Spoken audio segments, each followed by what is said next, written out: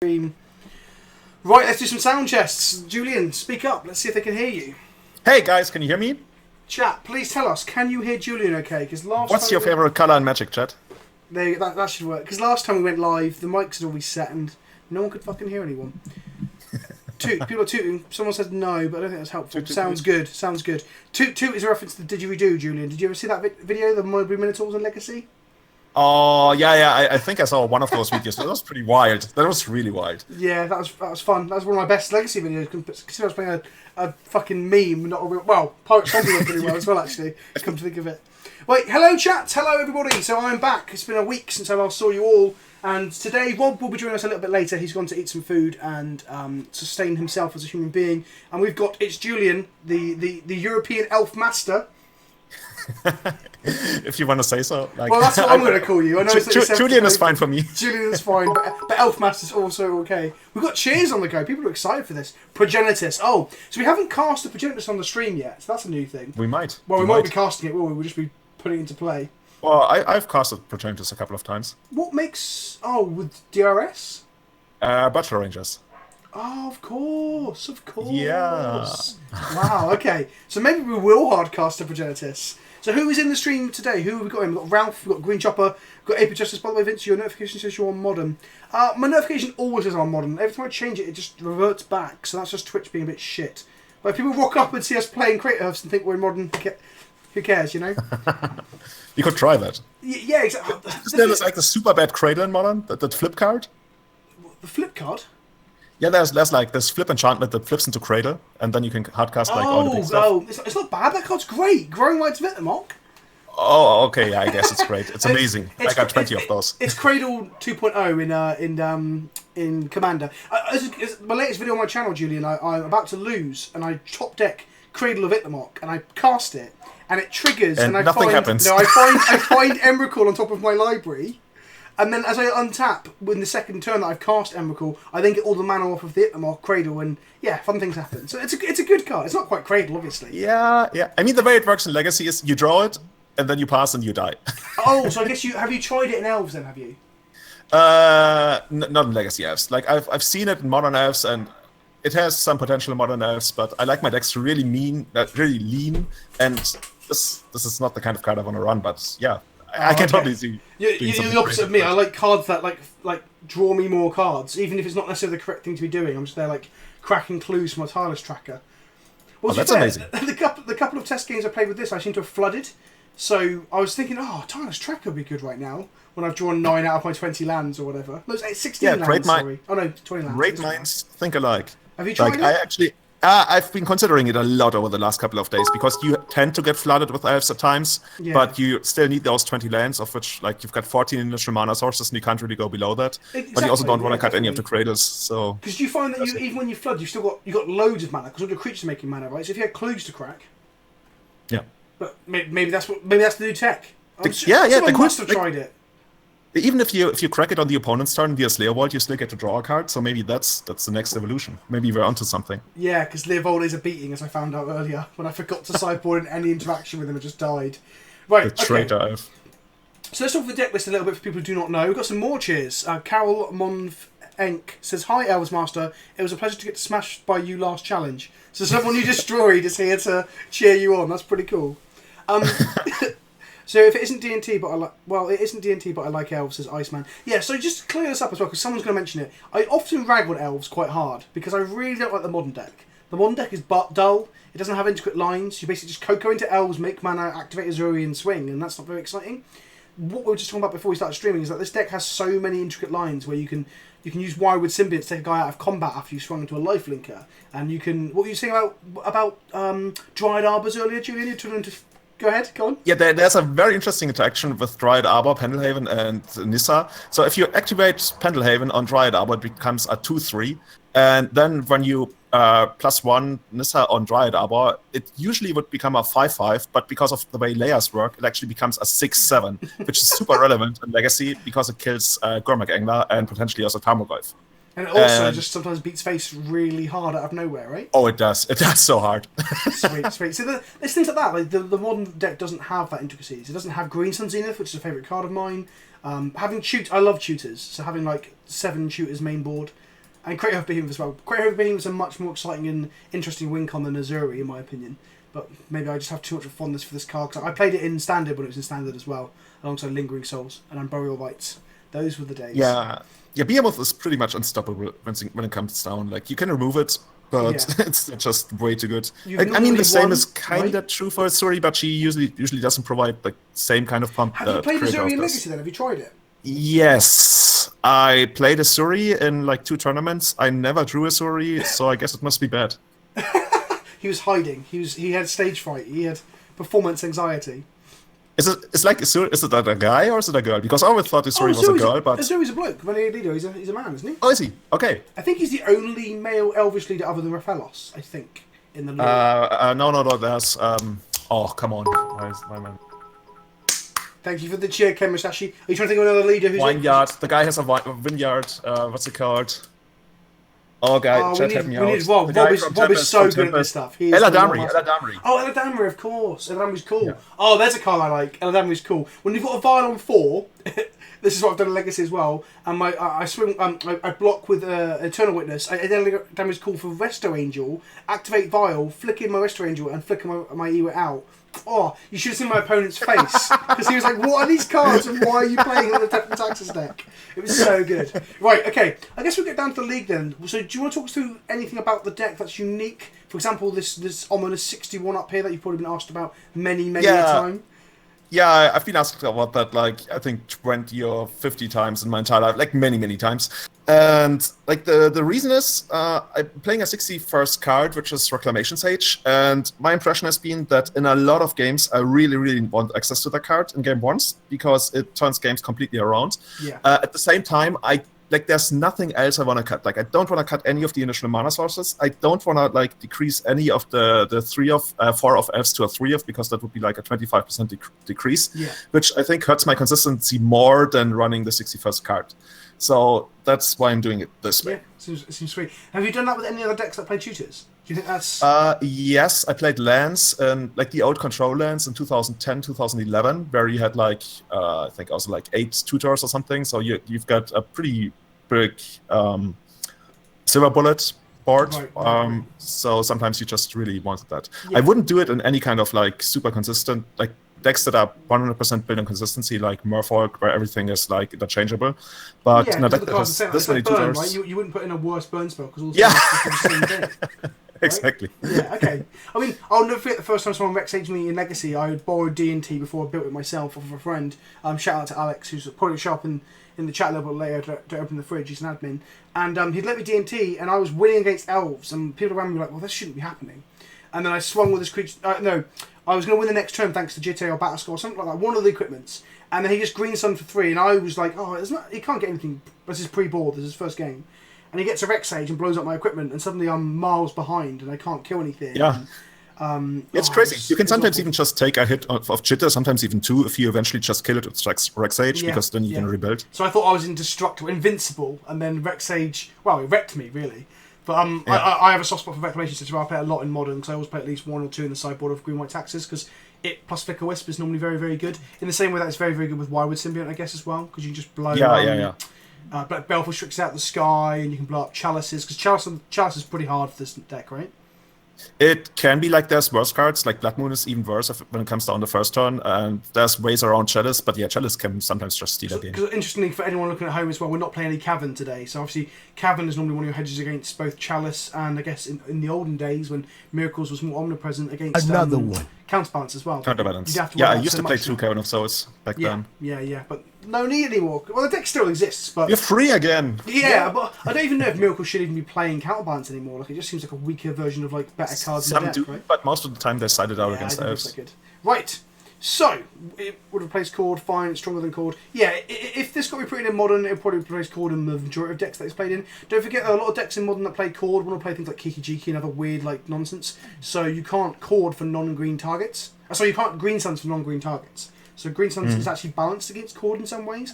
Basically, what would happen is you'd have decks that play 8 tutors, 4 Cord and 4 Green Suns, and just consistently combo, more so than perhaps the company versions or the evolution versions do now.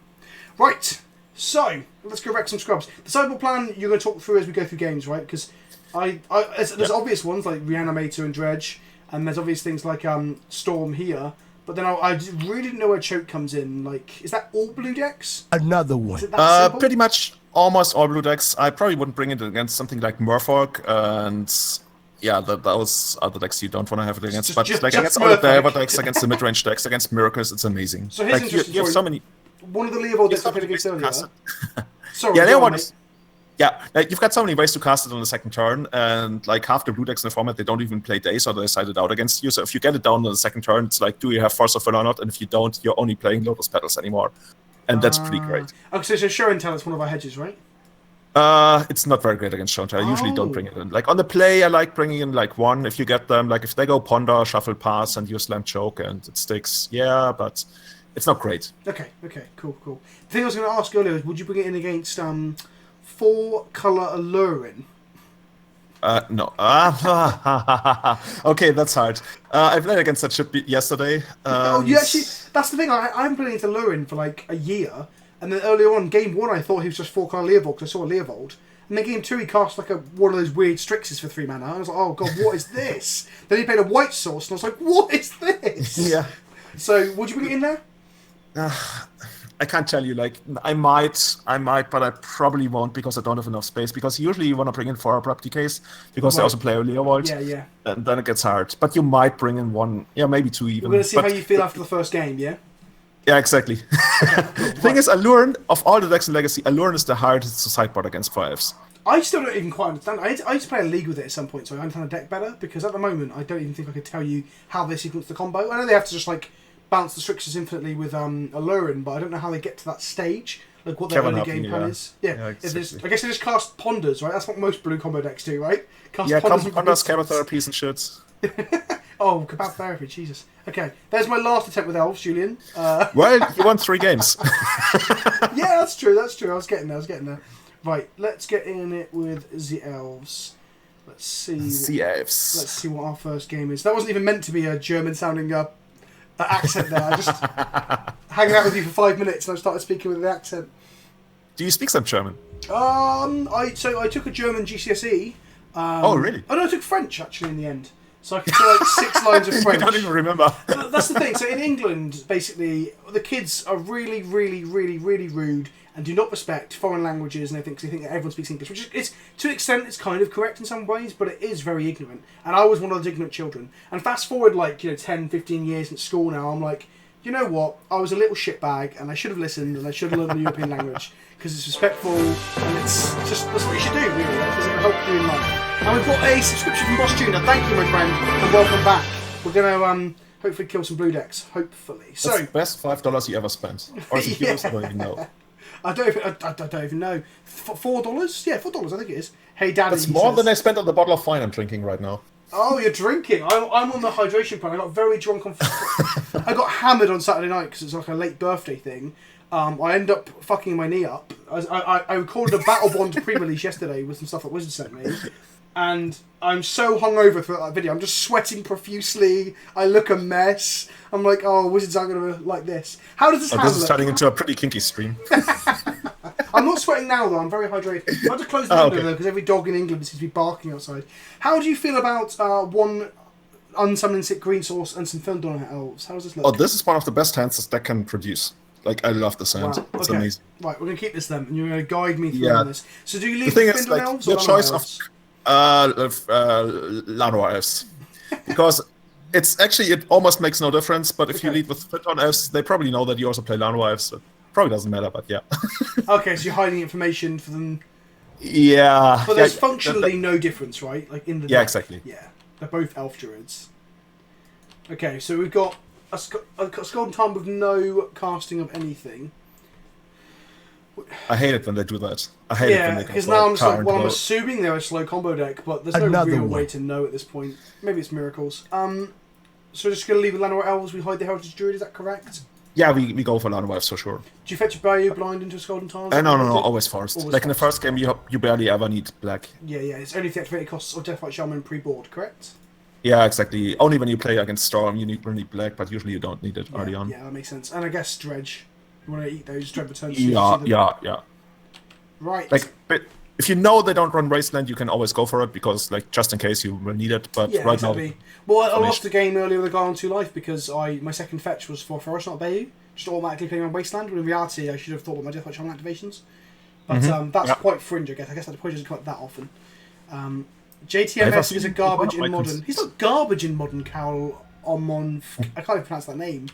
He's not garbage. He's just not great. Yeah, people are so used to Chase being this super crazy, omnipotent card. But I've always said that he's not even that good in Legacy. Like, he's good, but he's not as good as people make out. Like, I've beaten many on-board Resolve Jason Mind Sculptor, because sometimes it just doesn't matter. Like, for a 4-mana card, his impact would be minimal. Right. So right now we know that the opponent doesn't have removal. I would have loved to draw a Quirion Ranger here, but what can you do? So, I can tell you what I would do, or do you want to, like, guess what let's listen to it, and I'll ask you questions about why if I don't understand it. Okay, so we already know that the opponent probably doesn't have a removal spell, and his choice of lands, well, he could have Daze, I guess. Are you going to play into Daze? I think I would play Wirewood Symbiote first. Is that because it's lower value? No, it's the more important card, and I don't want to play my important card in today's. Right, so you play Wirewood Symbiote, we can tap for Daze if we need to, and then we're going to follow up with one of our 1-drops, yeah? Yeah, we will probably follow up with Fintorn Elves. Okay, cool. Let's go with Wirewood Symbiote. Let's see what happens here. Hope for no Daze. Well, if he Dazes here, we just pay. And I would love to have my Fintorn Elf Daze now. Like, if he wants to Daze here, that's perfectly fine. I think he hasn't got it, so I guess there's going to be an entertaining brainstorm, which seems like oh, now my dog has started. Brucey! Chat will get excited now that Bruce has been in the appearance. 1 second, chat. 1 second. 1 second. Yeah, sure. I can't believe we are playing these artworks. Like, when I saw the opening hand, I was like, ooh, that's the wrong deck, man. Oh, what they do to... Like, Nano Elves used to be such a beautiful card. Like, it was so angry, so... let's get this done. Like, yeah, I want to tap for green. And no, this one, he's like... I don't even know what he's doing. Right. Is chat also confused about what the hell our opponent is doing? Right, let's play our Dryad Arbor then and pass back. Yeah, exactly. I get Wirewood Symbiote and Quirion Ranger in my head mixed up all the time, so I always have to double check which one is which. So this one bounces Elves, the other one bounces Forests. Both of them untap stuff. It attack, it protect, and it also insect. Jesus. I love the art on the old one. Yeah. So good. It took me like years to actually get what's going on in the art. It's like something sitting on top of some guy, I guess. I assume a Llanowar elf, right? Or some sort of elf. Yeah, I thought it was like some rock that the thing was sitting on, but apparently it's a head. No, there's an iron nose here. Iron nose. Yeah. And the idea is that's a symbiote. So it's, no, get off our land, you fuck. Oh, what is he doing? 3 mana? Could be like... How do you feel about the new Llanowar Elves art? Oh, I just talked about that on stream. Oh, it's fucking him. Hideous. Oh, it's okay, it's okay. He no, but it's our him count now. We're on him count 1, kids. Because every stream, I got himmed 4 times earlier while Bob was watching me do our practice games. 4 times, right.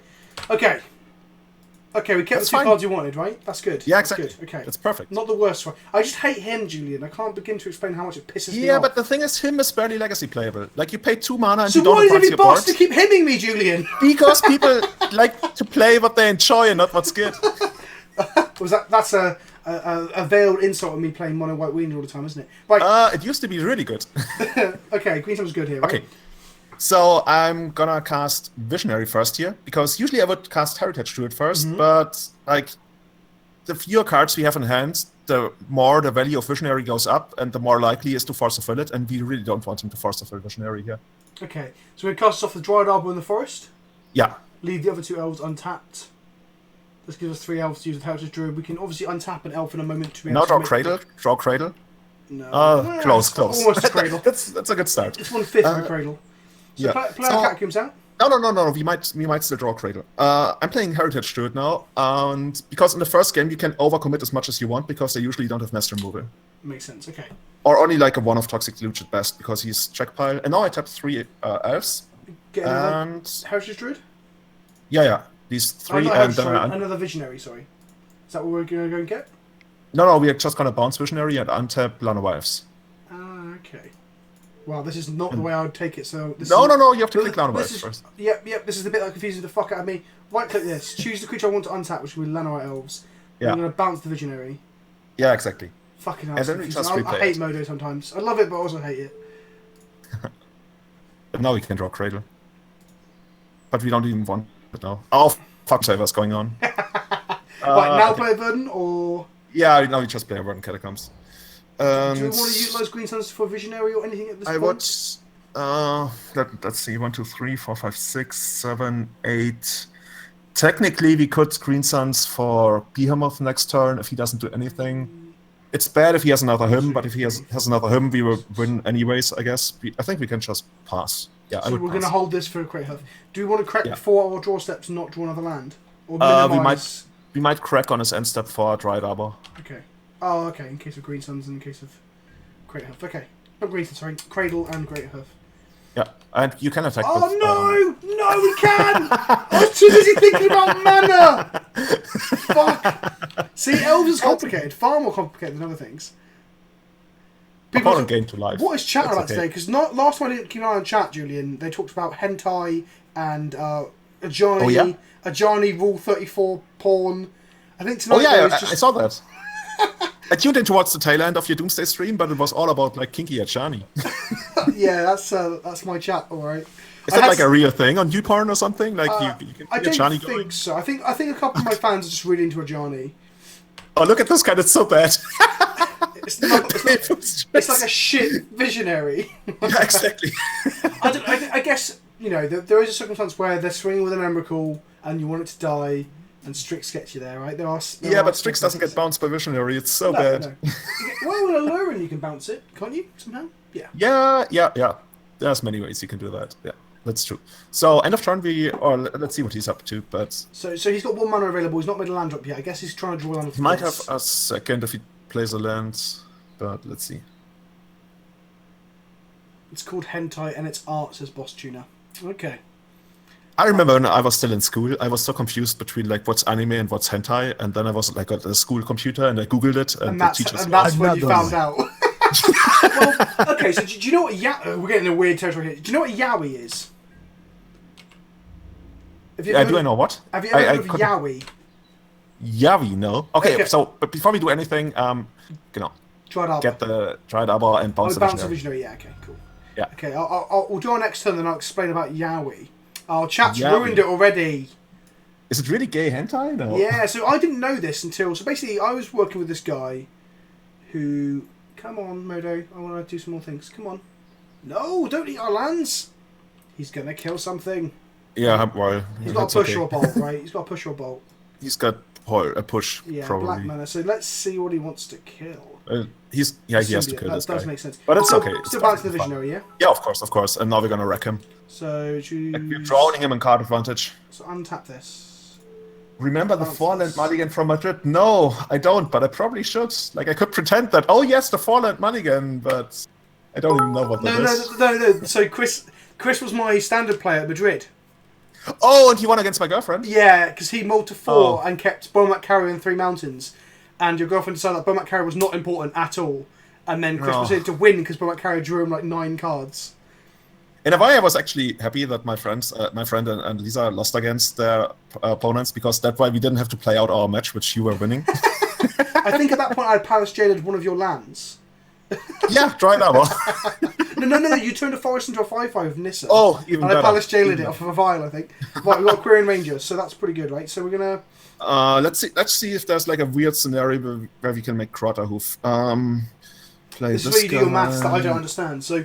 Yeah, 1, 2, 3, 1, 4, 7. Okay, not enough. Okay, we're just gonna play Visionary off land and try it up. So we had 7 mana, not including the land here, right? Yeah, if we had more mana. Oh, this is amazing. Okay. Oh, the opponent is so fucked. Okay, let's just. So we're gonna use this to get Wirewood in a moment after glimpsing. We might not even need to. Okay. Maybe the Korean Rangers. Talk me through it. What do you think? Tap the Dryad Arbor and then click with your left mouse cursor on the Glimpse of Nature. You could just say cast Glimpse of Nature. That's what I assumed we were doing. That's pretty advanced. Right, let's cast this. Off Flanowives. Yeah. Right. And then you can right click. Yeah, we'll definitely yield to that. Oh. Okay, interesting. Now we're gonna tap our the 3 elves on the right side for mana. The ones that don't usually produce mana. Yeah, exactly. But And then we do get viable symbiote of the Green Sun Are we Senate. glimpsing first? No. You're just gonna get viable symbiote. Because if he glimpse first and then he forces the Green Sun Senate, that's really bad. Well, he's F6'd. Oh, he's F6'd. The value. Let's get the newer. Get the good artwork. Get the good artwork. No, we're equal opportunity symbiotists here. You have like a punt counter in your chat? We do. They can put a punt in if they think that was a punt. We're going to bounce back. So we're going to use this to untap. Actually, let me see. Yeah, we bounce Visionary and we untap Llanowar Elves. So untap Llanowar, bounce Visionary. Okay, and then I'm getting confused already. So then we haven't made a land drop yet, so we're still trying to draw a cradle, right? Yeah, so we're gonna activate the Quirion Ranger on itself and bounce the forest. So untap itself. On it. Yeah. Turn a forest to our hand. And then add 3 mana to our mana. These 3. And cast a second glimpse. Fucking hell. And I had no games like this during my practices, but then again, obviously, you probably know what you're doing more so than I do. And now we need to draw Cradle. That would be like very appreciated. No Cradle. Okay, we can. Yeah, we can still keep going. We play Symbiote. Hopefully draw. And then we bounce the Quirion Ranger and untap a Dryad Arbor.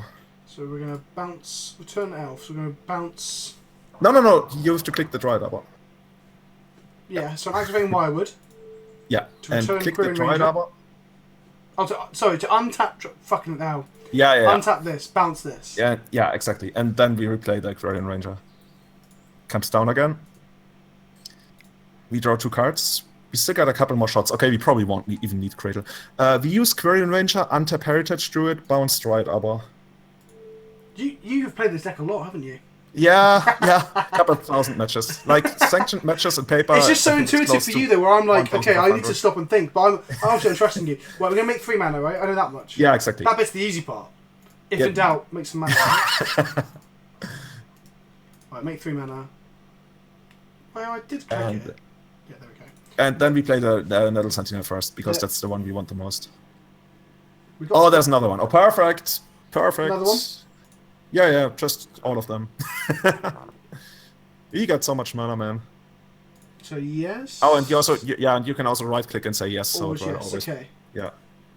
So that resolves. Right. And so then now we play the Heritage Heritage Druid. Druid. Yeah. And now we draw a Cradle. This is the point where we do it. We didn't! Okay, it It's doesn't crazy. matter. We're halfway through our deck.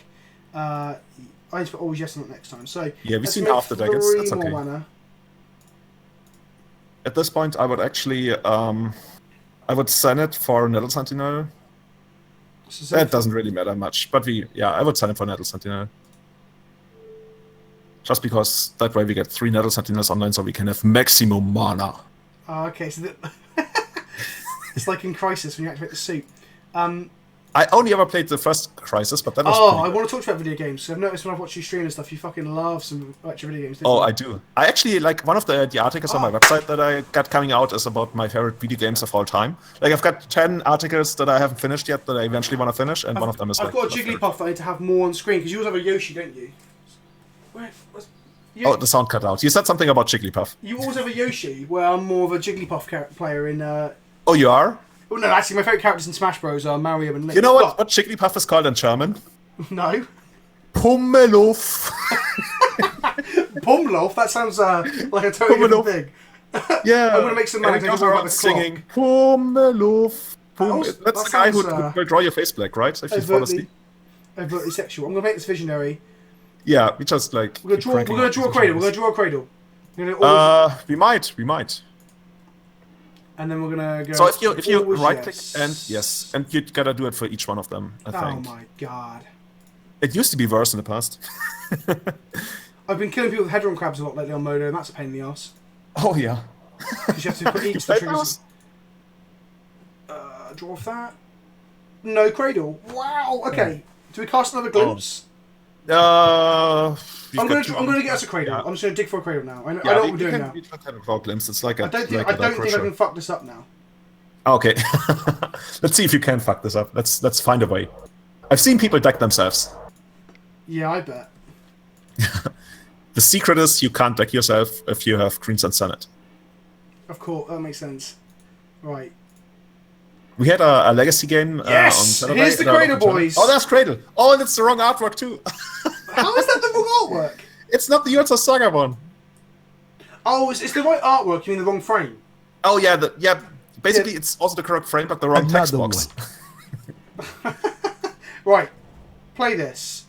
Tap it for green. Have we drawn Nissa yet? No, we haven't drawn Nissa. No, we might want to draw Nissa, yeah. Should we draw Nissa as well? We're really burning this clock, by the way.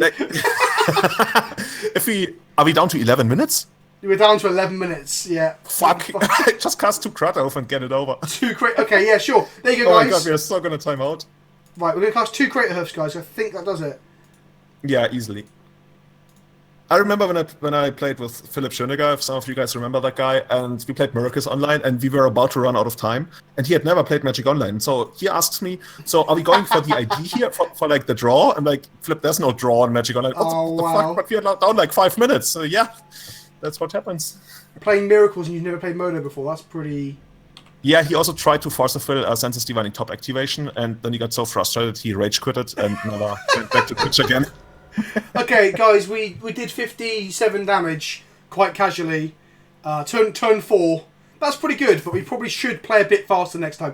Okay, so we are against 4-color Leovold, or perhaps some slow mid-rangey blue-black Grixis bullshit. So, what would you bring in here, sir? I bring in all Abrupti Case because of Leovold. Yeah. So I bring in 2 also hits chokes because Cage and stuff as well, isn't it? Yeah, if they have it. Like, it's not a card I'm expecting, but if they have it. Then I bring in Progenitors, because it's, like, Natural Order's a good plan against Leovold. Right. Okay. And I also bring in Scavenging Ooze, because it's just an all-around good card in the matchup. Okay, cool. So I didn't sideboard too badly earlier. It's what I take out I think I was fucking up with. So, yeah. Is it Nettle Sentinels that you cut down on? Is that what it is? I would cut 2 Nettle Sentinels. Why is there only 3 here? Because we cut 1 for Nissa. Ah, so we're taking out 2 Nettle Sentinels? Yeah, 2 Heritage Druids, 2 Courier Rangers. Wow, Heritage Druid, that's interesting, okay. Yeah, Heritage Druid is the worst elf in the deck, like every elf's pilot will confirm. That's really interesting, I did not know that. Yeah. Why is it worse? Maybe that's something because it doesn't do anything on its own. Like, if you get turn 1 Heritage Druid go, it's the worst thing you can do in elves. It doesn't do anything. That does make sense, yeah, so it's bad and So, then we take out Reclamation Sage. Like, it does kill Strix, but you have to cut something. Yeah. And then we also cut a Cradle. You cut Cradles, interesting. Oh, yeah, because the game usually goes... No, no. I was going to say, that doesn't make sense. It's just you don't want multiple legendary lands in a long game. Yeah, the game goes really long, and they usually can't get rid of your Cradle. And the second Cradle is decent, but the third Cradle is horrible. So yeah, that's how we do it. Well, we only drew 1 when we drew 30 cards. Oh, by the way, we take out... Oh no, go back. Oh fuck. Oh no, what have we done wrong? Oh no, there it is. I was just about to say we also cut the second Kratos of Behemoth. And now it's opening hand. And we've got the turn 1 Birch. How does Druid go as well? This has gone pretty badly. So this hand is fucking awful, right? It's pretty bad. Yeah, okay, let's get. I have been known to sometimes keep a hand like that, but I'm happy we mulligan because this hand is so much better. Yeah, okay, cool. Let's keep this. This is one of the best 6-card mulligans you can get. Oh yeah, pop. Yeah, why not? Top. Sure. We might just get them, kids. We might just get them. Yep. Why not Emrakul instead of Progenitors? You can't Natural Order into Emrakul. Natural Order allows you to get green creatures. You can also... I guess you can, but you would be disqualified. Yes, you can cheat. Quite literally, like Shorentel does every game. You can also green suns for Progenitors if you make enough mana, as you saw we did last game. You cannot do that again for Progenitors because it's not green. So it's basically it's not green. The other options for green fatties is Elder Scale Worm and Worldspine Worm, I guess. Yeah, also you can play the big dinosaur that I want to play. It has 3 heads, and I think it's amazing. But people don't really? That's wicked. The dinosaur.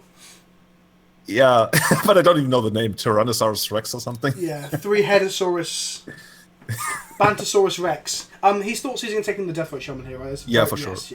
Yeah, okay, this is interesting. Oh, I hate when we have to make decisions because we could get a Dryad Arbor here, and I probably will do... Yeah, I think I will... Yeah. Send it for Dryad Arbor, because if we top deck a land on the following turn, we can slam choke, which would be great. Yeah. Especially if you tap out for Strix or like a Deathlight Shaman plus something else. So yeah, exactly. Let's go get Forest, or... Do you want to get by you. Get by you. Pretty safe here, right? So, yeah, reasonably safe. They sometimes have Wasteland, but Abrupti Case is too important here to not have a Wasteland. Yeah, it's quite rare. Well, we've had a lot of discussions on the stream recently where we've been talking about what does 4-colour actually play, and I'm going off like the goldfish numbers and stuff. And then, so like, for example, I said, I think it was Delver, I said it can't be Delver because there's a Strix in play, and something else. And then the guy just plays Delver the next turn, like, oh, who gives a shit? Everyone just plays whatever the fuck they want. And that was what happened in the Doomsday stream. Same with Leovold as well. People are like, oh, they don't play many Wastelands, and the next thing they'll do is play a Wasteland and Wasteland 2. So... Anyway, down to screensaver I got out. Oh, you're breaking up a little, Julian. Go again? Okay, yeah, my screensaver was coming up. Oh, that's probably what caused it. Yeah, I'm gonna disable it. If I can find it. Oh, I have no idea how Windows 10 works. Oh, someone's got the tech here. Painter Servant, Natural Order Emrakul. What? Painter Servant? Oh, no. I went back into the game. The kind of thing okay, he's hymning us, right. Okay. If he hymns us, we get to keep choke and draw a land. We're in a good spot. Nope! Oh, we kept the worst cards. We might lose now. But it's okay, we still have Dryad Arbor. So that's hymn count number 2, kids. Hymn count number 2. Every Actually, game number 3, hymned. right? Or is that? I don't know. No, we've been hymned once so far, or live. Oh, okay. Fucking hell. I hope he plays Deathlord Shaman now. I hope he plays Golgari Charm so we can just scoop. Right. You can come back from that. Oh, fucking hell. You are an optimist, I see. Yeah, no, but I play to my outs as well. Probably too much, to be honest. We're attacking for 2 every turn. Like we've also got 9 minutes on the clock, so conceding. We might have a 7-turn clock, and if we abrupt decay out of the blockers, we can get there and something maybe, like 7. Maybe, yeah, definitely. If he kills both our dudes though, because of clock, it might be worth just going to the game where we get to go on the draw. Oh, Preordain before. Preordain is so bad. I love me a Preordain, I really do. No, I mean the card is great, but playing a fetch land first and then Preordain feels so bad because if you want to keep both cards on top and you also have another land. Seems correct. I agree with you there. I need to change that Moobot update about bees to Donald Trump, don't I? I wonder if he's going to play another him. Julian was the person who said that check par was Delver because of the Strix during the Doomsday stream. Yeah, that was it you that said it? But, didn't it turn out to be Delver? Were we mocking you and it was Delver? Isn't that what happened? Yeah. Oh, look what we drew. It's a great card. So tap Dryad Arbor. Are we No, we're not going to kill that. No, it's not worth it. It will eventually just die to mass removal anyway. Oh, what, you're expecting mass removal here then? Yeah. They must have something. They didn't play Leovold, and he okay, I guess he's thinking about force of willing this, which would be okay. So you're passing a buck to out so we can get Leovold or something else. Yeah, even if he plays Leovold, we might not even kill Leovold because we don't need to. But then if we untap and draw a Visionary, or... Yeah, then we can still do that. Okay. The thing is, I don't want to give him an extra card, and like in case he's got like a second Leovold. Oh, Ape remembers the game much better. We Therapies naming Gurmag. No, we named Leovold and they had Gurmag. Julian is an elf. I don't know if that's true.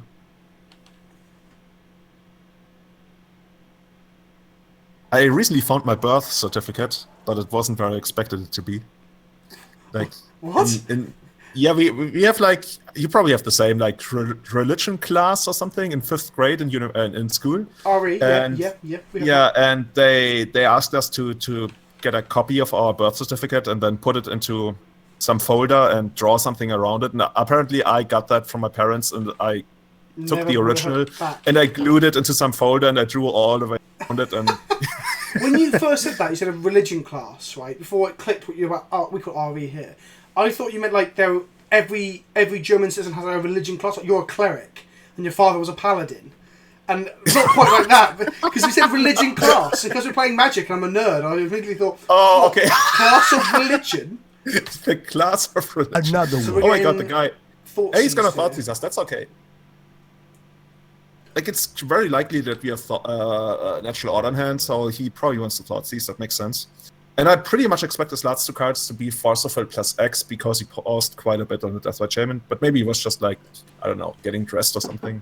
Chatting his stream, talking about hentai. So the Yaoi story, right? Actually, we'll do it after this game because we've got very little clock. Because I want to explain. Oh fuck yeah! We might actually. Why did we lose so much time? That's crazy. Because we were just chatting away first time around. Okay. Oh! He very forceful it, but doesn't matter. Well, that's something. Let's just try it, right? Now we drew our him, and our him actually makes him pay a point of life. That's even better.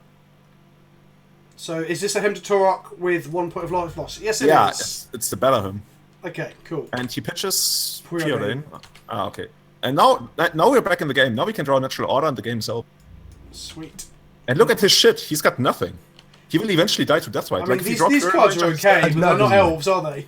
Yeah. I mean, if you could Hello, bounce Chris Fellow. Snapcaster I Mage- noticed you. I noticed you. I witnessed you. You know, it would be pretty cool if they printed a Snapcaster Mage for creatures.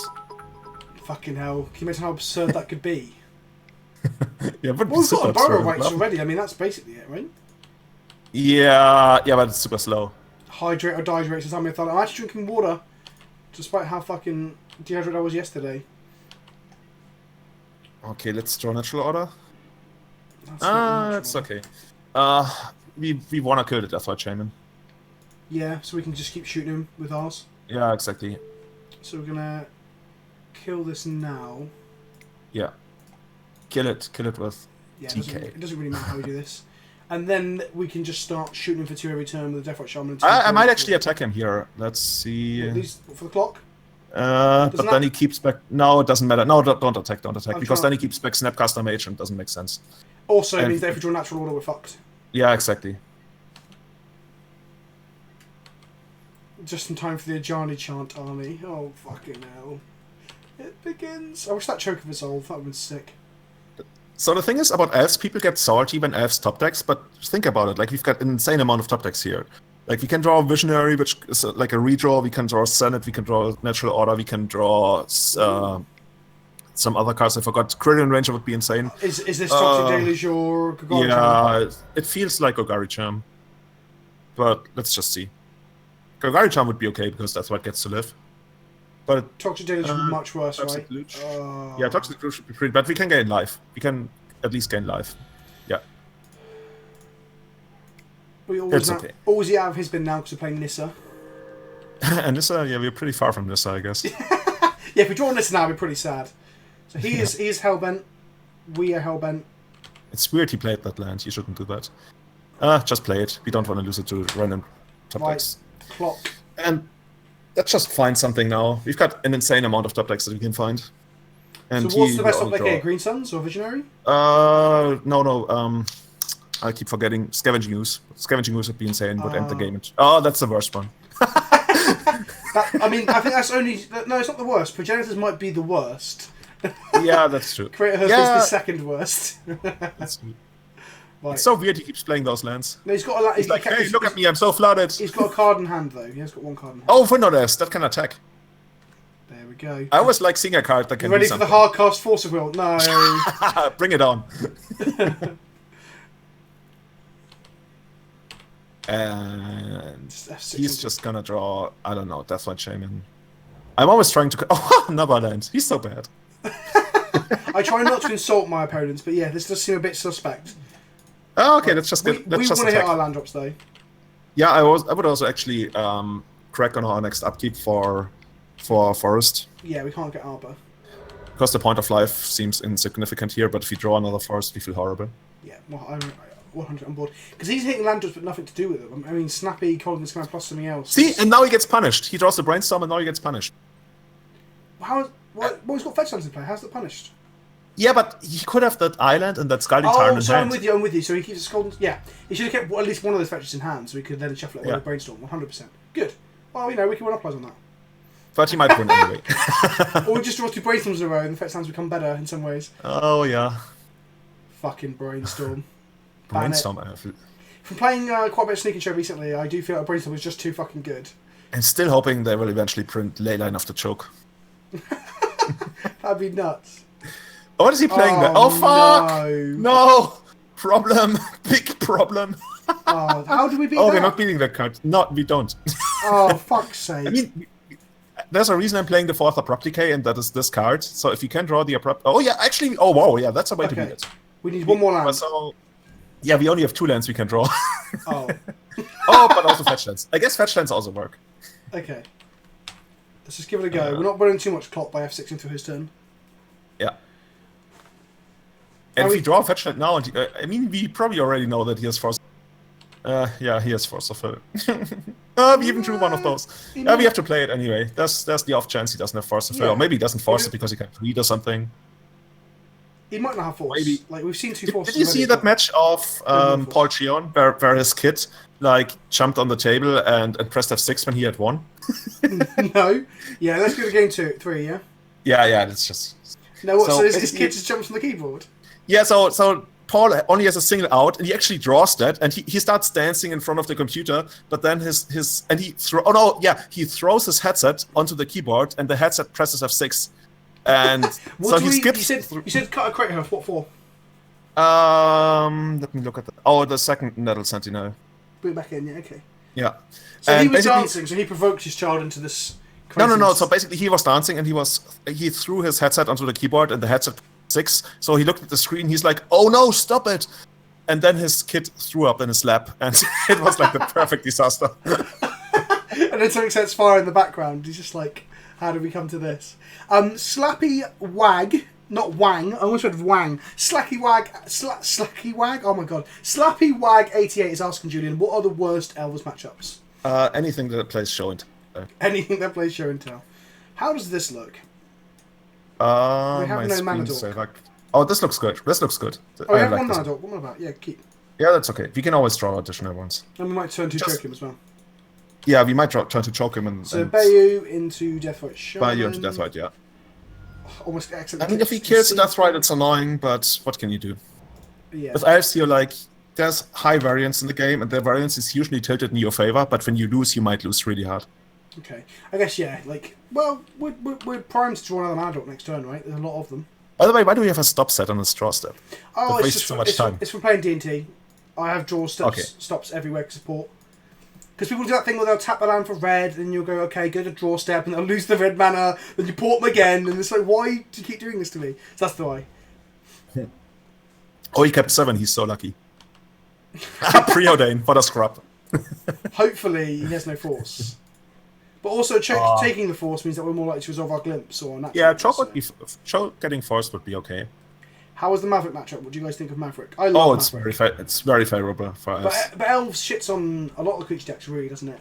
Yeah, Elves pretty much shits on on all the mid-range decks, unless they have something unfair built into them, and Maverick is pretty much the definition. Oh, that's the card I wanted to draw, but the thing is he didn't use a fetch lane, so there's a problem. So we will just play Glimpse.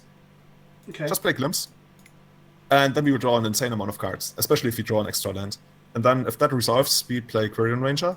Oh, see, this is why you play Elves. Like, you go turn 1 Mana Dark, turn 2 Glimpse, and they're like, fuck, do I want to force to fill this? It seems so innocent. I would force the Glimpse, like, in this circumstance. Yeah, see, and then next turn choke resolves. Yeah, exactly, okay. So, he even pitched Snapcaster. So we play Quirion Ranger, untap, and then we also play Nettle Sentinel. We can't make another mana, though. Oh, sorry. Well, we do. We can bounce the land. Of course we can. So we can even attack for 1. Make a Quirion Ranger, bounce a Bayou, untapping Deathright. Mm-hmm. Play this. So we draw and Heritage then Druid F6 next turn. and attack. Oh, we don't even need Heritage Druid. We actually would be quite decent. Yeah. That'd be our best draw, though, right? Yeah. Heritage Druid. No. Our best draw would probably be Cradle. Oh, okay. Yeah, so either the big mana... That's the thing about Heritage Druid, like you said, though, right? It's like, it's a really bad first turn play, but it's one of your better later turn plays, isn't it? It doesn't really do much on the first turn, and you all fuck down to 5 minutes. Yeah, we'll be It's funny, if he plays Golgari Charm, it doesn't do anything here. Well, if I'm like F6 it does. Right. Yeah. Okay, come on, Cradle.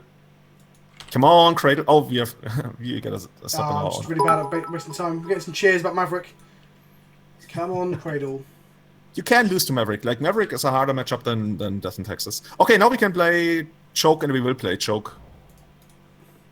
Get another Bayou. Yeah, 100%. He won't concede to any Choke shenanigans, though, if he gets fucked by it, because of obviously the clock.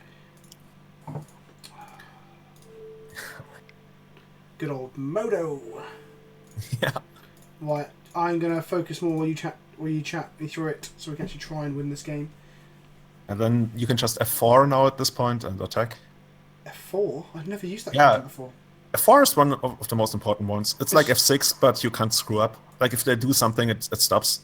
But if they don't do anything, you just... Is that 4 on the keyboard now, though, right? Because they've changed from F to numbers, haven't they? Oh, might be, yeah. Actually, I'm not sure, because F2 is now 1, isn't it? F2 is like, okay, I think. And F3 is like, stop all yields or something. This is not the time to learn. I should know this shit. I play so much Modo. I must play like 10 hours plus a week, and I don't know any of this shit. You've got 11 new emails, by the way. Yeah, I know. It's follows from Twitch. Whenever I get a follow on Twitch, I get email notification. Also, YouTube. I need to turn off the YouTube notifications as well. I get for comments. Come on, choke. Resolve. Yeah, buddy. Right. Let's just smack him upside the head. So that Tropical Island doesn't untap now. What a good brainstorm that was. Oh, yes, man. So he was better off there to try to draw into an Abrupt Decay. I mean, he might have Abrupt Decay now on the next turn, but then he still wasted his entire turn, and we can draw Visionary. Like, drawing Visionary would be insane here. But if he fetches right away, then he probably doesn't have Abrupt Decay, because he would Abrupt Decay at our end of turn, so I think he just plays Baleful Tricks, but that would be really bad. Maybe just plays Lightning Bolt. Or Thoughtseize, whatever, man. Well, it takes on natural order, but that's not... Yeah, but it's like, it adds in another instant sorcery to the graveyard. And so we can 4 him every turn with Deathlight and 2 him with the other 2, so that's yeah, right now we're dealing 6 a turn, which is like almost a 2-turn clock. And we have Abrupt Decay to clear the way. So the first thing you do is activate Deathlight Shame and eat something. That's a pretty good draw, I guess, for Body. It's okay. Let's eat his Thoughtseize. Yeah. Then return a Forest. Return a Forest, yeah. And untap the Deathlight Shame, bounce the Bayou. And then attack with the Clearing Ranger and the Violet Symbiote. No, don't replay. No. We play Dryad Arbor. Deals more damage. And is there any kind of instant salt? Yeah, he's got an instant in the graveyard, but he can't play Death Snap. Actually, he can play Snapcaster Mage next turn, so we will remove Brainstorm right now. Technically, we would do it on his upkeep, but it doesn't matter right now. Yeah, clock's a thing. Yeah. Next game won't be so tense because we wouldn't have fucked about so much in the first game. Come on, opponent, just do nothing and pass. He might not even be able to fetch for a green source for Abrupt Decay because they don't really play a lot of green sources. He might just, because I'm not F6ing because I'm so dubious about not being able to Korean Ranger and Violet Symbiote in response to removal and stuff. He might just now sit here to time us out, which would be pretty lame. That does piss me off. I've been saying in my latest videos, if someone's comboing off, just give it to them now. I get if you're playing for the finals of a challenge or something, then perhaps use the clock to your advantage. But on the whole, just let people have it. It depends on how much my opponent annoyed me with the way he played. If he took a lot of time. Oh, Leovold, whatever, man. We can do 6 now. Actually, we can kill him probably. I haven't done the math, but I'm going to draw a card. Play I'm going to Abrupt Decay this with a green. You might not even need to, but you could do that, yeah. Yeah, just do it, yeah. It deals 2 damage anyway, yeah. Then we attack for 2, and then we kill him. No, don't kill Actually, him. we could attack for... Let's attack for 3. Oh, with the Dryad Arbor, okay, so... No, you already played a land, right? Yeah, so that's fine, then we got... Oh, so we can't kill him this turn. Can't really kill him, no. Okay. We still... So untap this. Yeah, just do what you think is right. Yeah, I'm just thinking about clock, so otherwise I would consult you. Yeah, sure. You are the just Oracle, attack the for... Sage. I think you want to attack for 4 here. 4? Yeah. Yeah, for sure. Attack for 4. And then we just... Yeah, then we just pass, and when something happens on his turn, we can get... We don't need to play the Heritage Druid then, no? No, don't play the Heritage Druid. His only way to get back into the game is to have mass removal. Yeah, makes sense. He's got Bayou and Badlands. That's pretty bad in terms of legacy. But it's in the name, isn't it, with Badlands? Hey, Badlands. I think Bayou's my I remember when Badlands and land Scrublands used to be the 2 worst lands in Legacy. Yeah, we got him! Easy game! Apart from, a fucking clock. Yeah. See, if when I asked you to consult me on what to do, if you hadn't been cocky and said, left click, do this, do that, our clock would have been fine, Julian. It's all your fault. Right, okay, cool. Let's just quickly answer some questions the chat have been asking. So, Maverick, do you think Maverick's a good matchup for Elves? Yes. It's one of the better ones. It's a really good one, actually. Because... They don't really have a lot of ways to, interact with you. They got hate bars with decay, and yes, they have Mother of Runes. But in that case, you can... they usually... The hate bears cut off only one of your 2 ways to win. One of the ways is Natural Order, the other way is Glimpse. Yeah. And there's no hate bear that actually shuts off both. And if they got hate bears for both, and a Mother of Runes... Well, there is a hate bear that shuts off both. And you can still cast Kratos Behemoth. And you can cast Kratos, sure. What I'm saying is the bears that shut off both don't see any legacy play anymore. Even Mind Sensor used to see a bit of play, doesn't see any play anymore. And then obviously Catches doesn't make it to legacy. Maybe I should play him more to make my elves match up better. But even then, elves can make enough mana to play through a Leaning Arbiter as well. So, But I'm just saying there are hate bears for everything, Julian. Every situation you can think of, you can get a hate bear for it.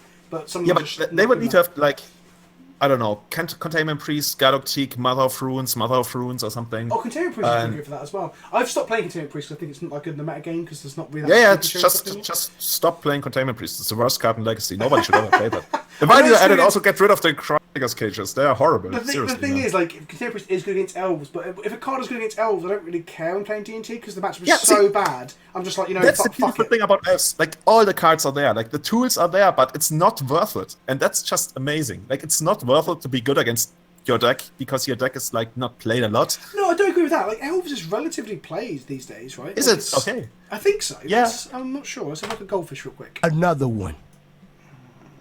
I mean, it's played a lot more than it used to be. It used to be, like, more of a fringe deck. Legacy. Yeah, definitely. I think with... Yeah, there you go. Look, it's the 8th most played deck on Modo. Okay. 3.4% of the share. So, okay, it's not quite the 12% metagame share that Grixis Delve was putting up results for, but it's still pretty big. So, if anybody in chat knows how to turn off screensaver and Magic in Windows 10, I would be very thankful. I don't have a screensaver in Windows 10. Yeah, see? How weird. I also shouldn't have one. Chat, does anyone know how we can fix Julian's screensaver? You have to just wiggle your mouse every few minutes. I know Vince had Blue and Elves player out with Priest over the weekend and then killed him with Thyla Injure. No, look, Priest is very, very, very good against Elves. Don't get me wrong. I'm not saying it's not.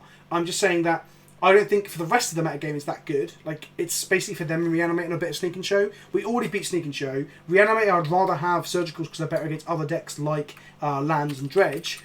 And for that reason, I don't play much Containment Priest. I love Containment Priest. I've got Containment Priest art on my wall over here, kids. I think I've shown you guys before, right? You see that? There's Thalia, and then there's Containment Priest, right? Containment Priest is great. Love it. I play it in Vintage. Displacing people's like mentors with the Containment Priest in play is very fun, right? But I just don't think it's worth it. What does Containment Priest even do in Vintage? Like Oath? You play it, yeah, so it's very good against 1/3 of the metagame, which is Oath. and Dredge, yeah. Dredge, so yeah, what, quarter to the third of the metagame, maybe even 40% of the metagame at that point. And then you just got Shops and Mentor, right? And then what you do is you play it alongside Displacer. So that if you're playing any sort of creature deck, so against Shops, you just Displacer their Lodestone Golem, it doesn't come back. And that's it. So that's all it's used for. Because you don't really play Plowshares because Plowshares isn't that good. Where Displacer is good with your own dudes if you haven't got Containment Priest in play. But I play really late. In Vintage, I either play Shops or I play that, which is mono white. You have to play 4 main board Null Rods and 1 copy of Stony Silence. So you just turn one, make one of those, and be like, well, enjoy your power. I remember playing against it like at MKM Hamburg last year in the Vintage semifinals. I played Shops. And I played against a guy who had 3 main like Stony Silences, and that was like, oof, crazy. Well, Stony's a bit awkward because you can't cast Stony off of Soul Land. So you can't go City of Traitors Ancient Tomb into the Stony. That's true. That's why Stony's a lot worse than Null Rod, in my opinion. He played blue, white, red, Standstill.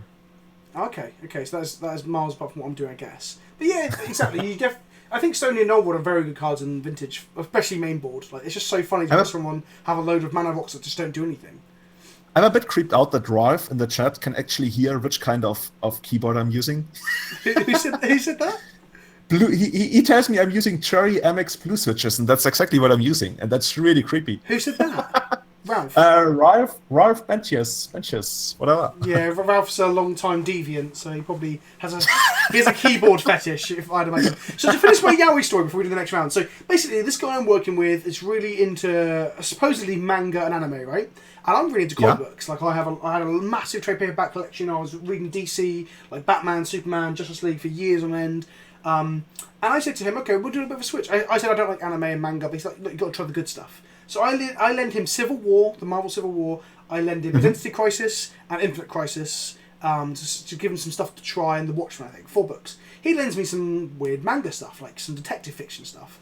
So I start flicking through it. 5th page into one of them, there's a man full-on penetrating another man in the backside, like slithering cocks covered in like jizz and cream, and I'm like, I have no problem with it existing. I have no issue with it. Yeah. It's just not what I want. So I'm just sat there like, oh, he's let me, and the guy was gay. I later found out, obviously. He just let me gay hentai, thinking that I might like it. I don't know if he's trying to turn me or whether he just maybe he figured you might enjoy it, or maybe he just thought, look, there's artistic merit to this besides the sex. But I didn't think it was. I thought it was just shit anime with lots of gratuitous male-on-male action. And he's like, oh yeah, the books you let me were really good. What do you think of the ones I lent you? I was like, well, I thought they were shit anyway, but the gay sex, like, explicit, like, pummeling and, like, bits penetrating, it was awful. So have you seen Good Will Hunting? I have not seen the whole of Good Will Hunting, no. But you basically know the story. It has like Ben Affleck and Matt Damon. So the guys, they wrote the script and they were like touring around Hollywood and they were trying to find somebody to produce it. And so what they did is they handed out the script to a lot of directors and everybody would be like, oh no, sorry, we read it. It wasn't good for us. We won't do it. Yeah. And they figured, okay, you didn't actually read the script, because what they did is, like, halfway through the script, they put in like a gay sex scene, like the guy. Oh, I've heard this anecdote. Yes. He's blowing one of the main characters, and it doesn't make any sense for the plot of the movie. And so eventually, when they had it produced, like the producer, he's like, okay, this is a really, really good script. I really want to produce this, but there's this one scene. Okay, you read it. Perfect. You're on board. Sweet. That is how you get them. That is how you get them. I thought I'd heard that story before, because I've never seen the movie, and as soon as you start talking about it, I was like, I'm sure someone's told me a story about a gay sex scene in that movie, but obviously it's not actually in the movie, it's in the script. Yeah. Fucking... Yeah, they removed it from the movie because it wouldn't have made any sense. It's a film I probably should watch at some point, to be fair. It's normally on lists of great movies, isn't it? Yeah, I enjoyed it. Are you a big film fan, Julian? Yeah, but I'm not the kind of film fan who would like remember any film he's ever watched. Like, I can watch a movie 5 some stuff. Oh, you cut out there. You can't watch a movie 5 times, you say? I can, because I will always forget about most of them. Okay. What's your favourite films? Like a collection? Ocean's 11. Ocean's 11? I've never seen any Ocean's films. Any. What? Like, Ocean's 11 is amazing because it's like, it's funny, but it's also like, it's this super atmospheric thing where you got this specialized team going on and you're going on this heist, and it's just amazing. I do want to watch them because the director of it, I can't remember his name, he did a film called Contagion, which is about a disease that... The director is, oh fuck, I keep forgetting about all this stuff when I'm drinking wine. Man, it's not Martin Scorsese, it's, oh fuck, who's this? It's not Scorsese. Oh, come on, how can I forget the director? I'm sure he's the guy who did Contagion, and after I watched Contagion in the cinema, it's one of the, like, it was so good. I was like, I want to watch other stuff this guy's done, then I realized he did the Ocean's films. So, like, okay, yeah. Soderbergh, Steven Soderbergh. I think that's it. Did he do Contagion? We're cutting down the clock again. I haven't seen Contagion. Isn't that like a magic card? It is. It blows out D&T because it puts -2 and -1 cards and stuff. Yeah, it's the black cat. It's the black cat. I lost I went 4-1 in the league. I think it was on a stream actually because of that. Yeah, Steven Soderbergh. Yeah. Soderbergh. Yeah. Yeah, he made Contagion. I recommend Contagion to anyone. The score is really fucking good as well. Would you keep this hand with 1 wirewood, 1 glimpse, 1 natural, and 2? Definitely keeping this. This is a slow hand, though, right? Oh, it's okay. It can kill on the 3rd turn easily. Okay, fucking hell. So you know this combo deck, don't you? It's really impressive. Yeah. I love it. We just need to draw a single creature, and then we will probably kill on the 3rd turn. Cool. Okay, we got this. So we're going to lead with Verdant and Pass. No, we Forest and Violet Symbiote. Yeah, so I totally even blanked me on a 1-drop because I was too busy reading about everyone getting annoyed about Ocean's 8 in the chat. Yeah, Ocean's 8 is the new one. I haven't seen that. That's the all-female cast one, which obviously upsets a lot of people, isn't it? I will also watch that. Like, I also really liked Ocean's 12 because it was way over the top and wasn't taking itself seriously. It's close to even like 4th wall breaking, and I enjoyed that a lot. Ocean's 13 was a bit more like down to earth, if you want to call it that. It was. How many of them is there? Is there 3 or 4 of them? There's 3 of them, like Ocean's 11, 12, and 13. Because obviously they're remakes of like old 60s heist movies, aren't they? Yeah, exactly. I haven't seen the old ones, but I should really watch them. Oh, I don't know if they're actually that similar, if that makes sense. I think they just took the basic premise and then like made it its own new thing. But I don't know for certain. Like, I've never seen it. I really should watch them though. Like I said, Contagion was so impressive that I want to watch other things that guy had made. You know. Have you ever been to Vegas? Vegas? No, I was meant to go for this GP, but a friend of mine's getting married on the same weekend because they're fucking inconsiderate bastards. Have you been? Yeah, last year. It was amazing. One of the most amazing GP, or did you just go for a normal holiday? I did the GP. I played I played poker. I had an amazing. Yeah, but he's slow. He's got a slow hand. What is this Tabernacle? This is so bad. This must be Tabernacle if he does it on the 1st turn. Yeah. Or it could be Ancient Tomb and he has main deck Chalice, but that would be super unlikely. Yeah, this is so bad for him. Okay. We will just like. Do we have to put stops on for Tabernacle? I've played it online ages. Oh, we don't need any stops. We just pay for Symbiote, play the Catacombs, and then we pass. So yes. And we're gonna go. Oh, interesting. Crack we crack this and you get an Arbor with Green Suns? Yeah. Or do we want Elvish Visionary? Is that what we want to do? No. There's no point in getting Evolutionary. So basically, what I would have done here is play Cradle and send it for Dryad Arbor. But now that we've played this, we're just gonna get. Yeah, we're gonna do it this way. I kind of want him to not realise we've got Cradle, so he doesn't go down the Wasteland route now. Yeah, but if he Wastelands here, he's so far behind. Oh, that's true. So actually, someone's maybe learning that Wasteland's better. Yeah. Also, like. We can easily play for 2 Wastelands here, can't we? So that's something. Yeah, exactly. Also, if we had kept that fetch land, we could have turned that fetch land into a Dryad Arbor, which is important for Bachelor Order. But let's just see. He probably just plays a land and passes. Yeah, there's nothing else he can do. This is like a really bad land opener, doesn't it? Do you feel okay against lands then? Because obviously famous people think to have an No, beating. no. Lands is unfavorable for. Okay. You don't really want to play against that deck. We just no. Control set. Okay, undo. We just pay with the forests because really? Okay. there's a. Yeah, we might just want to attack with the Dryad Arbor. Every point of damage matters with elves. I've won or lost so many matches where. Yeah, I think I played when I played elves in the past and like today. Let's play. Okay, so here we would play Cradle and then tap Gaia's Dryad Arbor to. No, we don't need. We actually tap Cradle for Glimpse and Heritage to it, because if we brick, then we can still attack with the Arbor. Quirion Ranger would be an insane draw. Like, I really want to draw Quirion Ranger. So if we played Gaia's Cradle last turn, this would be much better to play the second Cradle off. Yeah, it would be. But now we tap Dryad Arbor and untap Dryad Arbor and replay the Heritage to it. Fuck, it's so hot in here. Maybe it's the wine I'm drinking. I always wanted to do like a drunken podcast, but now I'm doing a drunken stream. You want me to attack and then untap? No. We tap for mana and untap and replay Heritage to it. Why are we replay? Oh, because of Glimpse. Wow, I totally bricked on that. That's really cool. Okay. And then if you draw Quirion Ranger, we can keep going. Yeah, exactly. Turn this to hand. Wow, I had not seen that coming. Cool. Okay. No, don't tap it. Don't tap it. Want to attack with it, sure.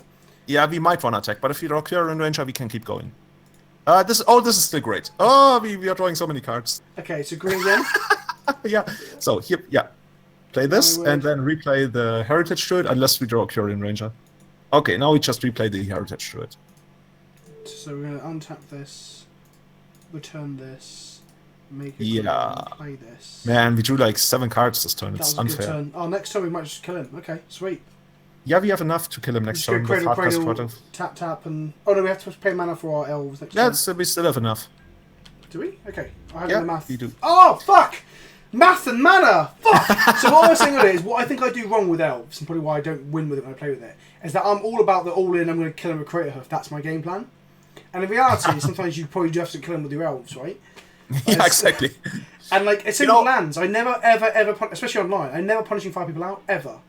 I fucking hate fire. Especially on Modo, it makes me want to kill myself. So I'm like... Punishing fire is annoying. It's like 3 mana, kill a creature. It's I'm like so Marit Lage or Bust. Oh, is he gonna Wasteland us? That would be weird.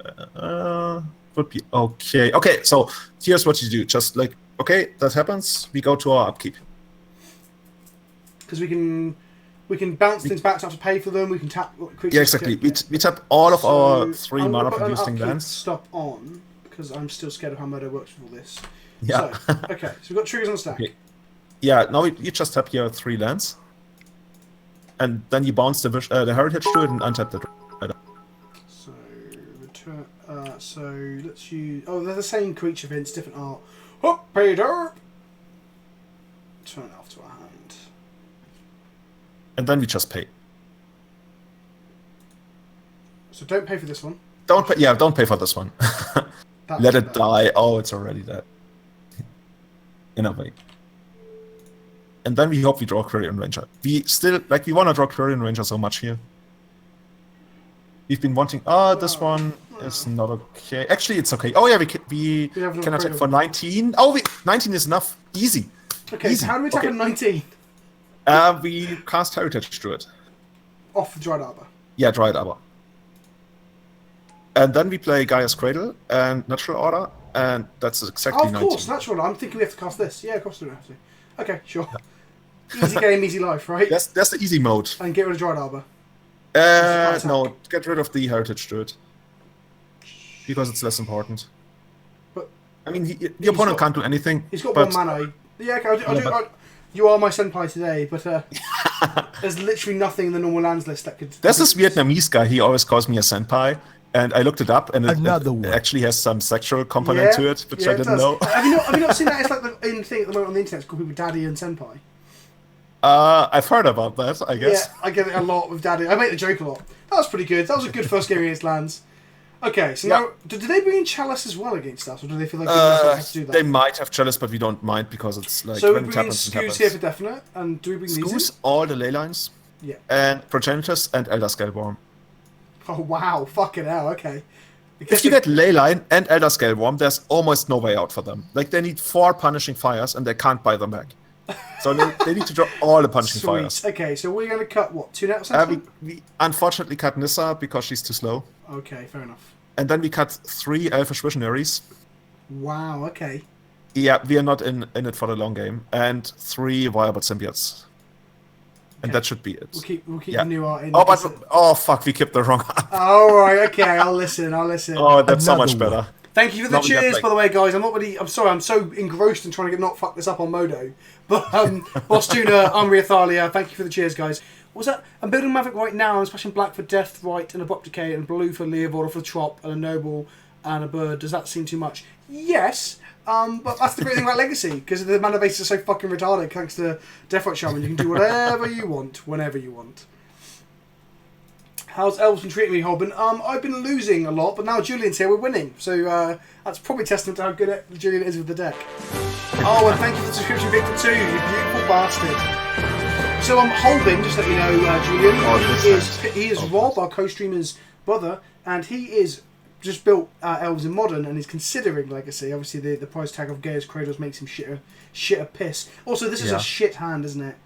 It's pretty shit. Like we have to draw consecutive dudes, right, to get anywhere. On the draw, but I would probably mulligan. Like in this matchup, you want to go for Progenitors as soon as you can. Okay. this is okay. It's okay. You have Leyline. Leyline is great. He mulliganed. He's gonna be fucked. Like we already won this.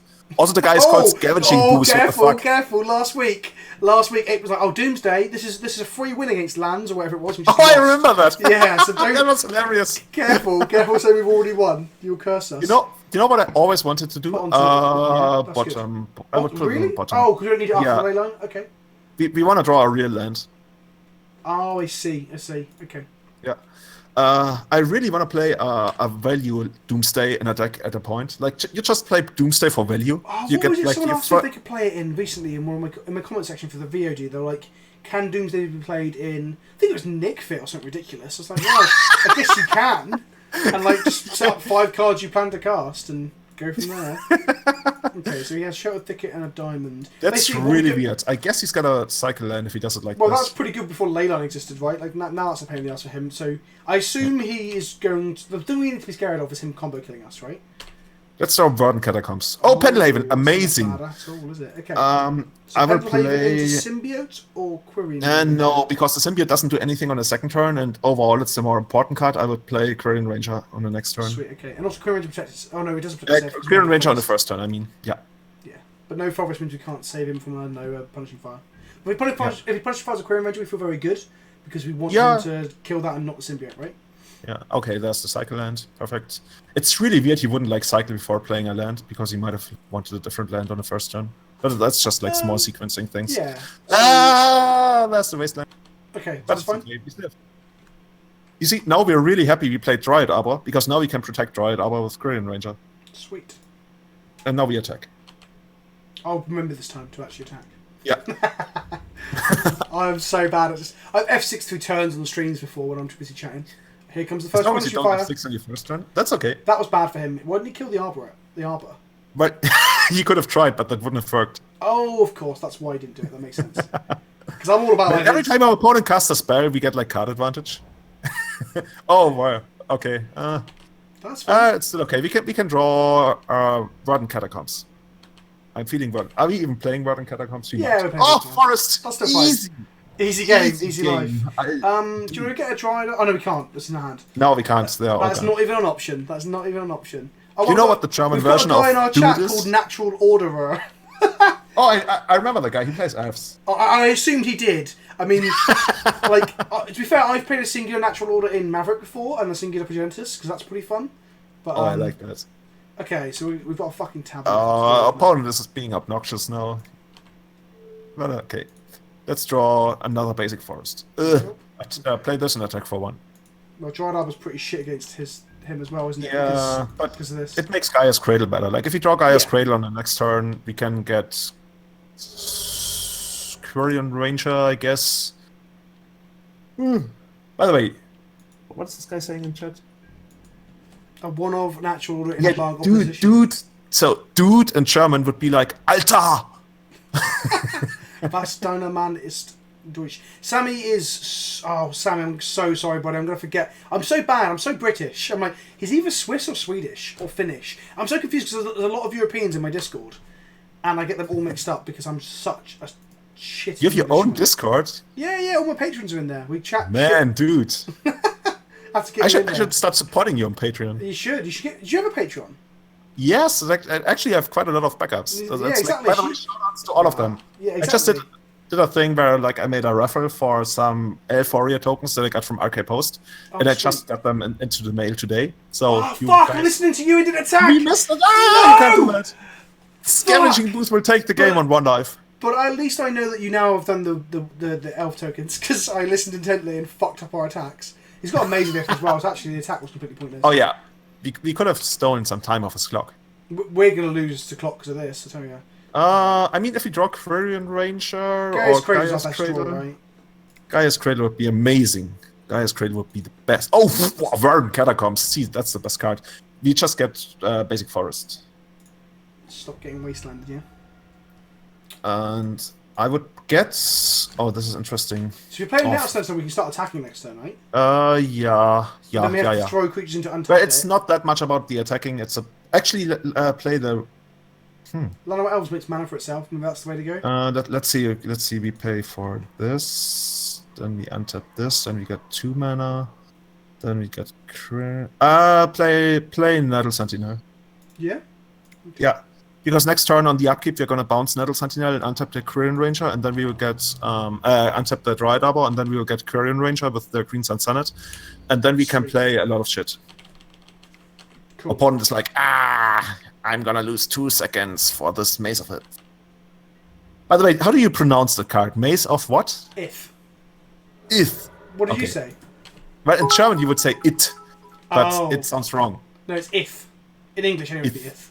If it doesn't even make sense. This is the thing, I always get into arguments with people about pronunciations of cards, because they're all fucking mythical, space monsters and fucking fantasy creatures with different dialects and languages and accents across different planes. Like, if one person wants to pronounce it... The thing is, Pithing Needle or Pything Needle, it should be Pything Needle because that's a card that exists, a thing that exists in real life. But Maze of If or Maze of It, it doesn't really matter because If isn't a real place, right? Yeah, exactly. Unless they've released a pronunciation guide that tells us how the people of that plane in particular talk. You know what my 2 favorite German cards are? German pronunciations of cards. Thoughtseize. In Germany, everybody calls it sword size. Sword size. It's amazing.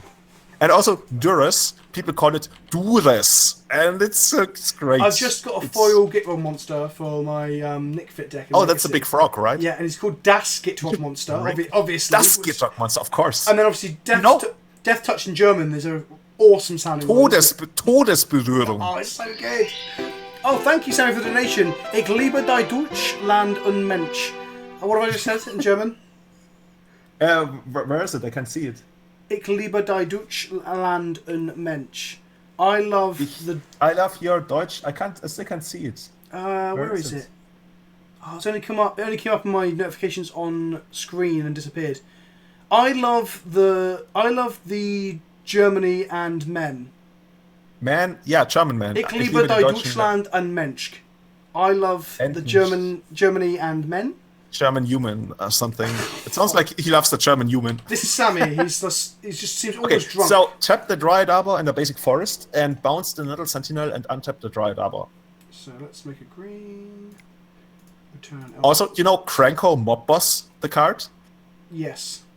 It's in German. It's called Cranko der Boss. It's Cranko the Boss.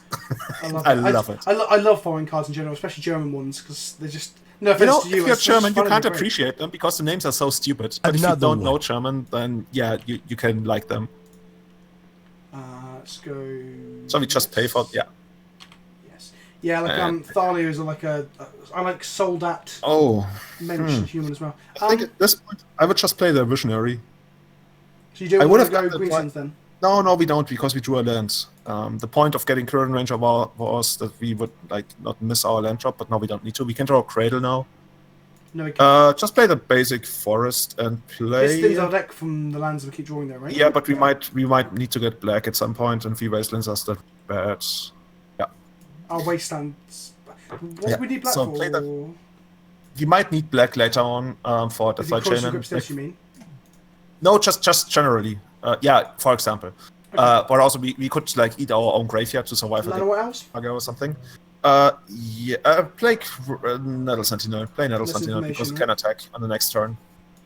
And now we pass. And next turn we just pay and untap the Dryad Arbor with Visionary. Tabernacle is a fun magic card, guys. Tabernacle's a fun magic card. Oh, he's not amazing. Yeah. What the fuck? Oh, he is amazing. I thought he was passing. Yeah, that would be too easy. He might actually eventually get to Dark Depth, which could be a problem. So maybe we should consider getting Deathlight Shaman soonish, even though I'd rather get Heritage to it. What would Deathlight Shaman do against... Oh, just gets 21 life, you mean? Yeah, 21 life. That's really important. Well, and he's probably gambling for Dark Depth. Just come on, discard it.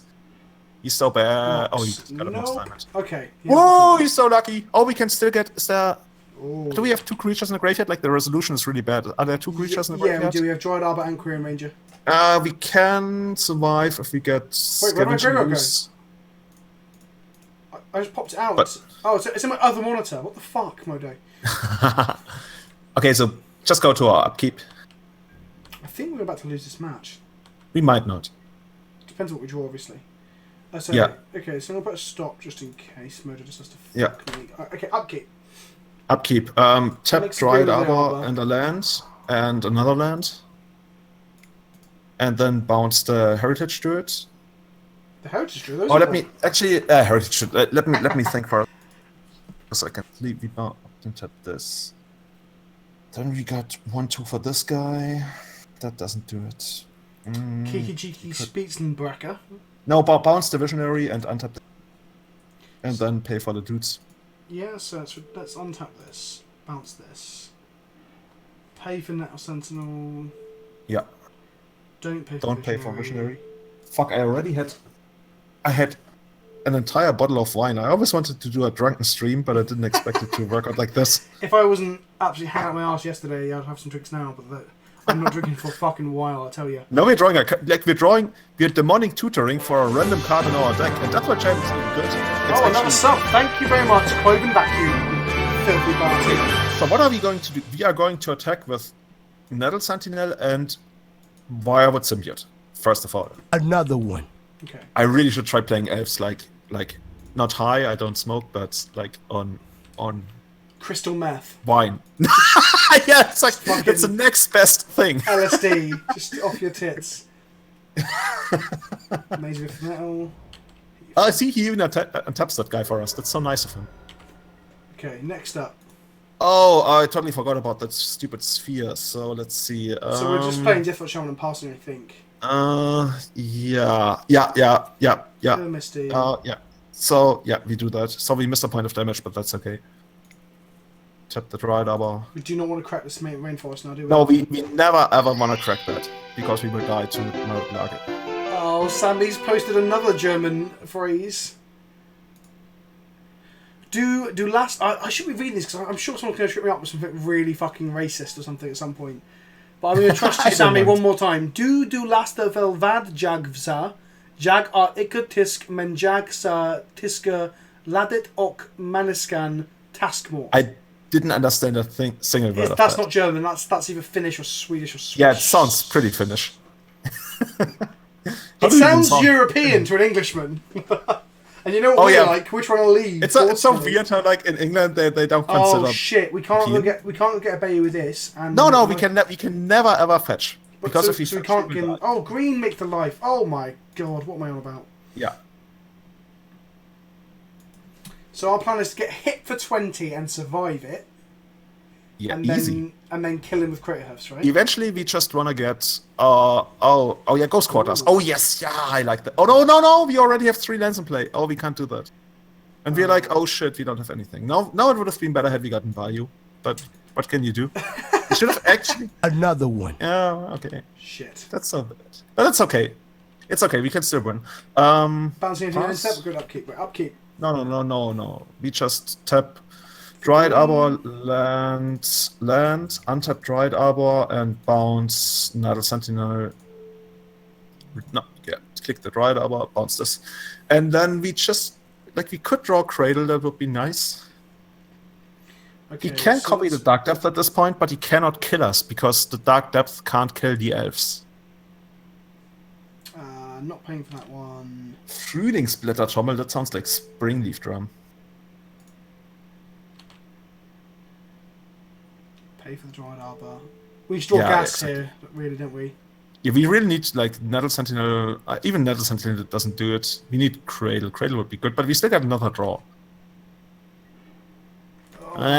All those bad lands. Why do we keep flooding? There's only fucking 18 of that bastard things, isn't there? Let's see. We 20, could... we need to use our green to go to 21, give me a second. We can do this. We go down to 18. We get Quirion Ranger. We untap this guy. Play the land. The land gains 2 life. Then on his turn, we draw the land. We bounce the Quirion Ranger. Gain 2 life. We can do that, but then we lose a land drop. Oh, this is so annoying. Oh, this is so stupid. This is shit.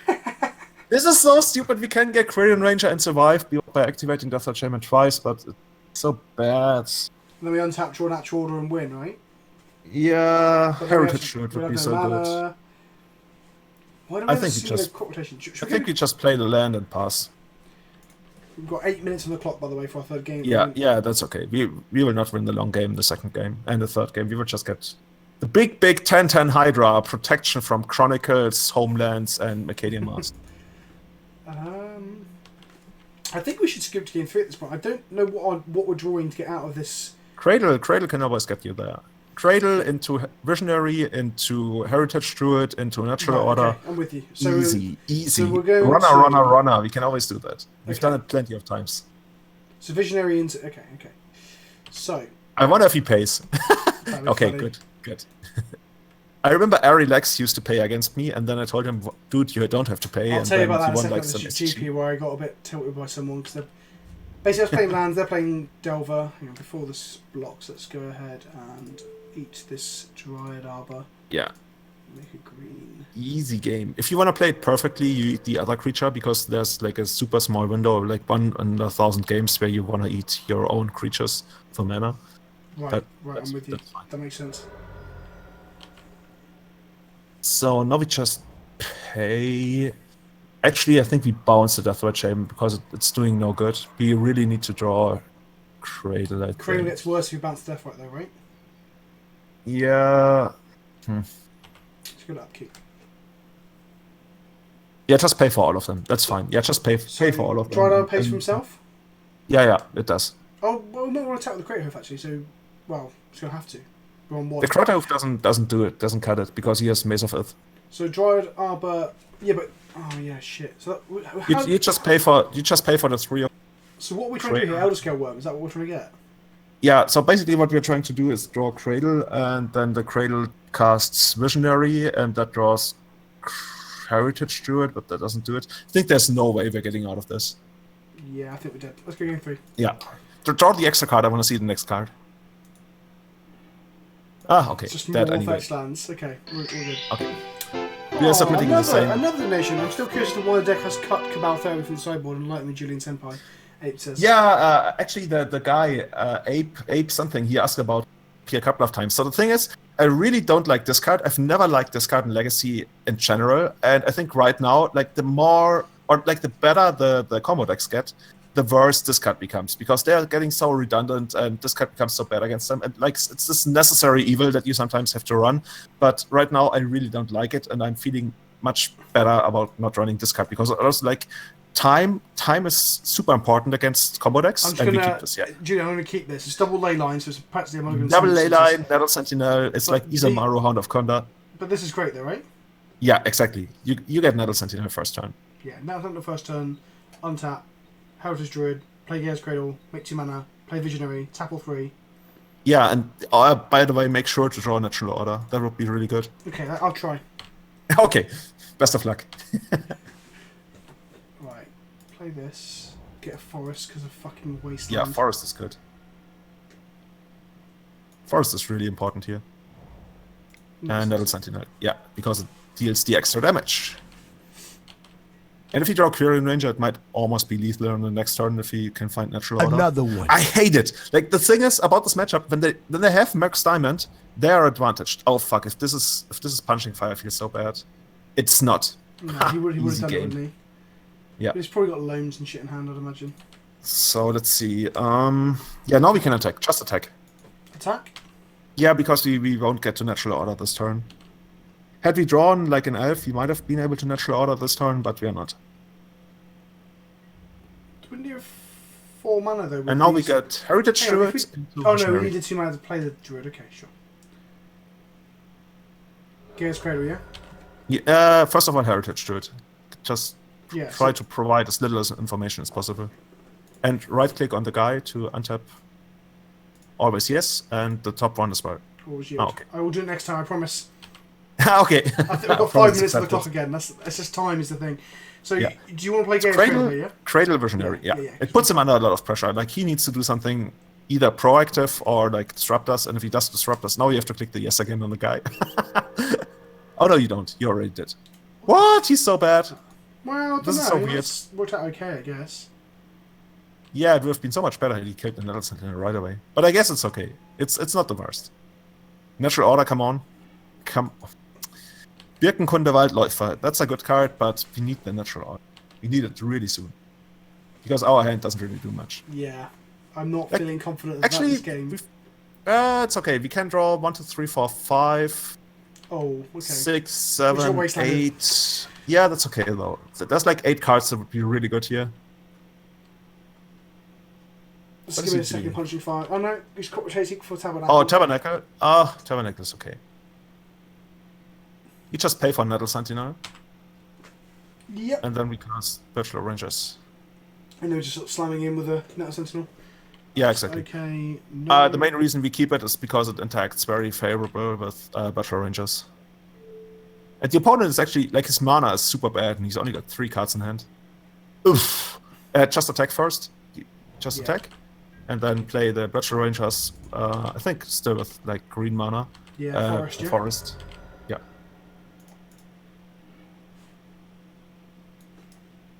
I sound like Trihex? No, Trilux? I've never heard about that guy. But he must be pretty cool. Who's this? I don't. Some guy, Sanana, compared me to Trilux. Oh, so compared you to, he must be a cool guy, right? This is the second What's going on punching the fire. other Please, side no, there? no, Chalice, what the fuck? Okay, it's Oh. fine. We're going to beat him to death. We've got 5 minutes to beat him to death. Oh, yeah, if you say so. You're just gonna, just pay. This is the first time in the entire matchup that I'm feeling like we might lose this. I didn't feel very good last game, but... I felt pretty good about most parts of last game until he had that dark depth of the gamble.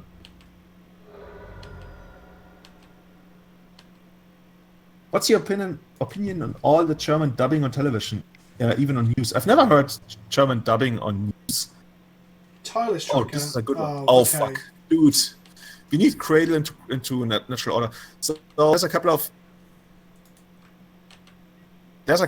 really fucked up stories about German dubbing on television that I will tell later, because right now we might time out. We are entering the 5B territory. I'm clenched tight, guys. Oh, that's a good one. Okay, now we just pass. And then we hit Cradle on the next turn. That's not good enough, though. He has to pay for his own shit as well. That's true. That is true. Yeah. Maybe he forgets. I mean, I wouldn't mind drawing a fetch land and then a natural order. That might do it. He's got a Ghost Court in place, so we probably want to fetch for a Bayou at this Actually, point. if we draw a natural order, we can natural order on the next turn. No, we can't. But we can almost. We want to untap our Nettle Sentinel, really.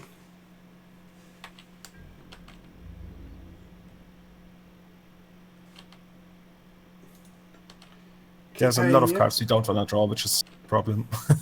Yeah, right. If we can't just like draw the other cards. Yeah, pass. So can we? It doesn't make sense. The opponent plays big creatures. What is going on? If we draw one more land, we can not pay for our dudes. Natural order into a Elder Scale Worm and just beat him to death with that, right? No, that doesn't work because then we don't have a green creature to sacrifice. Oh shit! So we need to draw 2 run-around lands then. Yeah, exactly. Okay, so run-around lands is fine. I think I would rather get Progenitus than Elder Scale Worm. Oh, this is destroyed. No, it's not. Yeah, it is, isn't it? Wait. Yeah, this guy does kill Progenitus. It does or doesn't? Doesn't. It does. It does. Oh, the creature itself has it. Right. Yeah, and it doesn't target. We have to draw 3 lands in a row. Or Gaia's Cradle. Yeah, Gaia's Cradle. Like the thing is, we wouldn't even want to play Gaia's Cradle here, even, which is annoying. The thing is, if we drew Gaia's Cradle, then we would fetch Dryad Arbor, pay for 1, 2. No, that wouldn't work. Okay. Right, we have 3 minutes. The thing is, can we do anything? No, we can't do it. If you play it, it just gets Ghost Quarter. It doesn't do anything. Because it can make 3 mana this turn, can't it? Yeah, we have to hope that we draw another creature next turn or something. But then we have just pass for now. But the creature costs 2 mana, by the way. Oh, that's even worse. We can't do anything. We might have to let Nettle Sentinel die. Eventually, we just want to draw. If we let Nettle Sentinel die, play another creature, we can tap Birch Claw on the creature to make mana. So the thing is, we want to draw a fetch land because that gets Dryad Arbor. Dryad Arbor is like one of the few ways we can get creatures into play without paying for them. It's like cheating. Right. Yeah, true. Natural Order is right. Attacking with Nettle Sentinel punished in the long run. Yep. Do we want to let the Nettle Sentinel die so we have more mana to cast things? Just we take the damage. But do we want to let Nettle Sentinel die? We could, but that would no. Just keep it around. Keep it around. It's relevant for Gaia's Cradle. Oh, okay. Well, the thing is, fuck! I was about to say if we draw Senate, then we can actually. That's the thing. So if we let Sentinel die, we'd have the mana for Heritage Druid now, wouldn't we? So let's see. We can't. These got Chalice. We just have to pass. There's nothing. Oh, Chalice on 1. Oh god. Yeah. Shitting fucks. I could attack for 1 there. You could, but yeah. Chalice, Sammy types in capital letters. What can we draw then? Another fetch land?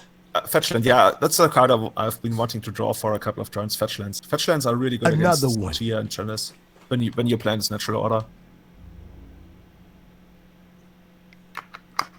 And he's just attacking for 4. That's fine.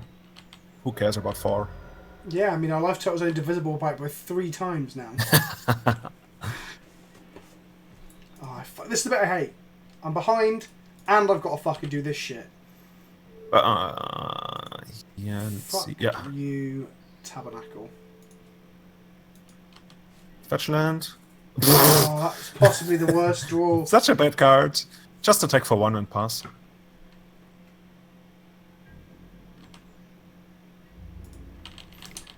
So we've got 1. Fetch Dryad Arbor end of turn. Didn't you say he's just dead with his hand? Was this the hand you said he was just dead with? Or was that the last game? Probably one of the previous games. I hope it wasn't this one, Julian. No, certainly not. Let's see if we get Dryad Arbor and we pay for Dryad Arbor and we pay for this. No. Fuck! The game is firmly over. This doesn't make sense at all. This is not fair. The matchup is already terrible, and they also have all these really good combo hate cards that also hate you. Yeah. So this is why you don't want to get into a long game. Like basically, you want to get Janitus 2 or 3 because the long game you're really disadvantaged, even if you have later. Okay, here's a shout. Oh no, there's 2 of these in play now. I'm saying let these die, draw another fetch land, crack both of them, get 2 Dryad Arbors, Gaia's Cradle. Just we have to get Dryad Arbor now. That doesn't do it. No, that still doesn't do it. Then we're still like 2 mana short of casting Natural Order because it's 6 mana at this point. We should let the Sentinel die last turn. Then we could put the Heritage. Oh no, we couldn't because of the Chalice. Fuck. Yeah, exactly. So we draw Rex Sage. This is pretty much the hard luck.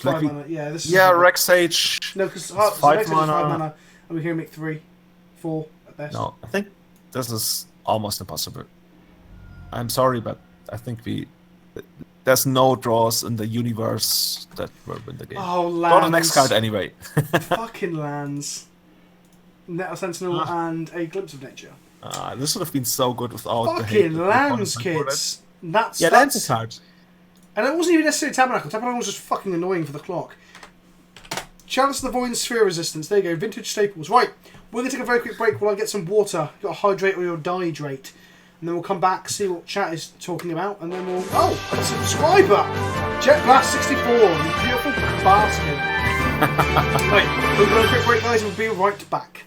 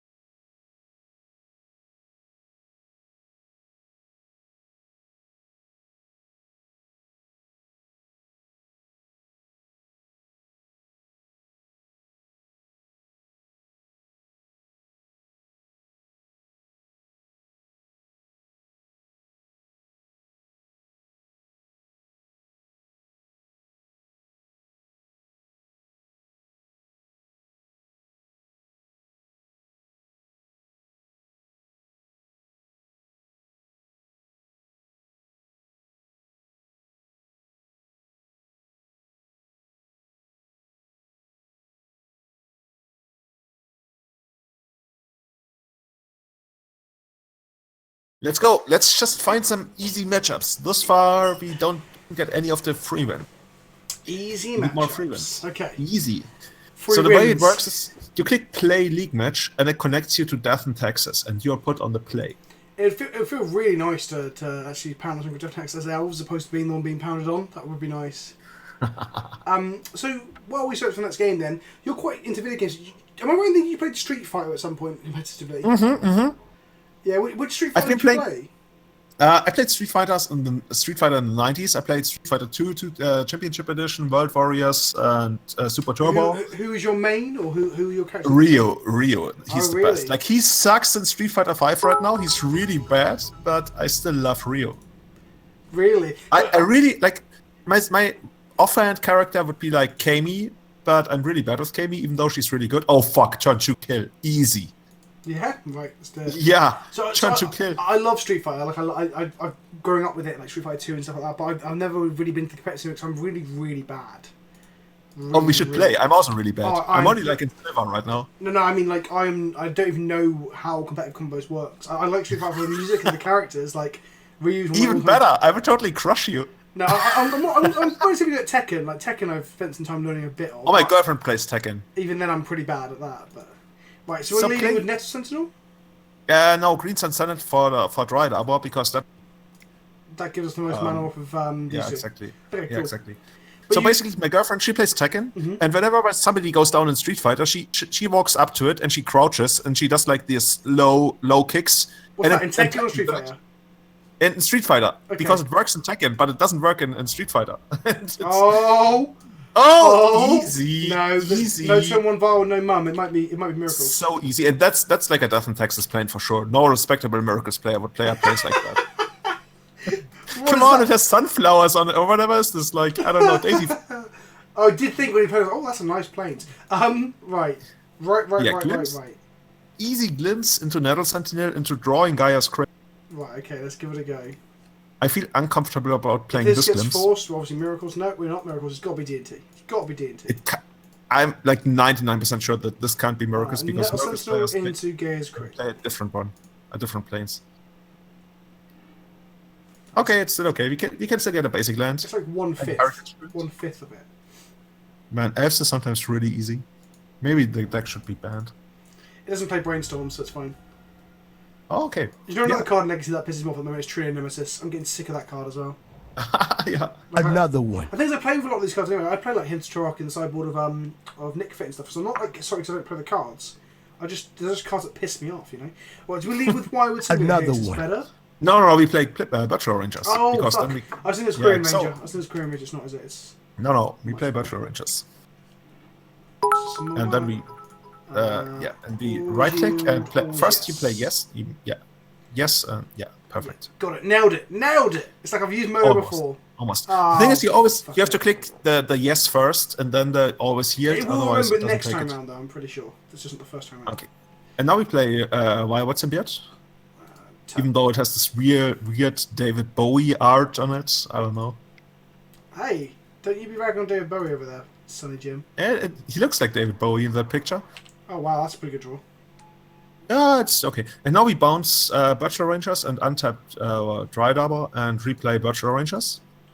So and then we draw Quarian Ranger. Bounce this. Yeah. And now channel your inner demonic tutor and draw Quarian Rangers. Okay, so believing in the heart of the cards, is that what we're doing, kids? That works, yeah. It's actually pretty good if you do believe. To hydrate or dihydrate, to turn 2 Canalist, to turn 3 Containment Priest. I fucking hope not. But the damage is almost already done. That's the problem with this matchup. Is that often you just die because they get under you. It's still okay. We can still draw Quarian Ranger. The thing is that you eventually want to draw Quarian Ranger because it allows you to produce an extra mana, and that way you can get the Glimpse online, and that way you can eventually get into Heritage Druid and like play your entire deck. Oh, no, we pass and win on the next turn. I think it's decent. Yeah, it's good enough. I mean, unless he has main deck Containment Priest, and then we still win. The thing is, if we don't draw any more dudes now, then we don't actually. Watch him play Stoneforge now. It's so embarrassing. It's even worse. Oh no, that's better than Stoneforge here. Like. Yeah. But I mean, it taps him out. If I was in his shoes, I'd be really fucking tilted. And yeah, Wirewood seems the best name. So at least you named the correct thing, right? Like Birch Law? No, it's definitely Wywood. I don't even know. I would have actually probably named Birch Rangers, but doesn't really matter. I think you name Wywood simply because you bounce things and untap things for mana. Or there's only Yeah, mana. That means, like, but Birch Rangers is so much better with Glimpse. Is it? Yeah, I would have named Birch Rangers if I was him, but doesn't really matter because there's infinite draws that we have to beat him. And now we just play Bayou and Natural Order and kill him. There's cute shit that we could do, like we go for Glimpse and Let's do a game where we don't die to the clock. Yeah. Yeah, but Natural Order. That's the one. Cast It has this. the big. Is it like? Oh fuck! What's that animal called? Is it like a leopard? It's a leopard or a cheetah. You call it leopard. Okay, cheetah. Yeah, that's the one I was looking for So it's a because it leopard looks or a like a cheetah. Killing Looks a like a cheetah. Pretty sure it's a cheetah. I work for like a safari company and it looks like a cheetah. You should know then. You're the foremost expert on exactly. cheetahs in this chat. What does chat think? What does chat think? Hello, John. Welcome, John. I didn't notice you were there. You fuck off now, John. Hey John, I don't know you, but hello. So John is a regular on the channel. He helps to brew really bad decks, basically. He was one And of he the takes care of cheetahs in his part time? No. He's just showed up so far. So like, we also tell him to fuck off a lot of time because normally if something goes wrong, it's John's fault, and he's melting. Oh, somebody asks me on PleasantKenobi. What? Dead. I'm sorry, D&T. I'm so sorry. Okay, so 4 abrupt decays and that's it. We Progenitors take out Nissa. One crit. No. We keep want both both crit? Grotto Ooh, because okay, that way you interesting. can play around hate. And we take out 2 Glimpse of Nature, 2 Nettle Sentinel. Because they usually have either Swan Canonist, and that's bad. Yeah. Okay, Cool. submit deck. Sweet. I love Glimpse of Nature. It's the best card in the deck. Other than Green Suns. The best card in the deck is arguably and easily Quirion Ranger because it It's produces so the much card mana. you've mentioned the most tonight so far. Yeah. What was You that? will always want to draw it. Switchbreed says, I went to London once in 2007 and I swore I would never go back to that rainy, humid hellhole, and I still have not. I really didn't like London up until I spent like a week there for work once. And once you actually live in it, and like you're there in an apartment, you can go out into London and do things in the evening and stuff for several days on the trot, it becomes a lot better. If you just got to go there for some reason, it's just shit. Because going in and out of London is shit. It's so weird. Like when my sister turned 18, I took we keep this right. This hand is sick. Yeah. We keep this. This is insane. Yeah, good. And like the flight from Munich to Stansted took longer than the bus ride from Stansted to London City. It doesn't even make sense. The bad line again. That's lovely. What the fuck are you talking about? It's new frame, and it's like, oh man, I like whenever there's flowers on the plains, it screams stuff in Texas at But you. look, there's sunflowers and there's a storm in the background. No, it's daisies. Daisies, daisies, but then you won't see the resolution of the screen share, but there's a storm brewing in the background. I can see that, yeah. That's cool. It doesn't make any sense. What, because D&T doesn't like storm? Is that why? No, it's just... It has flowers on it. It must be death in Texas. Which one do you want to go get a... So you have to think about what's the worst case scenario. He has some present Wasteland, and you're fucked either way if he has that. So Wasteland is just awful for us. Leaving the Deathbite Shaman minimises damage off Wasteland, if that's correct, isn't it? Yeah. I want to get Deathbite Shaman on. But then if he goes... Well, he plays it with Roku, he's not Wasteland, so that's fine. So you'll play eventually, like, so what I'm looking for is I want to get Deathbite Shaman online on the next turn. I want to get something like Visionary into maybe Viable Symbiote, depending on what you draw. Whereas if you go Green Sun Senate into Dryad Arbor, he plowshares the Arbor, untaps, and Wastelands also loses the game. Yeah. And we don't have the option of getting Visionary Viable Symbiote next turn, so it's better to go for the Deathbite Shaman, even though it might not produce mana.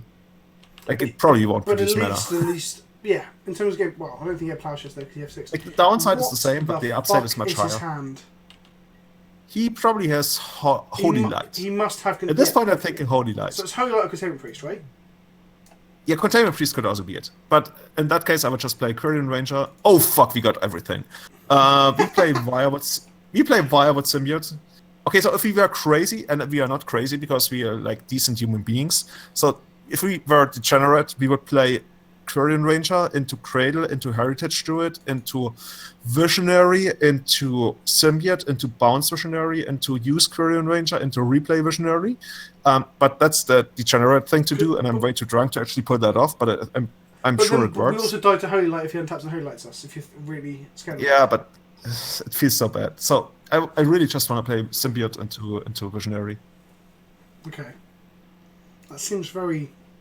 Do you know what we do the fancy conservative. Yeah, the fancy line is crazy. Should we do the fancy line then? Let's do it. Yeah, let's do the fancy line. Okay, Symbiote, yeah? No, actually, let's not do the fancy line because Why not? Because he kept 7.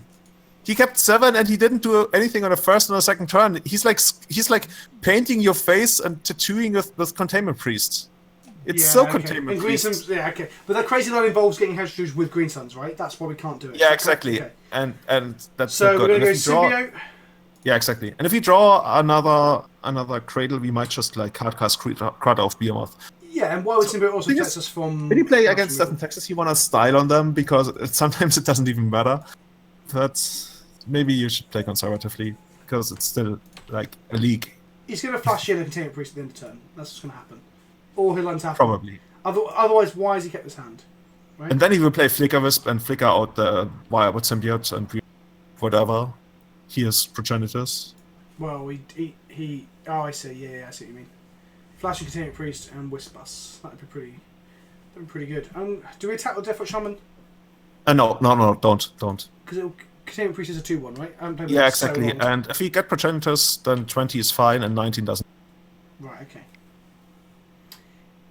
Bam! Oh, it's even the read him like a book. Oh, fuck, it's so ugly. It's literally... I love the art. The art is awesome, but the fucking border is the worst. It's the Egyptian god card. I don't know if you watched Yu-Gi-Oh! In English, but in German they call them god cards. Egyptian god cards. Is that what they're called in German? Oh, we just call them invocations.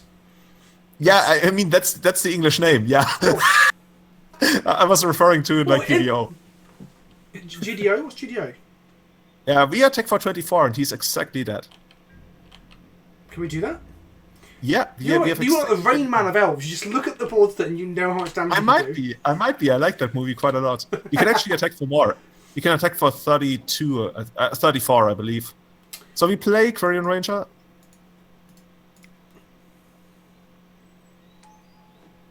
And you just, whatever, we use Quirion Ranger, replay the land.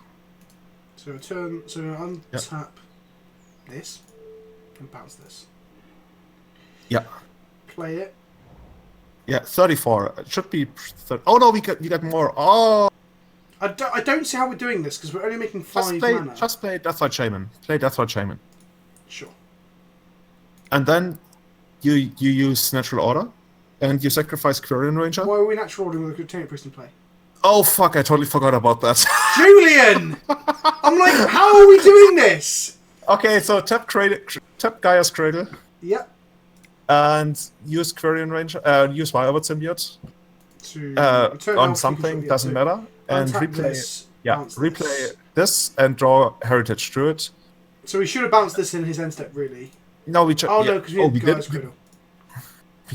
We should have done that, yeah. Yeah. No, Heritage. Oh, yeah, this one's fine. Okay. We just win anyway. So as long as he doesn't have all of it, if he's got Containment Priest into Moon Crusader into Holy Light, then we're dead. But yeah. This is the first time in the entire stream that I'm feeling my inability to think. Like I thought he's definitely missing something here. Birchlow Rangers, yeah? No, play Quirion Ranger instead. We might need Birchlow Rangers. Oh, you want to sound like this? For block. Yeah, because it's colorless, so it can block Miriam Crusader. Right, that makes sense. Okay, so next time I'm going to create him and kill him. We hope so, yeah. It would be pretty weird if he didn't. Like, if he has Wasteland or Port... He's going to go... Do you know what's going to happen? He's going to go Island, Meddling Mage, Name Critter. Oh, that would be fine, actually. Would it be? Well, we do. Oh, he doesn't have Wasteland. He's so fucked. No Wasteland, no Blue Source, no... Well, I guess Holy Light would be sad, obviously. He's got Fire Blast, that's all he's got. Fire Blast? What the fuck is that? Yeah, he does 4 damage to us. That's what he does. Oh, I see what you mean. Okay, we're going to lose a dude. That's fine. Oh, that's okay. You don't help, but we don't lose a dude. Oh, okay, he's doing something weird. Thank you for the subscription there, you dude, you beautiful bastard. You dude, man. You spent your money. Visionary back to my hand? No, don't bounce it. No, don't bother, right? Yeah, it doesn't even, like, there's no card. Like, if there's a card that can actually make us lose here, we want to lose to it, so it won't happen on a real tournament. So we learn. Yeah, so we just hardcast Crowd of Behemoth. And, like, if this was, like, not a stream, I would type in the chat, lol, lol, lol. No, they're cracking down on, like, trolling and stuff like that now, aren't they? You should not be doing I would never do that. Be nice to people, Jim. Fucking one bottle of wine, you turn into an absolute hoodlum. Absolute hoodlum. Are you aware of the term hoodlum? I just realised Let me check it. The wine is called Merlot. Merlot, that's what my philosophy professor used to drink. Merlot, that's just a type of wine, isn't it? It's not the brand of wine. Yeah, it's kind of like where it's from or something. Face, can't cast Fire Blast. Yeah. 2015. He meant like the effect, not the actual spell. Obviously, mono white players don't play that. They attacked for 4. Mana Tithe. Oh, if that was Mana Tithe. No, we had Mana. We had Birchlow Rangers, did we? Mana Tithe. We could have paid for that. No, we couldn't, because we didn't have Birchlow Rangers in play. What? We are scrubs. You should have played. We would have died. Yeah. We had. Well, no, because then we would have been more mana short anyway. Because oh no, because we had loads of elves. Yeah, we should have played Birchlow Rangers. Yeah. Good evening. How's your Pentiment? Well, we've had one game of like middle magic. Then we've had one 5p mate game where we just got fucked by lands, but we were teetering on the edge of possibly killing them at some time. So it was definitely 5p territory. And then we just played D&T, which was like the loosest arsehole ever. I'm so relaxed that I've done a little shit in my chair. So that was really, really easy. D&T, unfortunately.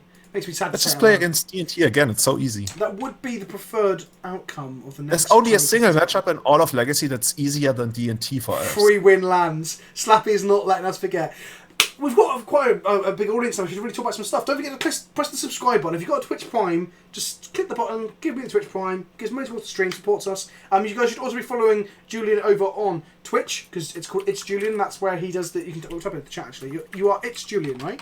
Yeah, exactly. It's Julian. It's Julian. I'm pretty sure it's Julian.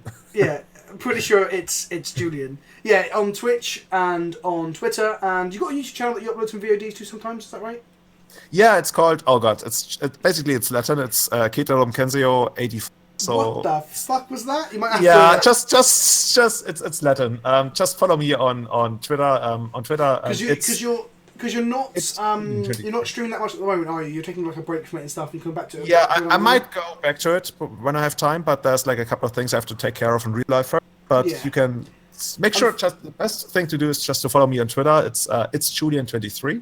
So it's Julian23. It's is part of the name. I should have chosen a better handle because it's so weird. Julian23.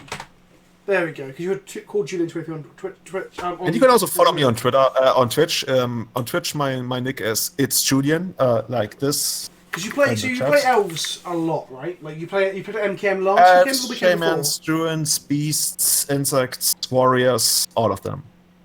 But the elves deck, you played at MKM last weekend? Yeah. I've been playing it for 5 years now. 5 years, wow. How did you do at MKM? Pretty well. I won the last MKM, and I'm also leader of top 8. You cut out there, buddy. I got so lucky. So you've won one and you top 8 the last one, is that right? I won the last one, the Legacy MKM one, and altogether. Last weekend, was it? Yeah, exactly. Last weekend, or like the weekend before, actually. I missed that. Like 8 days ago. You might. It was only 260 players, so nothing big. Wow, still, it's a win's a win, right? Yeah, I enjoyed it a lot. The last time I've seen you have been at European GPs, haven't they? And you've been where you ended up beating me. Yeah, that was pretty funny. Did you know I was the Pirate Stompy guy when I sat down opposite you? Had I introduced myself yet at that point? So what did you say? So there was some. I talk very fast. Had I introduced myself as the guy playing Pirate Stompy prior to that match? Yeah. You actually you said hello, Julian, and I was like, hey. Because you just cut out again then. So I introduced myself as the Pirate Stompy guy. Then we got matched, and we got paired against each other. Yeah, in Madrid. Yeah, and then did you think I was on Stompy then, for someone's description? No, I thought you were on... Actually, I didn't really think very much at that point. I don't remember. I don't even remember. Because the game went really weird, because I was like, well, maybe he doesn't know what I normally play, so, and then you I don't know what you kept, hand-wise. But so what do you normally play? I wouldn't even know. Death and Taxes. Oh, you do? Oh, fuck's sake, Julian, I brought you on the stream, you don't even know that much, you bastard. I know that you used to play a lot of Death and Taxes, but the deck is so bad right now, so last week I saw you... Yeah, that's why I didn't play at the GP, because it's just... I figured you might have been really desperate. What, at Madrid?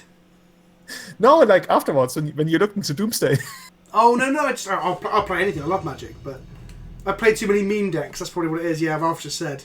People don't. Yeah, people maybe Honestly, forget to. Elves is the biggest meme deck in all of Legacy. Like it's. I don't know. I don't know. Pirate Stompy's got it beat, right? Yeah, but that's amazing because that deck was built entirely by Reddit. Like, oh fuck, this could be a turn to kill. Just so chat know, but I don't know if chat knows this. So Julian is responsible for the Pirate Stompy meme. It was you and Bob Wang. Bob Wang, that's it, yeah. So you guys were like joking about Pirate Stomping online, weren't you? And then Reddit got hold of it and started getting very excited. And then I was like, oh fuck it, I'm going to play this deck. And then we got paired, didn't we, during the stream? Yeah, I remember. You had to Rexage my Pirate Cutlass to not die. No, it wasn't Pirate Cutlass, it was Fell Flagship. Because I almost bought a Fell Flagship art print from the artist to then eventually get you to sign it. But I didn't buy it in the end. The guy packed up on the sun at the GP before he did. It was so weird because you had like a chalice in one or something, but I had to kill that stupid ship, car, or whatever. So I played a chalice on one, and you had to kill the ship over the chalice because you would have died to the ship. Yeah. And that was the most beautiful thing. I've never seen an Elvis player have to kill a fucking Fell Flagship over a chalice on one. Anarchist Abe says we should stop. We were both missing out. We should stop resisting and just jam turn 1 Blood Moons. I've done that on the stream. I played quite a bit of Red Stompy on the stream and in videos, but just not tonight. Not tonight. Big Wang, Fell Flagship. I told you it was a good card. I think it was Ralph that was memeing and saying you can't play the deck without putting 1 Fell Flagship in, because we didn't have it in the original deck. Because I think we cut like a Sword of Fire and Ice to play our Fell Flagship. What a shit. Right, we're keeping this, yeah? So much better. Cool. I think keeping I've been clicking on keep the entire time without realizing it's you playing. Well, the hand's that good, right? The hand is amazing. Like, you draw Career and Ranger, you win. Right, okay. Oh, I forgot we need to draw Glimpse, but we have 2 draws. Oh, fuck, I hate that. I hate it when they go turn 1 attacks your draw. Oh, we found one of your pet hates. Why is that then?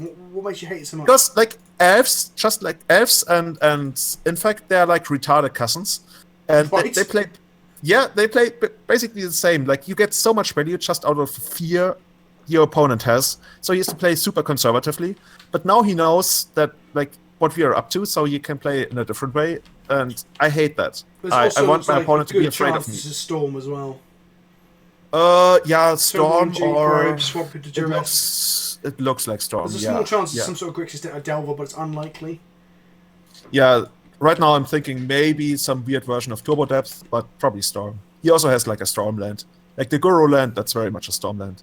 I play Baryu into Nettle Sentinel. It's so funny that you're judging him on what type of basics he plays. Oh, so much. So much. In paper, as well as in Magic Online. Yeah, paper. I don't bother choosing like arts most of the time on Modo, but in paper I do. Like, well, my Nick for deck's got mismatching white border basics just to be a twat. That doesn't even make sense, dude. Yeah, well, it's Nick Fit, isn't it? You just play what the fuck you want, so I'll play whatever bait. Oh no. True. He spends a turn discarding probably Heritage to it. That's fine. You can just draw another one. Is he naming Heritage? Yeah, okay. Another one. Yeah, easy. He So in doesn't my have head, a second. I knew it. I knew he wouldn't have a second land. This is a real Storm player, isn't it? He's probably actually. I think he's playing Mono Red, Mono Black's Reanimator. I think that's pretty. Like, really? He's playing the bad versions of all the cards, like the bad artwork of all the cards. Oh, so you're going off artwork? Okay. Yeah. Okay, so just attack. Play. Actually, yeah, I would still play Baryu. We'll do Mystic because he doesn't know about this, right? Yeah, but the thing is, Mystic eventually wants to get Dryad Arbor. Maybe there's a chance. Oh, okay. Like if we draw a Cradle next turn, then we want to play the Cradle and Reclamation Sage.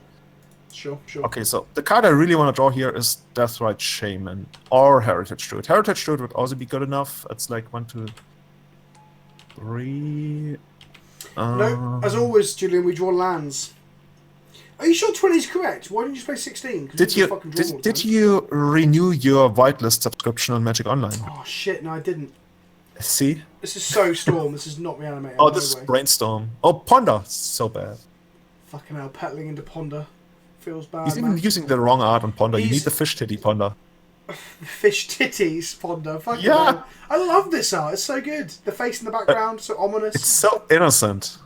It's like anime when you could watch hentai. Or yaoi, as the case may be. Yeah, I guess. Did he shuffle? Let's have a look. He's pausing so long. Oh, he didn't shuffle. Okay, that's surprising. So it's got to be another. So that means we must be dead then. Underground Sea. So bad.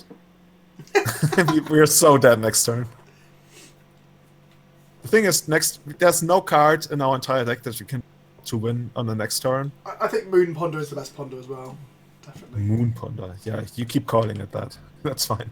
Well, we can call it Blue Ball Ponder if you like, Julian. 3 blue ball Ponder. Yeah. The worst kind of blue balls, right? I mean, then there's a card called Fish Titty Ponder. Why would you not play it? Cradle! We can almost kill him. Let's just attack first. So, I'm pretty positive we can kill him next turn if we draw Heritage Druid or something. Well, we just kill him off the Behemoth, don't we? Yeah, but we need to draw another creature. We're going to play Rek'Sage's turn for the damage, right? Yeah, exactly. We play Cradle because we might draw... No, we have to play the Cradle because if we top deck another Cradle... Then... Oh, I see. Okay. But even without playing the Cradle, this is 3, 4, 5, 6... Yeah, okay, ignore me. Counting is hard. That's why we need to draw Heritage Druid next turn. Heritage Druid or Cradle. That makes it like 6 top decks that win immediately, plus 3 natural orders, that's 9. And then there's a couple of redraws, so yeah. Okay. We are basically favored to win this game. Well, no, I wouldn't say. It was statistically likely if we untap. There's a good chance it just fucking kills us right now, right? Yeah, he plays Brainstorm now. Oh, another Ponder. Okay, then the chance of him killing us now is quite low. Thing is, if he goes to 4 Ponder, he might just win the game of this like secret rule that there is in Magic. No, it's 3 ball Ponder. Okay, Petal. Oh, he shuffled. I hope he shuffled after Ponder. Did he shuffle? No. No! Oh, it doesn't make here we sense. go. Oh, this is where we press F6. And we hope that he kills himself with... Oh, he probably doesn't. Ad nauseam. Do it. I'd rather he had Nauseam than just fucking tendrilled us to death. Maybe just plays Tendrils with for a card still 6. in hand? Oh, this kills us. Right, Oh, Tendrils in hand. I was so hoping for that. So now he gets past. And by I figured, I mean, I totally made that up. Since we're on artwork, the best one ever He is might be one mana American. short. No, he's Like, got... I haven't done... He's got 5. He might be 1 mana... Oh, but he can play it from the graveyard. Yeah, he's got 1 ritual now. And then he has to... plays Gaia... He plays Probe, go to 7. No, he goes Ritual, Infernal Tutor, go find Ritual again, Tendrils. Oh, yeah. That makes it so much better. Or LED or something. Yeah, there's LED. You can even make blue. I've been playing a lot of Commander with Mildrotha, and Mildrotha allows you to play permanents from the bin. I don't know if you've seen her from the new set. So you can play Lion's Eye Diamond from the bin as a Black Lotus. It's insane. That sounds pretty illegal. Yeah, so now whenever I see Lion's Eye Diamond, I'm thinking, oh, he can just cast that from the bin. I had to get out of that mindset. He's now just going off harder than he needs to, which is fine. No, he's not. Yeah. Okay, sure. He's got it. We draw the next card, Heritage Druid or Cradle. No, we revealed. No, we're like, we have your next turn. Oh, that doesn't do it. Heritage Druid might have done it. Okay, so we bring in 4 Abrupt Decay. No. Leyline? You bring in all the ley lines, yeah. 2 Mindbreak Traps and the Scavenge Cubes. Is Elder Scale Worm good here? No, not at all. It doesn't stop the tendrils. Oh, it's damage, not life loss. Okay. Yeah, it would be so good if it stopped the tendrils. It's good against the Epic Storm because it stops the goblins. Right. Okay. So we take out Nissa. Have we ever activated Nissa on this entire run? I'm so sad that we haven't even cast her once. Right. So we take out 2 Visionaries and 2 Nettles and 2 Wireward Symbiotes. Oof. Actually, we take out 3 Wireward Symbiotes. Exactly, we're going as fast as possible, right? Yeah, and another Elvish Visionary. I used the sideboard differently in the past, but now that we have ley lines, I will keep in all the glimpses. Right, okay. So what did you say before then? In the past, I sided out all the glimpses. Have you ever played T in your Elves list?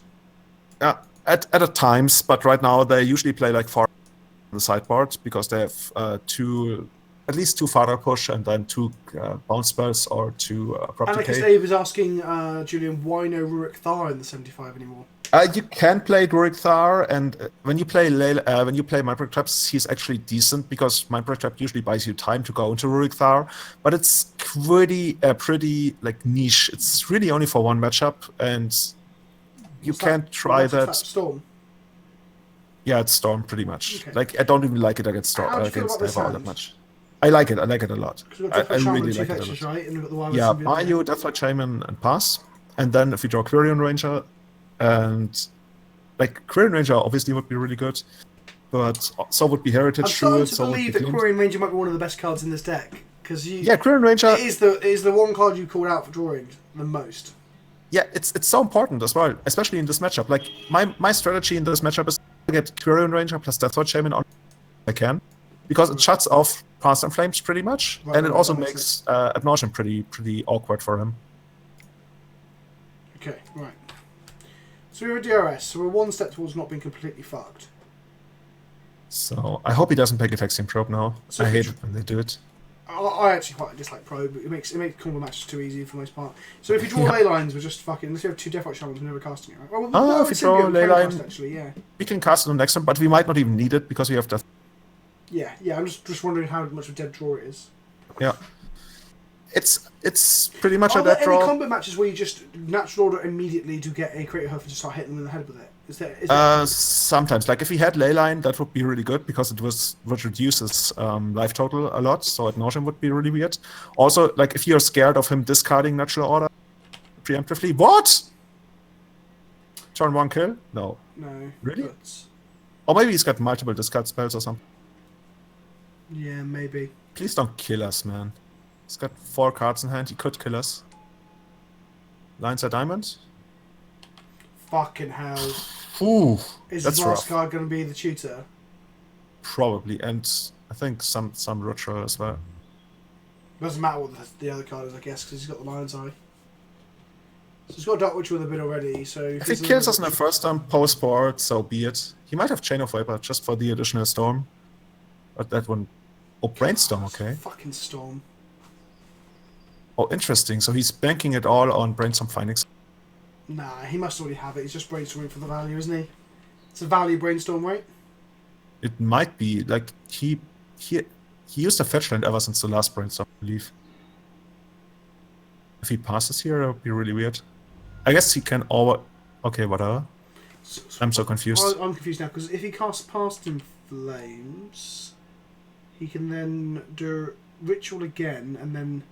Okay, so he's banking on those brainstorms and Cataxian Probes finding him the answer. But he must Cataxian Probe first. So he's going real fucking deep here. Yeah. If he doesn't find anything, we probably won. That would be sweet. I mean, I'm feeling quite unlucky tonight, so I feel like he's just going to get there, which is going to be really fucking irritating. He's obviously quite a confident Storm player, though. It would be so sweet if he just randomly Mindplay trapped him here, even though he already saw our hand. He'd probably be a bit suspect and probably report it to Wizards. It would be okay. I mean, it would be... But the thing is, with the brainstorms, he's seen the same cards on top. But he must have found it. It feels like he found the tutor. Yeah, he's found the tutor. Okay, we're dead. Oh, make sure to message him in the chat and be like, lol, lol, lol. Good game. GG's. Kinda. Right. Wow. Bad mana, dude. No, that's not bad manners. It wasn't really much of a game, was it? Kinda. Yeah, it was a good game, kinda. Like, he had a very good game. We didn't. I didn't see his response. I didn't mean it in a bad way, you know. Maximum respect to him. I got it. So we're fighting. We're fighting now for the 3 and 2. Yeah. We've got one more game to try and actually claw this back to a profitable record. But yeah, no, it wasn't bad manners in that sense. Like, he obviously was a very competent Storm player. Like, he knew what he was doing, right? Like, he decided that actually through these 6 cantrips I will find either Tendrils or... Actually, is that even that difficult? Who knows? Right, come on then, Julian. Channel your inner Ryu. Have you... yeah, Dragon Punch, do it. Have you ever tried to, like, hack Magic online? In a way? No, what? Well, I've tried, like, I've been wondering, like, if I'm paired and I kept clicking or holding my right mouse button because I figured maybe that puts me on the draw or on the play every time. Oh, you mean like shortcuts like holding down and B with the Pokeball? Yeah, exactly. Like if the program is so bad, like program-wise, and you figure maybe there's a way. I thought you were just about to admit live on stream that you're like, oh yeah, I've just gone to the source code and tried to fuck with it. No, you could try that. This is keepable. Yeah, this is totally keepable. There's a lot of cards. Oh, like this one. So we're going to play Deathwatch Shaman on turn 1 and then try and go off on turn 2? Yeah, exactly. But with elves, you're playing so much to a top deck because like all your cards are so synergistic. There's usually most of the time, out of 50 cards left in your deck, there's like 20 that immediately break the game. Basic Forest and Deathrite Shaman. Yeah, and next turn And he will probably Swords to Plowshares it, but that's okay. Maybe he might just be stormed with weird fetches. No, I'm kidding. Every fucking. I hope he doesn't use it. Oh, he didn't. Oh fuck! He fucked up his first turn. If you can't do that against elves. So this looks like Maverick. Stoneforge. Potentially lands. Stoneforge, do it. Or Thalia. Thalia, Guardian of Thraben. It's actually quite annoying. Because well, that's spoiler fitting. As Thalia's like my favourite 2-drop in Magic, and here she is. Just play Pendelhaven, Wirewood Symbiote, and Deathrite Shaman, and then end of turn we bounce a Deathrite. Cool. This way we are guaranteed to still have Deathrite Shaman next turn. Sure. That makes sense. So, next turn we're going to go for the Glimpse turn. Yeah. And we pass. Attack the 1/2 into 2/1 first striker? Probably not. Okay, just checking. No, Storm decks are lame. No, Ape. As much as I enjoy the Doomsday stream, Storm decks are lame. Oh, Ghost Quarter. Mwah. Love it. Is he gonna play like, I don't know. Oh, he's gonna attack first. He wants to get rid of his own Thalia. Yeah, whatever. We can block with Deathrite and then bounce it. No, right? No. The thing is, we just don't care. Okay. Just want him to do whatever he wants to do. Play some Spice. Play Excavator. I think he just plays Knight. Excavator. Oh, no! It's annoying, but it's not the You end said this is the best thing that white players aren't playing anymore. Wasn't that what you said? Yeah, and that's the card I hate the most, but we can draw another Cradle. Okay. Yeah. So, end step. I know I don't bounce end step now, because it's bad. No. Okay. Don't bounce end step. There's no way to get there. So just play the Verdant Catacombs and just hope that he uses Ghost Quarter. Because obviously, Gaea's Crate at this point is only get. Dimp's only going to let us 2 cards at worst, right? Yeah, just play the Catacombs. That's the best. Oh, okay. And then we just pass. It's so annoying that it has first strike. Like, technically you could attack with the 2 Deathrites and then bounce the one that is blocked and replay it. Actually, that would make sense. Too late to apologise. Yeah. Can't you kill the Thalia with a spell in the graveyard? No, Sammy. Deathrite Shaman cannot shoot creatures. I don't want to be too harsh here, but can you imagine how obscene that would be? I mean, the card is ridiculous as it is. Actually, now we could play Thalia. Play the Thalia? What? We could kill the small Thalia by using Pendelhaven and Wirewood. I don't hate that. Actually, so use the Pendelhaven on the Wirewood before blockers to see whether it actually works. Why before? Maybe I'm drunk. I'm really drunk, but I think that Wait, why are you saying before blockers? I don't get it. Because if he to play around Stifle, but he doesn't have Stifle. Okay, you're playing around cards you can't play. He's Maverick. Just put Wirewood Symbiote on small Thalia. And that kills small Thalia. Yeah, the thing is, he might want us to do that because it seems obvious that he could do that, right? Yeah, he wants to send it for Garroteek, but we don't care about Garroteek. And he's like, oh no, Pendelhaven, I didn't judge. I want hopefully. Now he plowshares the Wirewood Symbiote for 2 of his mana. No. Yeah, that would be okay. Okay, he doesn't do that. Because he would have done that anyway. Yeah. Okay, sure. Put her back, can't even play her, so bad. Well, he can make a land drop. There yeah, we go. But he's giving us mana though. It's so unfair how big Thalia only works for the opponent. I need some serious advice. I got drunk last week and bought all the bits from Monored Tron list. I'm taking to my first FNM this week, and I need to know, is there a way to play Monored Tron and not have everyone hate me? I appreciate an honest answer. You just got to revel in it, mate. You just got to fucking go for it. Monored Tron? Yeah. I've never seen Monored Tron. Oh, Julian, you didn't do your research, buddy. Oh, by the way, stop on upkeep. Stop on upkeep. Okay. That's one of the memes on the channel. We did like 3 Monored Tron videos. What do you even cast? Banefire. Like big dragons? No, Banefire for 23. Of course. You play Pyromancer's Goggles and Chandra that copy spells. So you just set up a turn where you just cast an uncounterable doubled like 23 damage spell. And which casual format are you playing that in? Modern. In Modern. Oh yeah, it's got some good matchups. Like I've played against players who've tried to counter my Banefire, and they've thought, oh, it's uncounterable. I'm like, yeah, yeah, it is. Oh man, and you could also play Blood Moon. That would be so bad. Ralph and Sammy, the birthday video is going up. It is going up. It's just with Battle Bond stuff getting put back. On our upkeep, we're gonna fetch a basic forest. We are, yeah, okay. Yeah. And we still have 2 left in the library. Easy. Now we're gonna draw something great. What is great? Heritage Shoot for it. Heritage Shoot or Korean Ranger would both be pretty good. Can we use that for something? No, we can't. Actually, you can bounce the. You can pump the Visionary. Yeah. That's something. Well, we can't pump the Visionary. It's not here. Oh yeah, Symbiote. Fuck! I keep switching up the names. It's fine. So you're speaking the second language.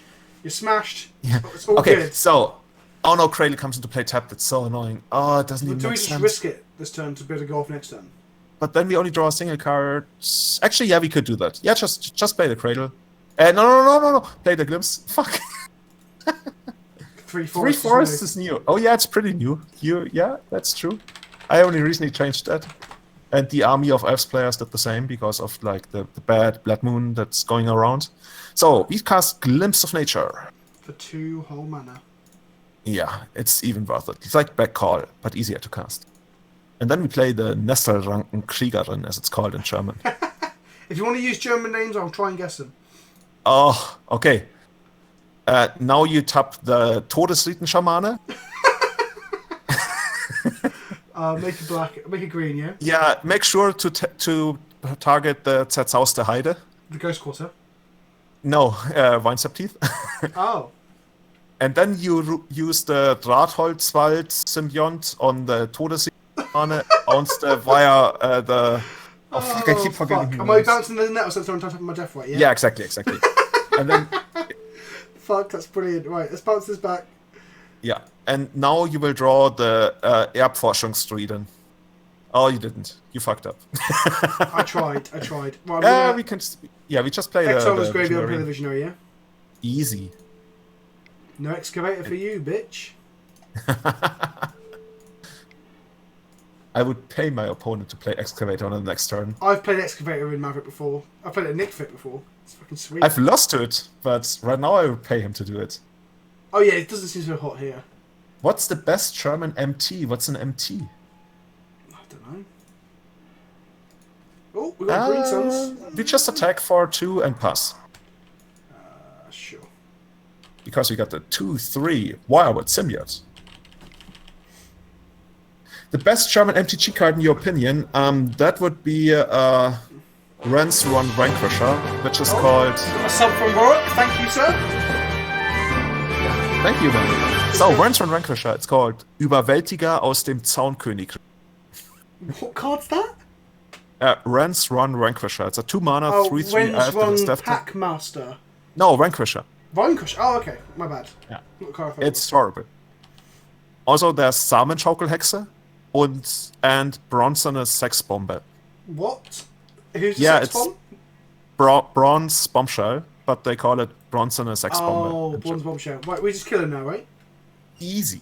We just cast the 2 elves, and we totally overkill him on natural order. Yeah, so I'm just going to go ahead and play a Heritage Druid.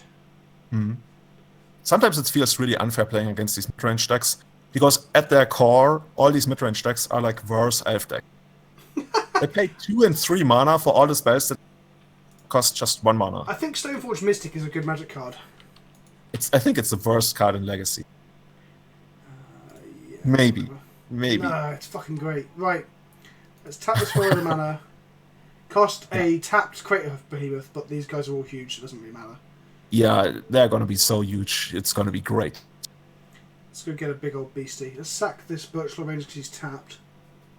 Yeah. I really want to get like Donald Trump to talk about how huge his creatures are gonna be once Behemoth. That would be glorious. They're gonna be huge, so huge. You're gonna make the best attacks. I assume you haven't seen my latest video. Which one? It's called the Doomsday one. Donald Trump .deck. Oh, you played a Donald Trump. Does it have a lot of walls? Yes, it's Walls Tribal, Walls Combo. I'm playing back. Oh yeah, we wanted to talk about that. Oh, you have seen it then, okay. No, but we talked about the crazy vintage story with the wall deck.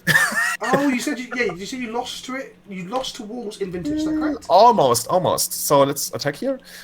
So I was at Ovinogeddon in Italy, which is like this really huge vintage tournament and legacy tournament. Yes. And I'm playing some. Okay, we got some time here. So I'm playing a budget deck. This was in 2011. I'm playing a budget deck. I'm playing green-white hate bears. In vintage. In vintage, and Right. I won one and I drew a game, so I'm 1-0-1. So in the third round, I'm sitting down across from this kid. He's like 12 years old. He doesn't speak any English, and he's Russian. And Right.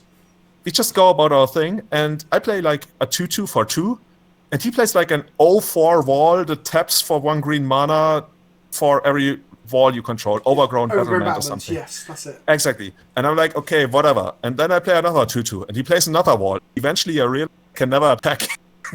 Yeah. And I'm in this super metagame deck, and it doesn't even make sense. But why is this guy 1-0-1? So that is exactly what happened to me when at the Spells thing, which influenced me to make the Donald Trump deck. I played Green White Hate Bears D&T, and you did? he makes loads of walls. This guy just starts playing wall after wall after wall. I'm like, well, my Thalias and my Arbiters don't do anything. And then he casts Wild Pair and starts casting worms and getting more worms out of his deck. Like, okay, I'm dead. I'm so fucked. So against this deck, then we want decays. Yeah, definitely decays and progenitors. And that's it. And then we take out usually we haven't seen any kind of hate from yet, so take out 2 glimpses because they are not that great when you're playing against big Thalias, Thalia. don't we? So Yeah, and 2 Nettle Sentinels. Oh, actually just 1 Nettle Sentinel because we cut one. Nettle Sentinel untaps through a big Thalia though. Yeah, but it's not great. Okay. Unfortunately, we also have to take out Nissa, at least on the draw. Because Nissa isn't You and then we fucking take out bitch. 1 Green Sun Senate because it's also not great against Containment Priest and Gardock Teak. Sure. Cool. Okay. And Sounds good. We've got this. So basically, the guy, that Russian kid, he's the son of some Russian guy who's playing next to him. And he keeps like, oh, this is a great hand. He keeps him back with like all his stupid walls, and I keep wondering how the fuck he ever won a game, because eventually I just get there with 2 Aven Mind Sensors, because like they fly. And so I take the match 2-0, and eventually just shows me he plays Overgrown Battlement and Gaia's Cradle and Emrakul. He just randomly plays 4 Emrakul, and that's how he actually won a game. Emrakul's a good magic card, I've heard. It's the best. Just to answer you, Matman324, no, not Matman, who was it that started that? Swinder, how come we never upload Modern D&T anymore? I do. I did a D&T video literally about 30 days ago. The reason is because there's a lot to explore in Magic, and I'm also trying to grow my audience and trying to take this like really seriously. Let's be honest about this. So, if I keep making D&T content, obviously I appease a lot of the people who love D&T like I do, but it doesn't necessarily bring new eyes into the channel. So what I try to do is play all sorts of stuff. Another one. Different Legacy, different Modern decks. I'm going to do some Standard at some point, even though I'm going to have to force myself, like swallowing like medicine to do it. So that's why. I still love D&T. There'll probably be a D&T stream soon. I played some in Legacy for the first time like 2 months this week and went 4-1, and that felt really good. I even beat Leovol, which was nice. Lost to Delver, which felt weird. So yeah, there will be more D&T, and I really want to play Shalai in Greenwood D&T as well. So there are some new toys from Dominaria that I want to play with. So at some point, yeah. And at some point I'll play Standard. No, I'm not playing Pummeler in Standard. I'm going to play Pummeler. I'm going to play that in Modern. Alright? So what are you playing in Standard? I'll play Teferis and Pull from Tomorrows and Blue White Control, basically. That looks fun. That looks fun. Are we dealing with Nettle Sentinel here? You'll play Pendelhaven, because there's a chance that he doesn't have a fetch land, so we the Deathlight Shaman, and we would want to keep the Misty Rainforest anyway in case we draw a Crop Decay or want to fetch Dryad Arbor. Sure. So Pendelhaven seems fine. And I'm not sure whether I want to get... Countess, Druid, and Wywood seem very high priorities. No. I'm deciding between Nettle Sentinel and Green Sun Senate, because I really like having more mana. But I think it's better to cast the Nettle Sentinel. I mean, Green Sun for 0 is fine, right? Let's get the Nettle Sentinel, because there's a chance that we will draw 1 mana. But if he untaps and casts Stalia, then Green Sun Sit's worse. And if he untaps and casts T, Green Sun Sit's really bad. Yeah, that's true, but I think the upside of keeping the Green Sun Sentinel is very high in case we draw a 1 mana elf, because then we get Wirewood Symbiote and Cradle and Visionary, and that would be like really, really good. Okay. And even if we don't draw a 1 mana elf, we can, like, assuming he doesn't get Thalia, then we can turn 3 Kraterhoof him. The question about Oh, sorry, I was going to respond to some things in chat. Squid is asking where D&T is in Modern at the moment. I'm not really sure, like black, white, or mono white, or green, white, because I just haven't played enough Modern recently. And obviously Storm's had a massive resurgence, Fetchless and Barrowed and being lame. Oh, did it? Yeah, like Storm is meant to be really good right now. Humans is obviously not a very good matchup for D&T because none of your disruption does anything, and their creatures just tend to be bigger than yours. So it's kind of like playing against Merfolk, but even worse. So I would imagine not great, but I'm going to be playing quite a little bit more because in December, the next English GP is Team Unified Modern. Don't know if you know this, Julian. Oh, yeah. So I'll probably be practicing for that a little bit and maybe even play the main event. I haven't decided yet. So I'm probably playing a lot more. That's a JIT, eh? Oh, so now if you draw 1 mana elf, he's really big trouble. Let's draw 1 mana elf. Of course not. Okay. It's still okay, because you can... First of all, we're just gonna attack for 2. We need to stop that hitting us, right? Yeah, but we probably will. Because of Wirewood, right? Yeah, exactly. We just attack for 2 here. Why shall I ever Teague? Teague isn't very good against Burn. Shallai definitely is. Shallai's body being a 3/4 flyer is pretty good. If you're playing green as well, the actual the gathering ability is pretty good. So play Wirewood. Play Heritage Druid first. So sorry, you just said play Heritage Druid first. Okay, now it doesn't work again. So now we're just gonna play a land. So I was about to play Heritage Druid into Cradle, into Green Sun Senate, into Nettle Sentinel, and then next turn we would have Crotthoof online. But now we're just gonna play land into Heritage Druid. That's still okay. Okay, my bad. It's the more conservative play, and I think I would just play I was too busy reading chat. So how do you feel about the new for white? Which one? The new Brightling or something. Oh, the card's awesome, but it's just not quite good enough to see play, I don't think. That's what our Sage has just said. Our Sage? That's a really horrible way to pronounce it. Arc Sage just said about Brightling. If it was modern playable, I think it might maybe make it down the modern white list, but in Legacy you've got like Brimazes and Big Thalias to contend with who are really good with Caracas. So I don't never know if Brightling's ever better than Brimaz. And Brimaz struggles to find a slot at the moment as well. And I'm wondering if Mangara needs to come back to beat, like, you know, the Chalice decks with Ensnaring Bridges and... it would be so sweet. I love the card so much. I love Mangara so much, but I've always felt like he's been quite badly positioned for quite a while. But I'm wondering, as decks are trying to slow down the format and get grindy with all this sort of nonsense, maybe it's best way to go is to start playing Mangaras. I also just bought an altered Mangara where the borders all been painted. You know, you should play Mangara on an Elves list and then use Quirion Ranger to use it multiple times. It would be so broken. That'd be sweet. I want to do it in modern with Elixir of Immortality. Like this, you untap a tapped creature as well. So he's going to attack now. Yeah, it's got all creatures that tap, but you can use them as if they had haste. It's got one tap to untap a creature with a tap, I believe. I believe it's used twice. Right. So we're blocking with Heritage Druid and bouncing it with Wild Symbiote, right? Exactly. You already got it down perfectly. No, Heritage Druid, not Nettleston. I just said I said that and you went, yes, you got it perfect. Then no, you said Heritage Druid. No, I said Nettle Sentinel, I'm sure I did. Right, okay. Really? Oh, shit. Okay. But we got it right anyway. We got the judge call ruled in our favor. So we're going to do it that way. Then we're going to return. So we're going to untap this creature here. And that's this. Yeah. And the opponent will be like, oh my god, this is crazy. Well, he got outplayed by the Pendlehaven earlier, so maybe he's just been like, oh shit. He did say in chat, maybe I'll play better this time. Just so everyone knows. Ooh, okay. Mother of Runes. There's this Norwegian guy, his last name is Rune. That's his mum, is it? This means that Chiche is definitely connected next turn unless we blow it up with a Green Sense of Rex or just kill him. Yeah. If you draw a land, 1-mana creature, we might actually kill him. Okay, this is even better. So, interesting. Actually, this is interesting. Fuck. I want to do all of it, but okay. So first of all, we're just gonna attack with both creatures. Trust me on this. Attack with both creatures? Yeah, trust me on this. He will not block. Okay. Yeah, well, no, he's not blocking, definitely. There's no reason not to attack, is there? Yeah, okay, there's no reason not to attack. What I'm thinking is let's just create everything. But I guess you get his life total low enough. We're not create everything this turn, basically. No, not this turn, but next turn. So now we have Heritage Druid.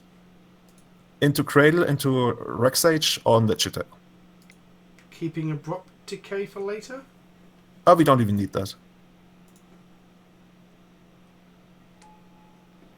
So yeah, but we need the Cradle first. 3 mana plus another 1. Yeah, that's perfect. And then next turn we have Hardcast Record of Behemoth. Yeah, sweet. Also, we have Rexage on board to bounce back if we need to destroy another equipment off a Stonefall or something as well. Easy. Sometimes Elves is really easy. Where is it? I didn't decide it had to be. Yeah. That'd be really... I've done that before. I've had a reanimated player at 3, and I've gone to Greensons for a Siege Rhino, and I've sided it out. And you're like, okay, do you want to concede? No. Shit, Well, I don't have the player Rhino. was saying how he believes that Reanimate is the best deck in the format without any shadow of a doubt. And he was really cocky about it as well. We'd already ID'd at this point in the side event, like 4th round or whatever. And he's really mad. He said, oh, Nick Fit's a buy. I'm like, well, no, if I played correctly, you would have lost. So it's obviously not a buy, because no one respects the Nick Fit, right? No anyway, one. This guy Rightfully so. is really arrogant about how good his deck is. Like, oh, best deck, can't lose Another anything, one. right? Oh, it's got followed by a guy called A Flicker Wisp. Love it. Absolutely love it. Best 3-drop in Magic. Anyway. And then We just take it. I'm at this Another GP. one. This one's gone. I'm sat at the side event, and I've lost my first round. Sneak and Show versus D&T, I think it was, obviously. And next to me is this Reanimator player. Oh, there it is! I called it earlier. I called it. He's Big playing the snake. Spice. Is it even a snake? It might It be is a snake. It's a Naga Cleric. Okay. Okay. Do we want to bounce anything here? I don't think we do. Do we? No. We just let that happen. So anyway, just finish the story. He sat next to me and he looks really salty. And I asked him how the weekend's going. He's like, "Oh, I've been losing a lot." And then I couldn't help myself. I went, "But isn't it the best deck in Legacy?" And he was like so fucking annoyed because he knew what I was referring to because he's so adamant that is the best deck. You're really mean. I'm not mean. I just Of course not. you got to be humble, and sometimes you have to be made humble, right? Okay, so we Misty so- get land. This makes 3, 4, 5, 6. We Misty for a Dryad Arbor. And then we got 17 damage, and he can only block 3, so we've got Exactly. Exactly. Right. Okay, so we get a Dried Arbor. Easy. More damage, more mana. More damage, more mana. Are you aware of the British marathon runner Mo Farah? The which one? Mo Farah. He's a British. Oh, Mo Farah, I've heard yeah. about that guy. So he has adverts where he's like more practice, more protein, Mo Farah. It's like this like stupid video about Oh, that's porn so mints. cheesy. So whenever I say like more mana, more damage, I always want to fly with Mo Farah, which obviously. Anyway, nothing else to play. So you go Gaze Cradle for green mana. Yeah. We're And not going to then hit him for tap much this. damage because these are going to be tapped. But no, that's not. I didn't really do the math, but I think it's 17. I didn't do the math. Well.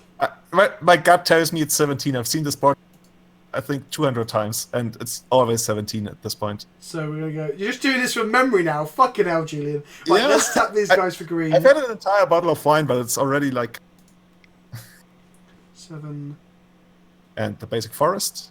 Yeah, let's do that. Cast this. Untap our Nettle Sentinel. Swing with 2 massive dudes. Oh, do you like my big dudes? Hoof, there it is. Fatality. Finish him. He's an English rapper who released a somewhat stupid song called Man's Not Hot. Oh, we're talking about fucking Man's Not Hot now, are we? Brilliant, okay. Are you aware of Man's Not Hot? Has that made it to... No, I've actually never heard about that. It's a rap song by like a satirical rapper who's just... the whole song is about how rap artists won't take their coats off indoors. This is 17 damage and he has 4 to block with, so actually he's only taking 13 here. The maths was wrong. What, 4? Oh, this guy has like 3 on the back? He's a 2-3. Come on That now, doesn't make sense. learn your legacy staples, Julian. Oh, so he's going down to 1 life? Ah, we can do that. Oh no, protection from colours. No. I wonder if our Dryad Arbor gets to kill a Noble Hierarch in a minute. That'd be pretty fun. Oh no, he won't tap that one. He'll tap the Death Shaman. I mean, it's pre-board. There's really nothing you can draw here. Watch him draw Pre-board? Toxic This Luch. is the second game. Is it? Oh, Oh, fuck. we've got a prop decay in hand, Julian. Fucking hell, how pissed are you? He's got another Oh, boss he's snake. got a second one. Oh, I love that snake. It's even better when I'm winning because of it. And now he's just gonna lose. Oh, he can gain life. He might survive this. We don't have black mana. But we can draw a fetch land. Or natural order. Natural order would be sick. We can abrupt decay before combat to order force. Yeah, let's just draw natural order. It's much better. Yeah, this is still good. So we cast... Oh, we don't have any black mana. Shit.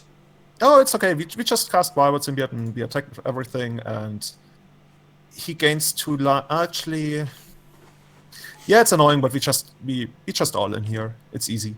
Yeah. The easiest way... Yeah. It's to I right love click how they have like and click a tap. plunge. Flump. Is that what it's called in German? In German, you would just be like. We don't have a word for that actually. What? To Flump. plunge? Flump. What? Do you have a word for lunge? You know, For lunch? Well, you we know- call it Mittagessen, which is like noon meal. Noon. No, not lunch. Not lunch. Lunge. When you like sort of lean forward on one leg and like sort of bend the other leg and lean forward to lunge. Normally to show your crotch to someone. We actually call that leaning forward. You don't have like a special word for that. But you know, like so there's but you know fencing. You know in fencing. That's lunge used, and you lunge. There's no such word in German. Oh yeah, you lunge at someone, but I would call that lunge.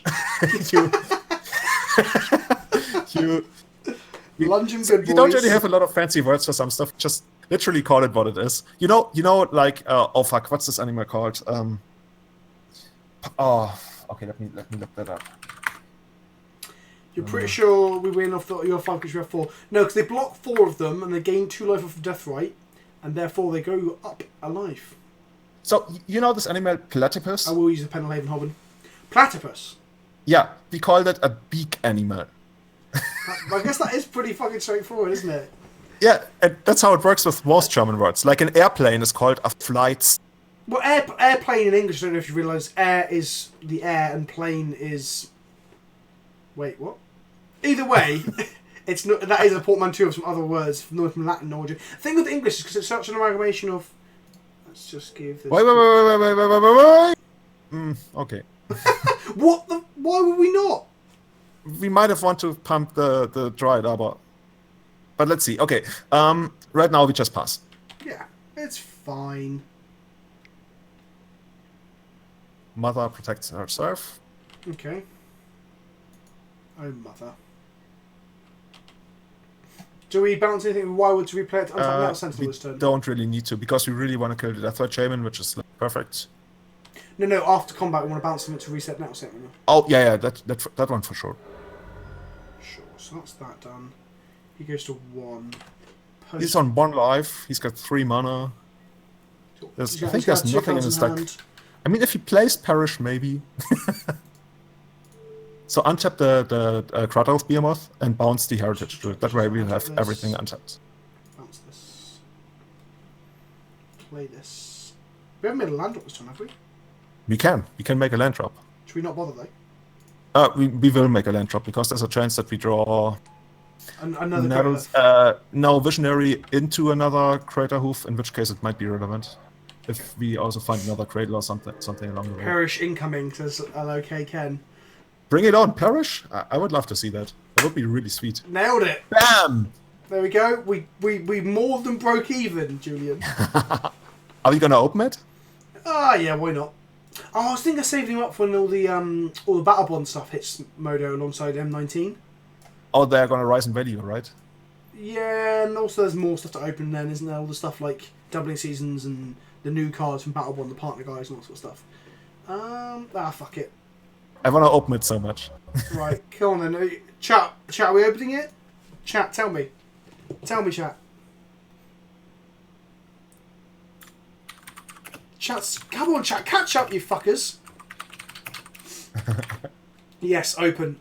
No, open it. Open. Keep it. Right. Oh, by the way, we have another emote that I submitted, but then it got declined by Twitch because I didn't have a transparent background on it. So I need to fix that. Oh, you did? Yeah, we submitted a Linen Arbiter one. Ooh, a Whoa. Natural Affinity. That's probably weirdly money in paper, but fuck all in Modo. Let's have a little look at the MTG price wiki. MTG price wiki. Natural Affinity, 9th edition. I'm going to guess it's 0.2 tickets. 0.018 tickets. Worse than that. Be rich now? No. I cracked a load of these just the other night because I was bored. I should have done it. Well, I didn't know. I ended up going. I opened like a Masterpiece Worm Coil, which was like 8 tickets. And like that should be quite a lot. Yeah, so I made about 9 tickets for 8 crates, so it wasn't awful. No, 6 chests I had left. I can't remember. It wasn't awful. A 1-tick So how many times did we actually activate Nissa in this league? We didn't cast Nissa, we didn't draw Nissa, and we didn't activate We Nissa. did draw Nissa, but No, you we couldn't didn't. cast her. I think. Oh, that one time. Yeah, sorry, we did draw her one time. No, did we? we did. Might have. I'm not even sure. I genuinely think the only time we've actually talked about Nissa was putting her into the sideboard. So that's a bit shit. Right, shall we play, to finish out the stream, shall we play one round of Momo Vig, and we can actually talk about video games for a bit as well? That sounds pretty... I've played that before. Is that the one where it's just Momir, or is it you also... It's where you have the Momir token, you just play lands. I managed to die twice in one stream to Phage the Untouchable. No, do you know Phage the Untouchable? Yeah, you died to it. So yeah, I 7 mana made a Phage and died, and then game 2 my opponent 7 mana made a Phage, and someone worked out the statistical likelihood of that was like 10,000 to 1. It was insane. It was insane. Play a game of Monored Tron. Do I even have it on my account now? Oh, I do have a Baptist version of it. So you haven't seen Monored Tron, Julian? Never. Fucking hell, Julian. Do your research, boy. Right, again. Yeah. I might run into it and I will be like clueless. So what? Okay, so you got Trash for Treasures. That's like the crappy Tinker. Yeah, this is the old version of the deck. So I see a couple of good cards. What cards do you think are good? Solemn Simulacrum and Ugin. You were the chosen one, Canoe. You got rid of one. I didn't get... No, I stripped loads of stuff out of my collection recently. I just sold a load of stuff, and I might have stripped a load of cards out. To buy reserve list staples, guys, because that's where the money is. Right. No Trash for Treasure is Goblin Welder as a sorcery. Yes, it is indeed. Should we play the Trash What is Stuffy Doll there for? What is Stuffy Doll there for? Blasphemous Act. Oh, you deal like 13 damage to it? Yeah, and if you've got... if you double that with a Pyromancer's Goggles, it's 26 damage. And have you ever killed somebody that way? I've got 3 videos of it, Julian. Oh man, yeah. You're so far. I'm literally casting like 3 Banefires at someone and stuff. Show him the power. Yeah, let's fucking do it. Let's go into some actual proper rooms as well that people are playing for tickets, and we'll show you, Julian. And while we're doing this, we can talk about video games for a little bit as well to finish up the stream. Is that the ticket one? Yeah, it is. No, wrong deck. Do we play John's version? No offense, John. But fuck off. We don't normally play Trash. We stopped playing Trash a long time ago. But Trash allows you to like loop like dolls and stuff. You're gonna be sniped now, you know. Oh, somebody's probably. Gonna watch These this, fuckers always do it. This some fuckers crazy anti-red deck. Ralph writes about video games for a living. You see. He does. Yes, Ralph is a video game journalist. Ralph, you want to become my friend? Right. We can assemble Tron and do nothing with it. This looks like a mulligan. Or do we just keep it and hope to draw gas? You know, with elves, I would always keep anything that has lands and stars. So, okay, Julian. Okay, you've helped pilot most of this tonight. Do you think we should keep this in Monored Tron? Not at all. Okay. Oh, fuck. Oh, this looks... We only have 1 land! But it's the best one. The bed. Okay. Goodbye. Right, fine. Oh, perfect. Oh my god. We can cast turn 4 Ugin. Actually, we can't. We can't. Oh, we can. Yeah, if we draw the other land and we draw Ugin. Yeah, because you have the Mind Stone. The Mind Stone is so good. Ugin is like a 4-off, right? Alright then. Right, goodbye, Ralph, you fuck. We're talking about video games and Street Fighter and you disappear. You just want to be called out on it because he actually doesn't know anything about video games. I bet his favourite video game is like Call of Duty or something. Do you like modern shooters and stuff, do you? I'm so horrible at the modern shooters because, like, my best friend, he wants to play them on TV and I can't aim for shit on. And like I used to be really, like, most people don't know this, but I used to be among the best in Germany in Counter-Strike, or at least say really? top. Yeah, but it's a long time ago. Mold of 5 Thoughtses. So which he will take Stuffy Doll. He's so scared. He's gonna look at a hand and be like, "What the fuck is this?" Is what he's gonna do. So you used to play Counter-Strike. So we're talking like 1.6. We're talking Source. What Counter-Strike are we talking? Basically beta versions, and I also played some 1.6. And our team used to be like, okay, it's actually more like the top 20 in Germany for a while before we disbanded. But some of our other guys went on to play for Team Germany and shit, and actually like turned professional. But I didn't. How the fuck is Stuffy Doll 5 mana? I thought we were about to cast it. No, it's 5 mana. But we're going to draw a natural Tron, he's going to play Death Shadow, and we're going to play Stuffy Doll, and then he can't win. That's what's going to happen. Oh, that...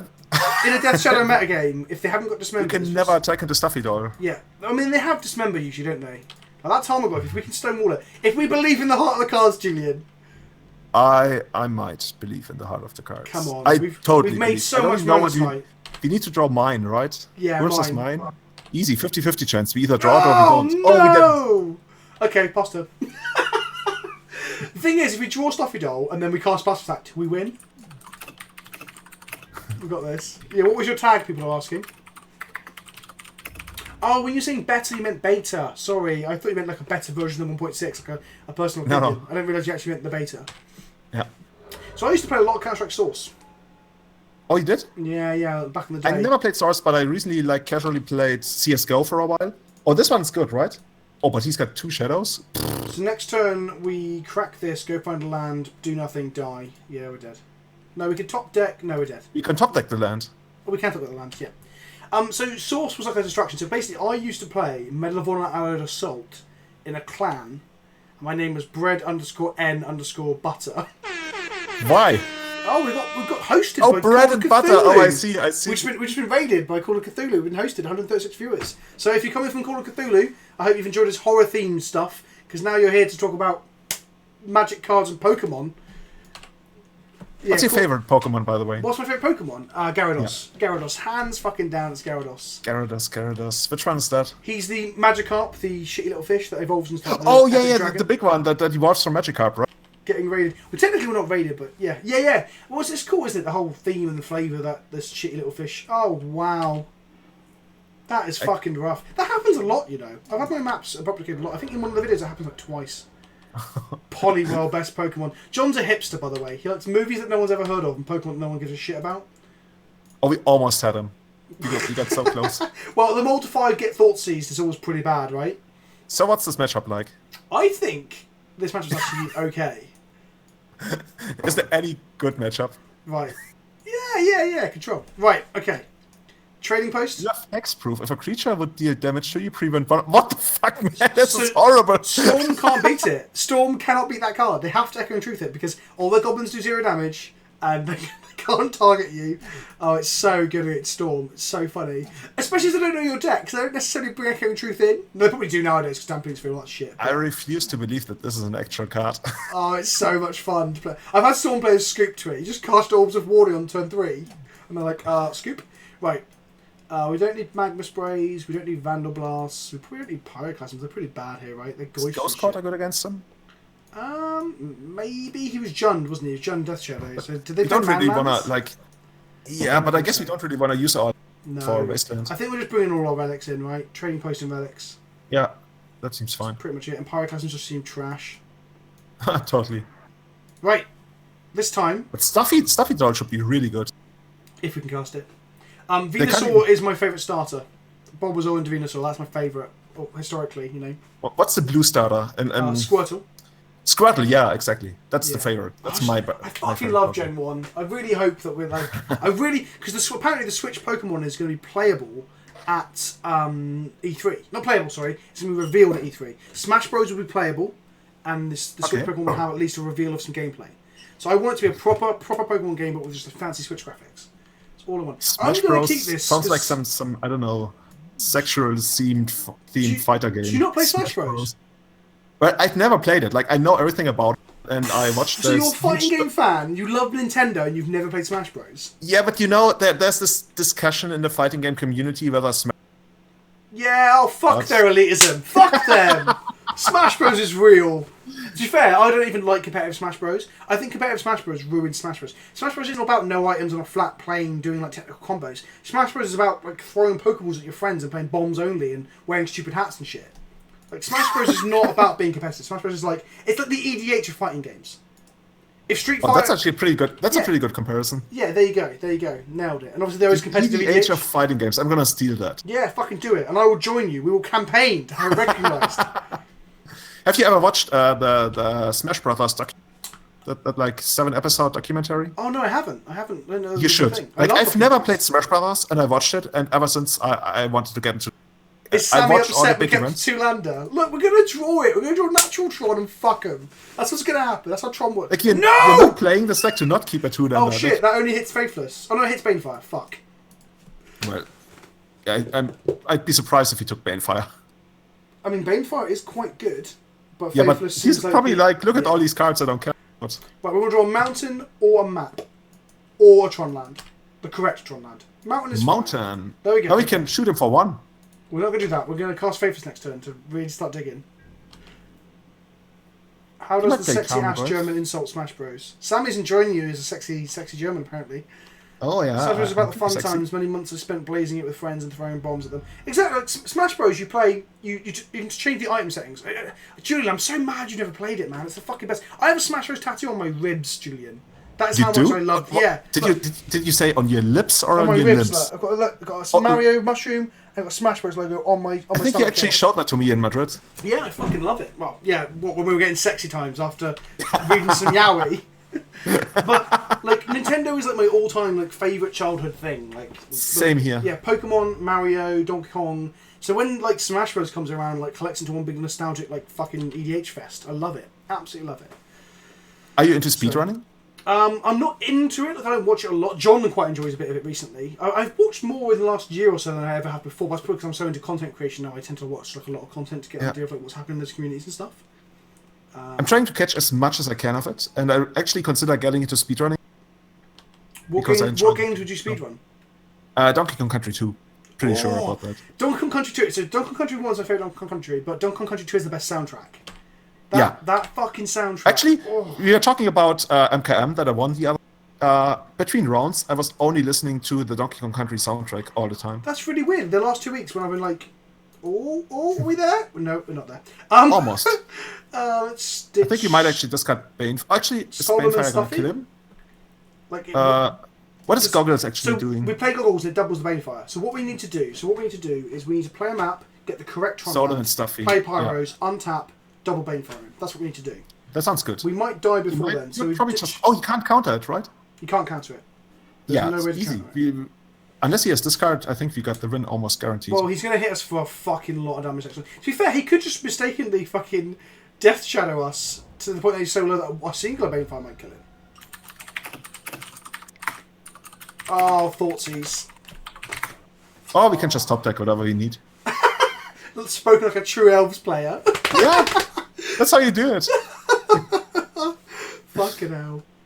Yeah, so I don't think I've ever finished Donkey Kong Country 2. What's the final boss, Donkey Kong Country 2? Because 1 finishes when you fight King K. Rool on the ship, and then 2 picks up basically on the ship afterwards after DK's been kidnapped. Yeah, you go to the Lost World, and then you do like all the special stages, and I think the last one is called Animal Antics, and it's really cool because you play all the animal companion in a row. Oh, I don't and think I have eventually you once again fight King K. Rool in his secret hideout, and yeah, that's how it works. We're dead next turn because he took the Stuffy Doll. So the enemy did not punt, guys. They did not punt. The enemy got it. Are we actually? Are those like 5/5s? I can't see it. The resolution. Yeah, they're 5/5s. Death Shadow's a fair and balanced magic card, right? So if he hadn't took the Stuffy Doll, would be fine, but he did. So fine. Can we get Dryad Arbor or something? Okay, that did not go very well. So we can go map, crack map, get mana. No, we're fucked. We are fucked. Okay, we'll try one more with Tron, boys. We'll try again with Tron because the deck is. Oh, we still want something. Okay. Yeah, I got 5 ticks out of that. Can you go infinite on losing? No. You can hardly go infinite on winning. If your win rate is 70% or lower, you would actually lose out. The value of these rooms is fucking. I remember terrible. that. I haven't played those 2-man queues in years, but when they were around, you needed like 70% win percentage to just break even or something. Yeah, it's bad. Like I think they should throw us a fucking bone, shouldn't they? But. Oh, we're playing against Morphling again. We played against him. Oh, is this the same guy? It's the same guy. Oh, okay. This sounds fine. We've got chromatic experience. Even do you sacrifice an artifact? And get another artifact back. So the whole point is you famously loot worm coils or whatever into the bin and then trash them back. Yeah. That's the idea. That is the idea. Trash got removed from the deck a long time ago. This is an old list, to be fair. Okay, John, we'll play your version once. Fucking hell, John. So Donkey Kong Country 2 is your favourite? Or just you think it's the best one to speedrun? The best one to speedrun is probably... What was back in the chat, by the way, boys and girls? Super Metroid. I think of all the speedruns I've seen, Super Metroid is pretty much up there. So Metroid is weirdly one of the big Nintendo games that I've just never been into. I don't think it had much of a following in England anyway. Was it big in Europe then? Because I know America, like it's the Holy Grail, isn't it? It's up there with Zelda. But... Yeah, Zelda was pretty big. Like Super Metroid, like for us, it also wasn't as big as Zelda and stuff because it was a bit darker and honestly, I only ever played through it once I was in university. Oh, okay. Yeah, I came back to Super Metroid very, very late. So I played the majority of Super Metroid, I think it was, on an emulator, like back in college, like when I was like 16. So yeah, I never played it as a kid, so it doesn't have the same nostalgia for me. Samus is basically a character in Smash Bros. To me. That's how I see Samus. How would you speedrun Magic? How do you speedrun? Oh, you play Chandelier. Have you not seen that? Oh yes. People do speedrun Chandelier. So I'm planning to do a video series at some point. See if chat enjoys the idea of this. Well, I play Chandelier now, but I do it in the style of my gameplay videos where I cut it all up and I make memes and jokes and we play through Chandelier in a series. That's what I really want to do. You can also apparently there's mods to add new sets to Chandelier. I don't know how up to date that is. I want to see people break Chandelier because it's so crazy. Like you play against the first guy and he has like Black Lotus and Mind Twist and everything. I'm starting to think we can't beat this deck because of hand disruption. Like if he had a handful of like creature removal, we would be laughing, wouldn't we? But no, he's got a handful of Thought Seizers. But Modern is the discard format. If you can't beat discard, you can't beat Modern. Yeah, that's fair. Oh, look at this. Oh, you just top deck whatever you need. Let's go ahead and sacrifice. Should we not draw another are we? here? What can we draw here? A map? Okay, yeah, that sounds I good. guess we do it anyway, right? Yeah. It also gets us one card closer to... Oh, bam! Nailed You're it. really good at this deck. So next turn we can make 3. Okay, we're getting there. We're getting there. He's had a slower start. Next time we're not going to make 3. Next time we're going to make 7. No, but we're going to have to use 2 to crack this. No, we were just top deck tower. Oh, okay. Yeah, sorry, I forgot. We're playing Elves. But, oh yeah, Yoshi's Island. I forgot. Yoshi's Island is also one of the best ones to speedrun. So, do you like Yoshi's Story on the N64? I never played that. Oh, I fucking love At that point, my game. family was poor, so we couldn't afford. Yeah, I come from a very working class background, so I used to have to sell all my games and save up to buy the next one and stuff. It was crazy, but yeah, Yoshi's Story I played the shit out. Probably because we didn't have many games at the time, because N64 had a very loose release schedule. I didn't have money to buy them anyway. But Yoshi's Story just, I don't know, it tugs at my heartstrings. It gets me emotional playing that game because I remember being a kid. I love it. But Yoshi's Island, again, I didn't play too much later. Super Mario World was probably my favourite SNES platformer. Super Mario World is really good. I really like it. Oh, I love it. So... We have a hand destruction proof hand, because if he discards our Worm Cores, we just trash it back off of like the Solemn. He might have... What's that 1-mana counter spell that only works when you have a big creature? Oh, he doesn't have a... Okay. Some denial. Yeah, exactly. So, we're going to make 3 mana this turn unless we draw it? No. Okay. Ah, okay. So let's see if you can play the right mountain. He doesn't play... We're not playing a mountain this turn. We're going to map for it and play it anyway, right? Oh, yeah, because he might have Abrupt Decay. You're right. And also, he doesn't play... But if we are going to do that, then we are not... Go on. I think I would just play the mountain and pass, right? But you're the Tron player. I would just play the mountain. I'm not. I play meme silly Tron decks, not the legit ones. Because right now there's no point in getting the. Have we ever heard of Fire Emblem? Yeah, I fucking love Fire Emblem. Like, I want them to make more Fire Emblem games in the West, or like release more of them. Like, where the fuck is the Switch Fire Emblem? Like, not this Fire Emblem Heroes shit. Fuck Dynasty Warriors. I hate Dynasty Warriors. It's just so fucking. I gotta make a confession. I've never played Chrono Trigger. It's the one big thing I wanna do with the rest of. Yeah, I need to go back and finish it at some point, but it is the soundtrack's fucking awesome, and the whole game is awesome. Like, it makes Final Fantasy games look fucking. I'm not a big Final Fantasy fan, but Chrono Trigger, like with the time traveling going into the future apocalypse and stuff, is just wicked. Don't forget to remind me to drink. Oh yeah, I should be drinking water, but I should be drinking too. I had 1 liter of wine and 1 liter of water. Let's go ahead and. I'm just scared of Ghost Quarter here. They don't play Ghost Quarter. Their mana base is too greedy, right? But they might be crazy. He's 4 colour. Didn't even red source earlier. He might be crazy. I mean, what's the upside of doing it now? Nothing. Yeah, you're right. Okay.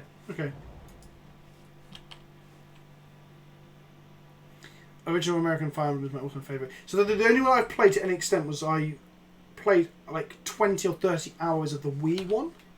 And that came out. Fire Emblem Radiant Dawn, I think it's called. Which is now like 60 quid to buy on eBay and stuff. I still got a copy downstairs. I've started collecting old games a little bit. I bought Perfect Dark boxed in perfect condition the other day. Whoa. Yeah, I love Perfect Dark as well. Fuck GoldenEye. I've never played that. Perfect Dark. You know, our school had like a student newspaper, and there was a news article Perfect Dark, and I wanted to buy it. But then I realized I didn't even like GoldenEye. It was way better than GoldenEye though, like way better. It had bot support and everything. So, what are we gonna do on our turn? We're gonna okay, so we're gonna probably just play a Wormclaw engine. I think we're gonna play a spell and it's not gonna resolve. Away as well. Or we can just For draw each Banefire. creature on the battlefields. So yeah, it reduces the cost of it, so we can cast it next turn. I haven't done the exact math. So we've got Power Plant and Mines, we need a tower. So we should have a good Jund Industrialist matchup. We got 8 mana in our mana pool. So we can act all the creatures away. That's probably the safest line, isn't it?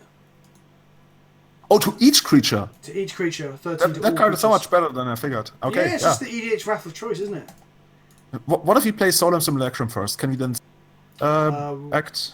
So, this is the Elves playing, isn't it? How much mana can we use? So that'll be 4 creatures in play. No, we are This 1 mana normally costs short, I'm pretty 9, sure. so it'll cost 5. Yeah, we can. So at the moment it costs 6, yeah? Okay. So it's a 7. Let's put all the mana in our pool. 8, I figured we would be 1 mana mana short. 4 would take us down to 4. Oh, we will be 1 short. We will be 1 short. Yeah. So we just draw off the board, I guess. Yeah. And we are dead if he has to counterspell. This deck doesn't impress me a lot yet. You wait, sir. So what's the good matchup? Oh. Oh, so lucky. So lucky. It's like his last fucking card as well, second from last card. Every time. Every time. Should have played the Worm. So the Wormcoil Engine was the correct line, right? I'm not sure. The Wormcoil Engine would have been counted anyway. No, right? it's oh, non-creature non-creature, spell. yeah. Oh, dude, why we I should have was- still played the Wormcoil Yeah, Engine. that's what I was going to say the Wormcoil before. I just thought he can't have it. He can't have it, right? Yeah. Oh, fuck, he always has it. They always have it. Why can't we They're always so have lucky. it? Why can't we just top deck Banefire and shoot him in the face and kill him? You know? Yeah. We only played 3 Banefires, and that's why. Okay. Well, we know what we're doing with sideboarding. Dragon's Claw. Yeah, it's pretty good against Burn. I'll tell you.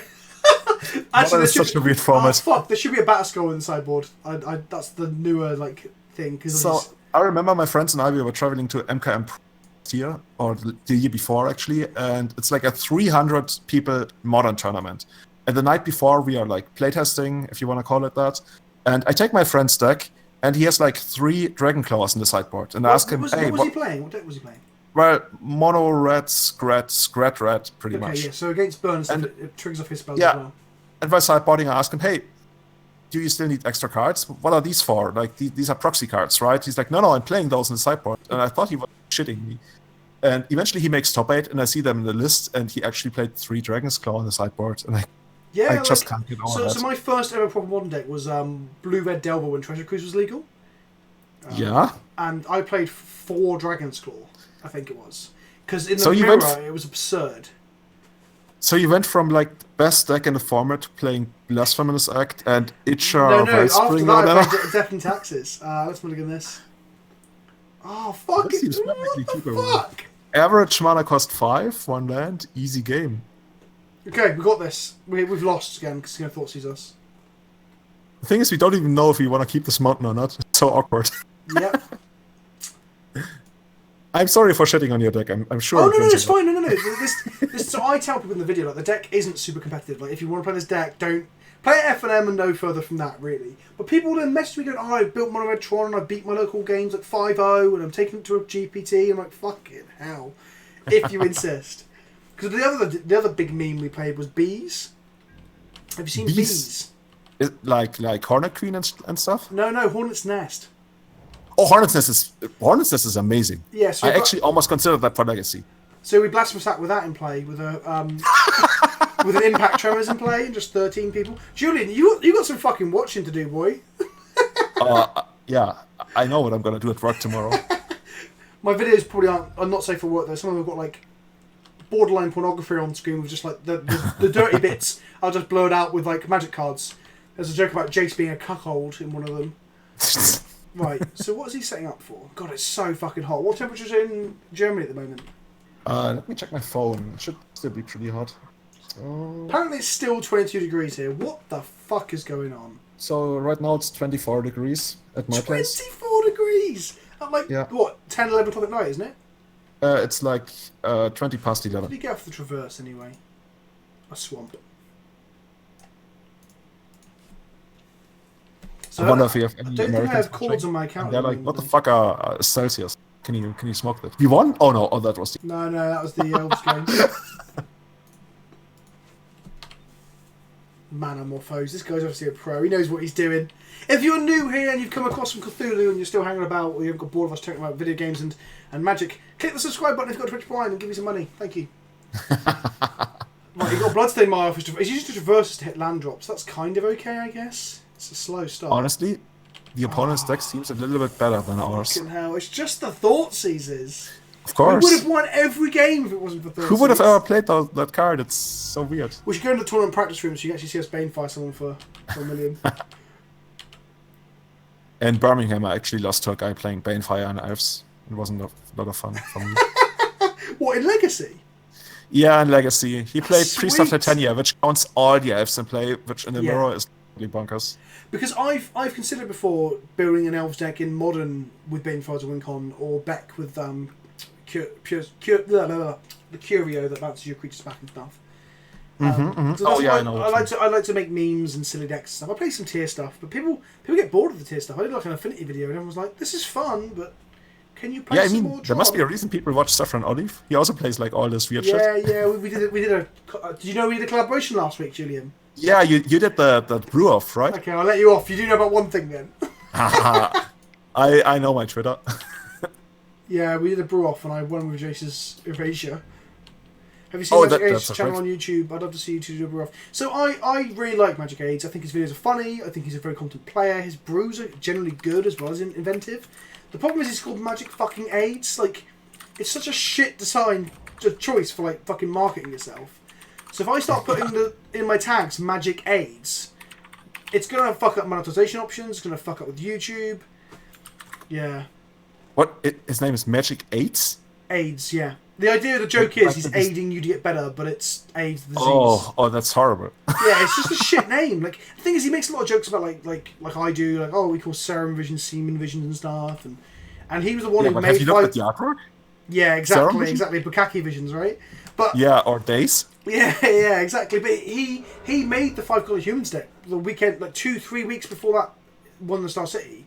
So he had invented it basically, like he genuinely made it up, or like bring it to notoriety before that guy did. And he didn't remember it.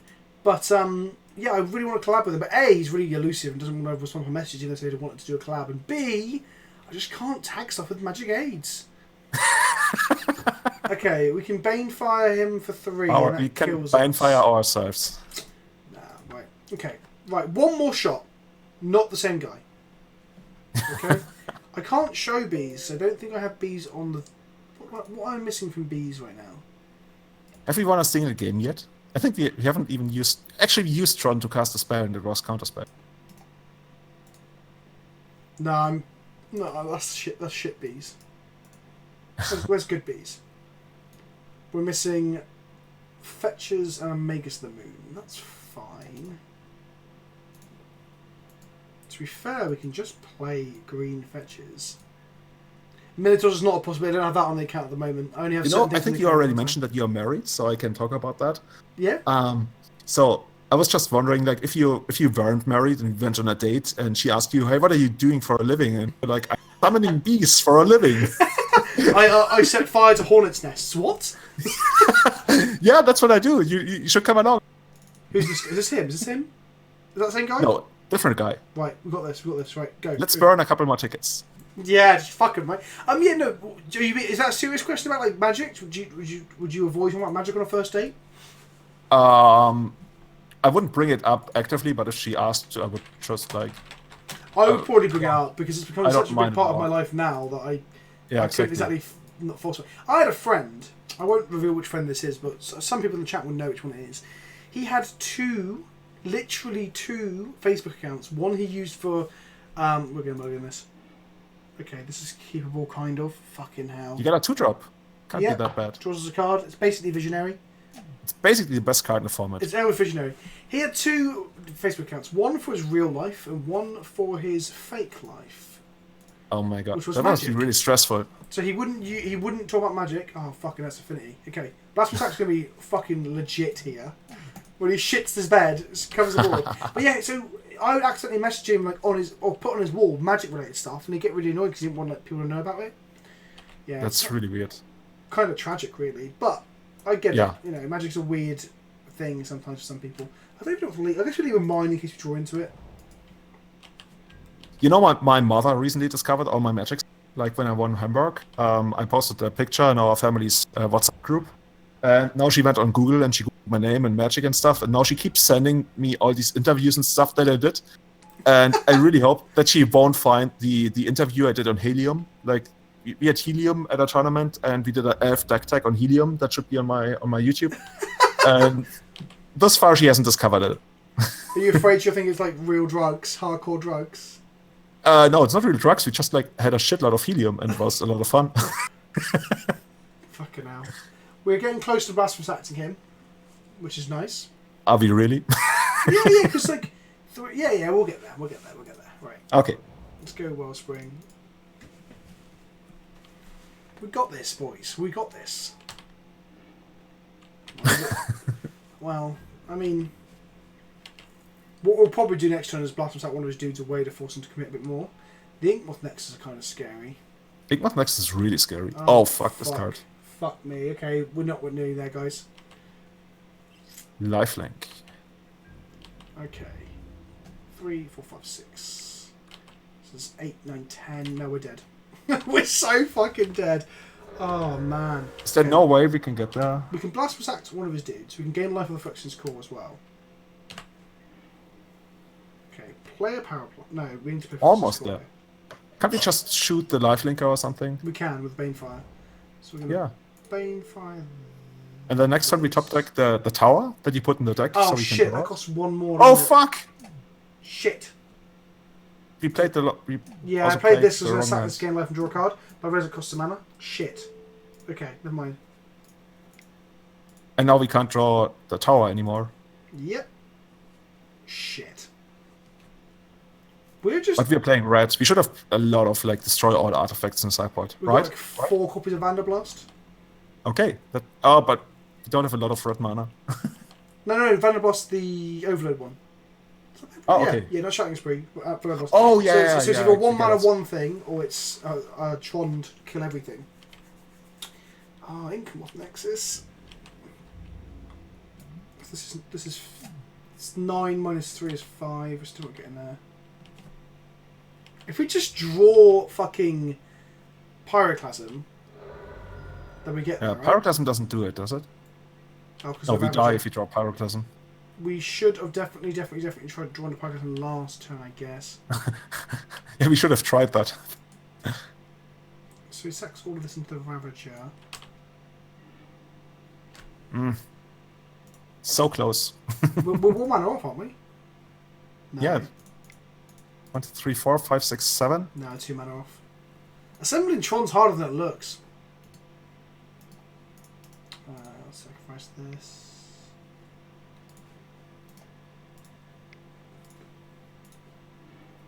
Pyroclasm doesn't get us there. Maybe punts it. Yeah, you always gotta give your opponent the out to punt. Just go to second main first. He maybe have 6s. I don't think he has. And then quickly cast it. Those are like the moto tricks. Okay, it didn't work. Oh, fucking hell. Imagine you could do that in real life. It's like, oh, no. Look over there! And then the cast is Pyroclasm when it gets him. But this is typical modern. Everyone's game 1 against Infinity is bad, right? Yeah, I guess so. Unless you're playing combo. And even then you can just lose. Right, we have. Okay, this version. Okay, I'll tell you what my sub was like. We're going to add 1 more Pyroclasm, 2 Vanderblasts, 3 Magma Sprays, and a Python Needle. I wonder if what is Magma Spray even good? Kills everything in the deck. Yeah, okay. We need some spot move away. We cut all the slow stuff, so we cut Faithless Living, Ugins, Barnavishar, Trash for Treasure. Right, keep the combo. Yeah, this actually looks almost good. Like the opponent might be. Yep. The thing is, the opponent might not even have sideboard cards against us. He's like, I don't even know what I just played against. Well, Tron stuff, right? Oh, look at this. The all caps. Well, hello there. How many fucking lands are we playing? Because we seem to be unable to draw them. 22? 22 fucking lands. Jesus Christ. On a bike. I almost clicked concede. Okay, Mulligan, right. Okay. We've got a Vanderblast, we've got a Stuffy Doll. We got the Wellspring, which technically is card advantage. Yep. We don't have any way to sack it main board other than that one land now, though. I wish it could block. It needs to be Visionary. Yeah, if it was Visionary, it would be pretty good. No, here's a crazy idea. Mono Green Tron. I was thinking of doing a video for each of the colours, buddy. Like, each colour, just do a Tron video. Mono White Tron would be like Thalia's Lancers and Elish Norns. Elish Norn, oh yes. You know, I was watching this Donkey Kong Country 2 speedrunner the other day, and I was watching him. He's actually the best in the world. His name is Void. He might even be watching. I don't know. And then after like 2 hours, I noticed that the background of his webcam is Elish Norn. And I'm like, dude, do you play Magic? He's like, yeah! Like, oh my god, we got so much in common. And then we jumped around happily in Twitch chat and celebrated our common hobbies. That's wicked. Yeah. See, Magic brings people together. We're going to die again, I think. It does a lot. I actually met my girlfriend through Magic. Oh, really? Yeah. Because I won't lie, I had assumed, because you play so much Magic, that perhaps either you'd met her through it, or you got her into it. One of the two. No, we met through Magic like actually quite a long time ago, but eventually things just clicked. We had never we need to draw a stone and not die. Stone? Like Oblivion Stone? Mind Stone, yeah, it would be dancing. Oh, Mind Stone. Yeah. Oblivion Stone. Why are we not playing Oblivion Stone? Because originally this is a budget list as well. Is Oblivion Stone expensive? I think so. I think it was at the time. We're just gonna die again, aren't we? Yeah, but the opponent is playing a really good deck. If we drew Pyroclasm, we might make a mistake again. Yeah, there's a chance. It's a very fucking small chance. Oh god, I am tired and I'm hot, and this is not going well. I think this might be the slogan of the deck. There's a chance. Oh, so there's now like $7 thanks to reprinting. Well, there you go, sweet guys. I maybe I should do like a really tricked out, expensive version of it where I just play Khans as well. But Khan should be like €40 or something. Yeah, but I mean, I just go balls to the wall, play the combo plus Khan and Ugin. So you either get a Khan or you combo him. How does Tron normally beat Philly? Is that even a thing they ever managed to do?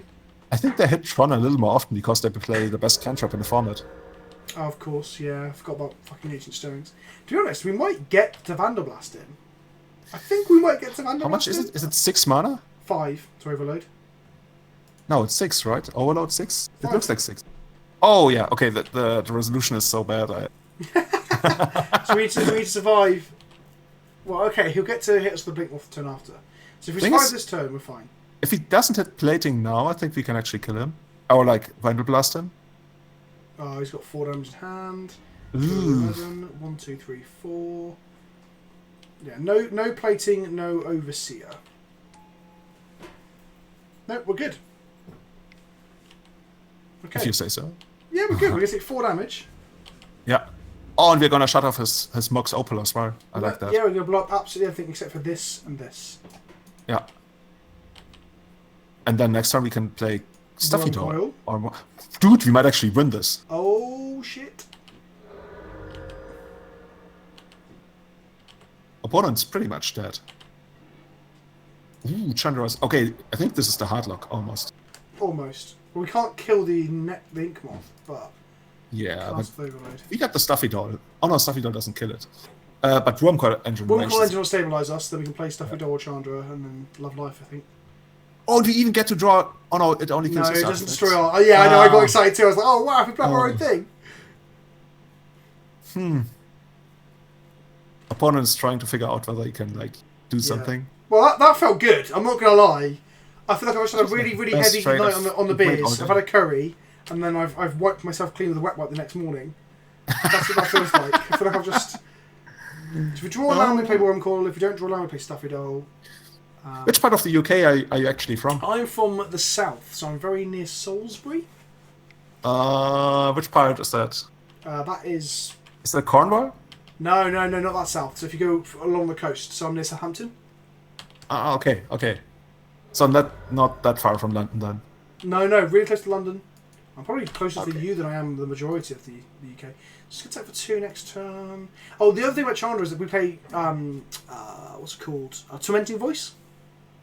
And when you down-tick Chandra to copy a spell, then cast a Melting Voice and draw 4 cards, it feels really good. This version doesn't have that in there. This is like the old version, so... I guess we play a Solemn here. If we play Solemn, we can play Wurmcoil Engine next turn. We're going to Yeah, take 2. that seems We're good. going to take 2. Yeah, okay. I like that. Because we might actually take 2 next turn if he draws a land. Do I have a favourite American accent like I have a British one? Yorkshire. Yorkshire. Favourite American accent? I don't know. Boston? You know, like Boston. Like in all the accents in The Departed, my favourite Scorsese movie. Oh, The Departed is one of my favourite movies ever. I almost said that when you asked me for my favourite movie. Yeah, I love The Departed. Have you ever seen the original? No, I always wanted to see it, but I haven't. I bought it on DVD and I still haven't got around to watching it yet. Infernal Affairs. It's Japanese or Korean? I'm sure it's Japanese. I think it's Japanese, yeah. And then there's Old Boy. There's the Old Boy is one of my favourite movies. It's so fucked up, man. It's not nothing like The Departed though. It's a completely different story. It's the Count of Monte Cristo, isn't it? Similar, yeah, very similar. Except that he gets to fuck his own. Don't know spoilers. Spoilers for the chat. Don't spoil it. Yeah, Old Boy is literally one of my favourite films. I fucking love that movie. Have you seen there's a trilogy of movies. Of course. So you've seen Sympathy for Mr. Vengeance, yeah? Not that one. But I've seen. What do you mean? Of course, not that one. No, you said Leon the Professional. No, not right? Leon. No. So there were 3 movies, a trilogy called the Vengeance Trilogy, done by the same director called Park Chan-wook, and the middle one is Old Boy. And there's Sympathy for Mr. Vengeance and there's Lady Vengeance. And guys, we just won a game against Infinity. That is good. We won a game. But the first one in it, Sympathy for Mr. Vengeance, I think is probably better than Old Boy. That's how good it is. It is really fucking good. Can we just take a moment and realize that we won a game against the premier aggro deck of the format? No, the premier aggro deck of the format now is Humans, Julian. That deck is absurd. Oh, is it? Oh, yeah, I'm so far behind. It just plays Meddling Mage, names Wrath of God or Supreme Verdict or whatever, and then just wins. Right. It's that video where he turned... Oh, I've got Vanderblast again. I guess we keep this, right? Yeah, I think we keep this. On the draw, definitely. And we can kill 2 things. If we draw run on lands, we have to go like Chandra into Stuffy Doll. If we don't draw run on land, then we draw... If we don't draw more Blasphemous Acts, we're fine. I think is what I'm trying to say.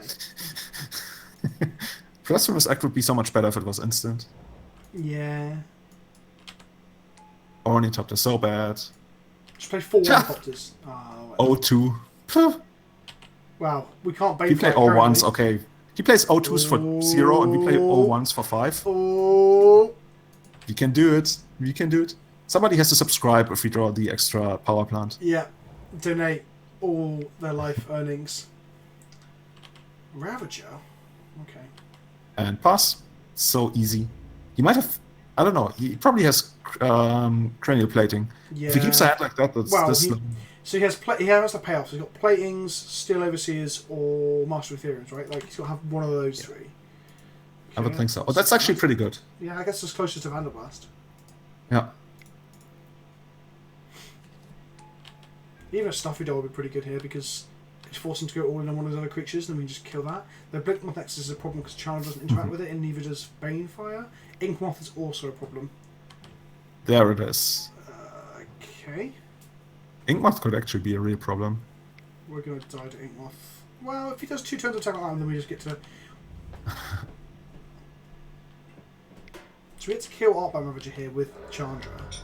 And then probably force attack at Chandra. I'm not even sure if he would take out Chandra. That's pretty good. Can we kill 2 things?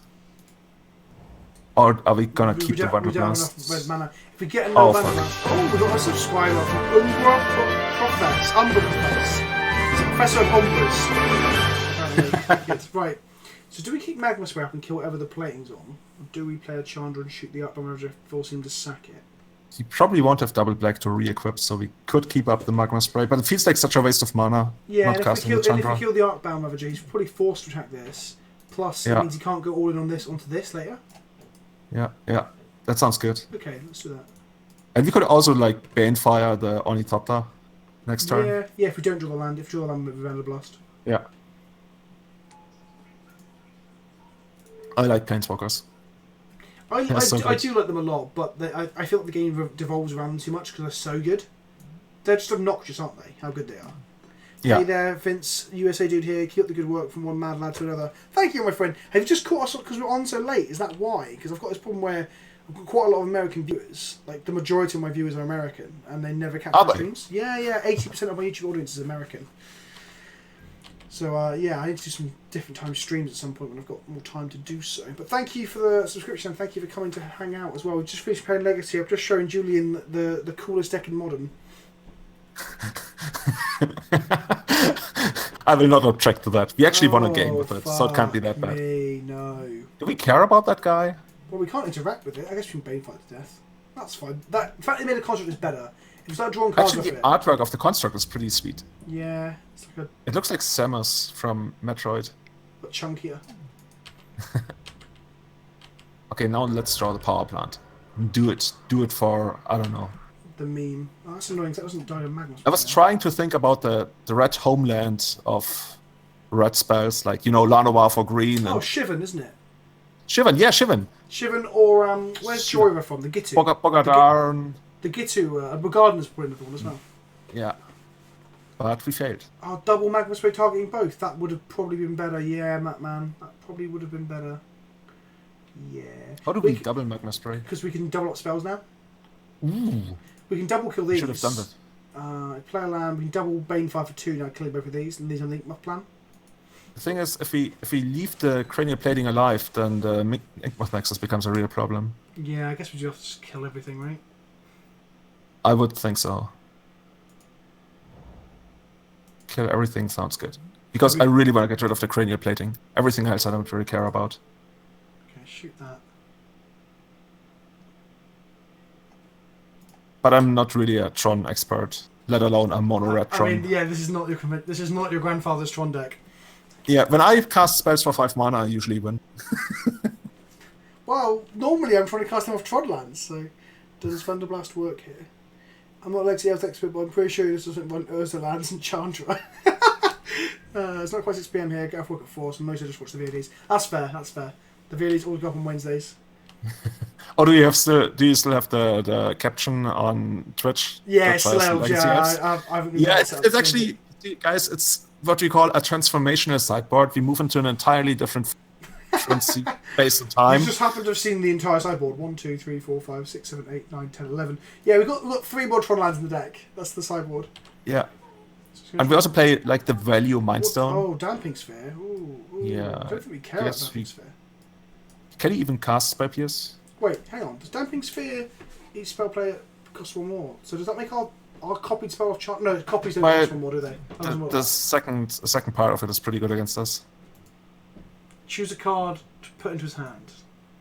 Well, spell pierce we don't give a shit about, do we? Yeah, I think he can't even cast it. You can do this, but it's... Does it? Oh, pay 1 life. Oh, Yeah. I'm sorry. I thought it was like the energy. So we can counter spell our blast or something. We can double cast like 2 of them. If that makes sense? Off the Chandra. Yeah. So we can currently Banefire for 1, 2, 3, 4. We can Banefire for 8 at the moment. If you draw a Tron land, we can Banefire for 7, 8, 9, 10. We can kill him. If we draw a Tron land, we just kill him. Really? Yeah, because we have... It's so weird. Yeah, I know, exactly. The deck isn't as bad as it currently looks. It's not perfect. Oh, because it can't be countered. Oh, I see. Yeah. Oh, he's attacking Chandra the Inkmoth. Yes. Good luck with that. I wish he didn't do the damage. Like, he gave it a -1/-1 counter or some nonsense. You know? She's like, oh, if I ever get animated. Oh, no. Okay, we cannot kill him now with a top deck Tron. But he doesn't have spell piece available now. That is true. Let's just draw Okay. 6 mana. Do we Banefire the Khan? I would not hate... What does Stuffy Doll do? Does Stuffy Doll do anything? Doesn't block the Inkmoth, but it gives us a... Oh, it can ping Khan as well. Oh, no, it Can- can't anymore. Oh, wow, the change. It does damage to players. It can't do damage to Khan anymore. Oh, no. And we can never cast Blasphemous Act, can we? We can have spell pieces down, or we can pay for it if we draw a Tron land. So we have like 7, 8, 9, 10, 11, I think I 12. wouldn't hate just killing the Karn and seeing where we go from there. I'm just going to give him constant card advantage. That's not something we can let get going. Yeah, could be an issue. Because our hand also needs to draw something. I mean, it's different if Khan wasn't like... if Chandra was still around, but it's not. So yeah. the Banefire is now infinitely worse. Yeah, Madman, Stumpy Doll, Stuffy Doll comes up, but we can always play her as soon as the other guy gets yeah. I mean, we thing. want to draw a double, like Goggles into Stuffy Doll plus... Oh, look at this. Not only is his deck infinitely better than ours, he's got shit hot draws as well. We need to play Doll in... Oh, we need to play Doll now, without a doubt. And then not I think we just want to play another Tron land. Tron would be great. Okay. Okay. Have you ever considered playing Furnace of Wrath in this deck? Yes, early iterations had that, and Dictate of Perforce, the flash one. Yeah, exactly. So you just flash it in an end step, and untap and Banefile them for infinite mana. But we found that doubling damage into the aggro decks is not a good idea. That's true. So you're better off doubling with Goggles and Chandra. And Goggles and Chandra can both double Tormenting Voice where those can't. So drawing the 4 cards and ditching like a piece of shit is really good. But this is the unoptimized version of the deck as well. Like I said, this is probably a year. I'm just remembering a game I had almost 10 years ago where the Furnace of Wrath and Stuffy Doll, and that didn't work right. It dealt 10 damage to Stuffy Doll, which dealt 20 damage back to me. Yeah, exactly. So that's pretty rough. So if we can blast sack through his fucking Spell Pierce that we've given him, we can do 13 to his face. We're getting close to getting to kill him, right? We put a Volt... Oh, fucking hell. Volt Scourge in the hand. Do we even care about the sphere as long as we don't have the Tron land? But if we draw Tron, we want to be able to use it, right? Let's get through this. Yeah, that's true. We can Magma Spray that. I don't know if we do that now or later. I'm not sure. But if we do it now, maybe he's gonna Spell Pierce. So we're free to guess from his side. That's true. We're going to try and kill this bit more effects now, then, aren't we? Yeah. Now that we have the chance.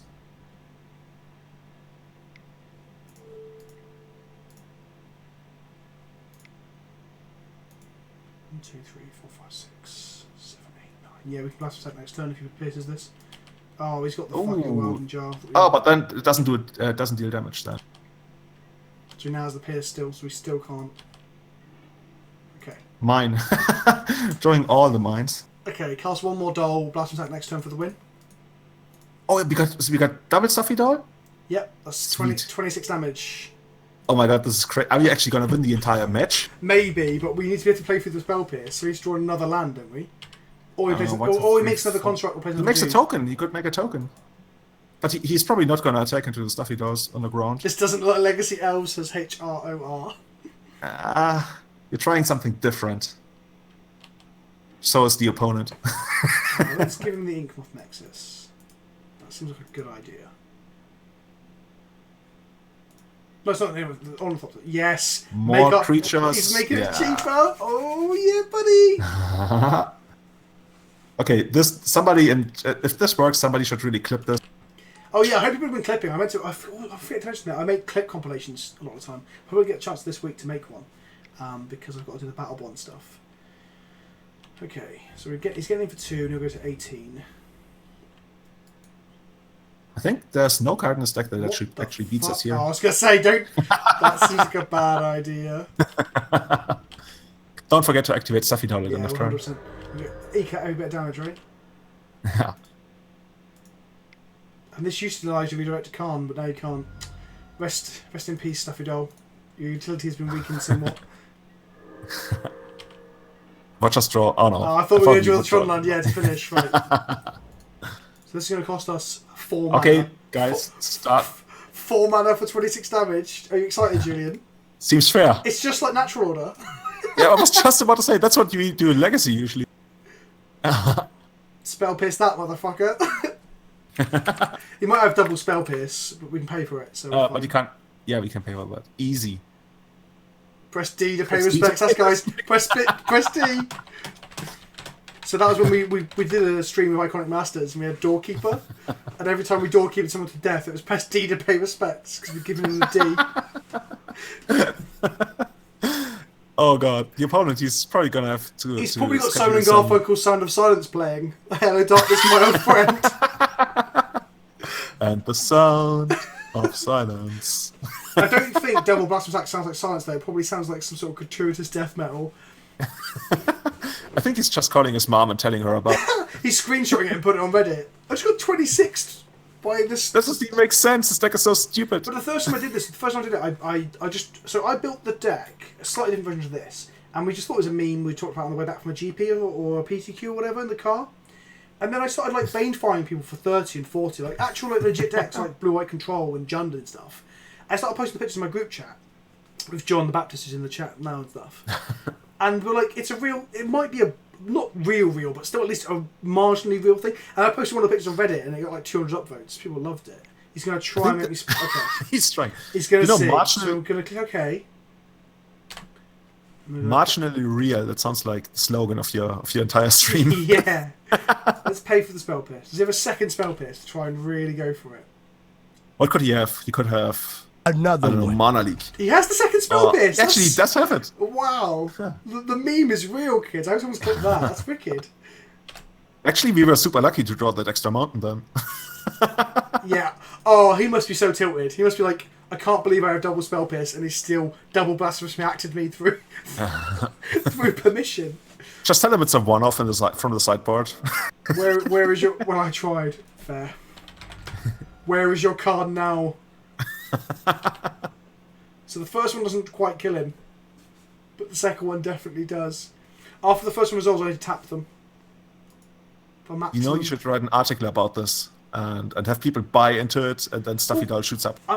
No, actually, there's my friend made a graph after the second Monored Tron video, which was my first video that blew up. My first one that got like 20,000-30,000 views. The price and the Tron video's got 40,000 views. Like, whoa! One of them's got 50. Like, it's a really popular. My best videos have like a couple of thousand. Yeah, like some of the meme videos, because they're unique. They're silly decks and stuff, but they're also just generally unique in what they do. Hello, Fuzzy. Welcome back to the stream, my friend. You're a bit late, but I'll let you off. Yeah. So after the second one blew up and went like over, I was literally sat in my living room with my wife after I put it up, because at this point I hadn't even thought about making any money off it or trying to do it as a career, or whatever. And I started getting like my sub notification on my phone started going off like every few minutes, and I was like, oh, I think this is going like semi-viral, and I ended up getting like, I think it was like 800 subs over the course of like 4 days or whatever. It was like a big boost. Anyway, 800 subs over a couple of days. Yeah. How many do you have? I'm on 15,500, I think. Yeah, it's going pretty well. It's going pretty well at the moment. Look at this guy. I'm the UK's biggest, and I might be one of the biggest European Magic YouTubers as well. Like, because I feel like Mangucci and stuff. Yes, take that, Tron. 30. That was rich now, boys. That was 26 damage, 27, 28 damage in one turn. Yeah, see, I thought the Elves player and you would like that. I love it. So yeah, you need to go watch those videos now. And they're not just like, I don't know if you've watched, have you watched any of my gameplay videos then? You've obviously seen streams and stuff when we play. I usually see a lot of streams, yeah, I haven't watched a lot of YouTube. Okay, so perhaps you don't actually know what my videos are normally like. I'm normally shouting about penises and there's like talking about fisting and... So yeah, you should. I'll link you one later and you can make your own mind up and stuff. But, okay, we come to the end of the stream. So, our plan now is to say, firstly, thank you, Julian. It's been very fun. It was my pleasure. Thanks for having me on. I'd love to do another one at some point, actually, so we get to talk more about video games. We should. We're playing Elves. Perhaps we can brew an Elves brew for Modern. And, we could do the best Legacy brew. The best Legacy in Modern brew. Obviously, if we play Pyromancer's Goggles and Banefire No, but we should. In an Elves deck, maybe that's what it is. Like Monored Tron, but we've cut all the Tron and we'll just play Elves instead. Yeah. Have you seen like the big mana Tooth and Nail Elves deck? Yeah. That's amazing. Is it Emrakul and Xenagos? Yeah, it might have. Yeah. I don't even know. I just want to cast Tooth and Nail. Yeah, I fucking love Tooth and Nail. What a magic card. What a magic card. Right, okay, so yeah, people are saying thank you. Thank you for coming on. It's been loads of fun. Paradox Engine Elves. That's something I do want to play. Paradox Engine and Elves. Have you played that? I wanted to play Paradox Engine and Legacy, but I think it's 5 mana, right? It is 5 mana, but you can make 5 mana in Elves in Legacy. Yeah, but usually you prefer winning the game instead of casting an... We still haven't got you out of that mindset. Winning is one thing, but casting Paradox Engine and your opponent in the chat going like, what is this? And then just going off. And we can play Doubling Cube. We can play like Battle of Wits Elves, right? Battle of Wits Elves, I'm on board.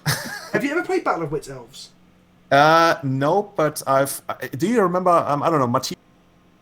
Sorry, say again, you cut out. He played Battleshift Elves. Battleshift, I don't even know. Battleshift Battle of Wits. He played 250 cards. It was like a Scapeshift deck and Battle of Wits. That was glorious. Yeah. Because I do want to do a Battle of Wits deck at some point. I just haven't decided what version to do. Maybe Battle of Memes, where it's got bees in it, it's got Tron in it, it's got wolves in it. I think I'm honestly convinced that you can get away with playing a lot of shit as long as you're playing mana acceleration. Like if you're playing 100%. acceleration, you can totally get away with playing a lot of shit just because you go over the top. Where, like most formats, they are like super metagame heavy, and they play like abrupt decays and shit, and like you go over the top and you play your Thrag tasks and your dragons. That's why I like Nick Fit so much. Like Nick Fit is just hilarious when you play like a 5 or 6 mana threat and they look at their hand and none of their cards interact with it. Exactly. And one like, the big violence, thing my about friend. Nick Fit is that like it sucks against counter spells because you don't get your payoff. So I think if you do a thing like this, you want to play uncounterable stuff or something like that. I don't know. You can always Cabal Therapy is obviously the way to clear the way for spells, right? You cast that and no Force of Will, and then. True. But we can do some brewing. Get in on that. Some Battle of Elves. Because Raphaelos is banned in Legacy, right? No, he's not. He's just not good enough. But in the Battle of Wits deck, you're looking for the best mana drops you can. So you've got Jiraga War Speaker, Raphaelos, like I love those guys. So those remind me of my beginnings in Magic. And then Call of Calling and that sort of stuff because you need as many tutors as you can, right? We can play Adam, who's cool. One violence. You said in the chat. You said you like just mean that subs and patrons are very proud of my content and stuff. Thank you, man. That means a lot to me. Like the fact that people are enjoying what I'm doing and are like getting merit out of it and enjoyment is fucking wicked. So on that note, because it's getting quite late, we're going to say goodbye to Julian. Thank you so much for coming on. We're going to do a raid now, Julian. Are you aware of how raid works? Yeah, of course you are. Which guy are we going to raid? Let's have a look. So chat can get involved with this as well. Let's have a look at who's playing Magic right now on Twitch. So I always used to raid somebody who's not playing Magic. Raid somebody who's 10 viewers on Mario Kart or something. And like 200 people. And they get like super nervous, but it's super funny. I try to raid people who are smaller than me usually. Whenever I raid people who are bigger than me, they just don't seem to give a shit. It's really frustrating. Yeah, I also like raiding the small people. That it feels just right. Yeah, exactly. So who is on? So we've got Hoogland's on, Thunderbow Hellkite, Gabby, Jim Davis, Matt Fox. Right, okay, so then we've got Show and Tell MTG. They just won something, didn't they? Didn't the Show and Tell team just win something? Did they top 8? Did they? I thought they did. They might have. It's like all Spanish guys, right? I think so. Who is not playing Arena? So someone's playing a PTQ with Tron. Probably the wrong Tron deck, let's be honest. Once in a while, they don't even know what they're playing. Oh wow, there's a speed gaming marathon. No, a speed gaming race going on for Sonic. Which Sonic game is it? Should be Sonic 1. Sonic 2. It's Sonic 2. I was going to say, that's interesting. But they have 4,000 viewers. It's not. Then it's going to drop in the ocean. They won't even care. Yeah. This guy's called Once in a While. Or should we go tell the Tron player that he's playing the wrong Tron deck? Yeah, why not? Should we do that? Let's chat. Yeah. Let's look at chat. You have to miss the raid. Alright, man. See you later, buddy. We're going to raid now. So we're going to raid a gentleman called... what the fuck? What is he? I've lost him. Did you go offline? What's his name? Ghost X Empire. Yeah, there he is. PTQ with Tron.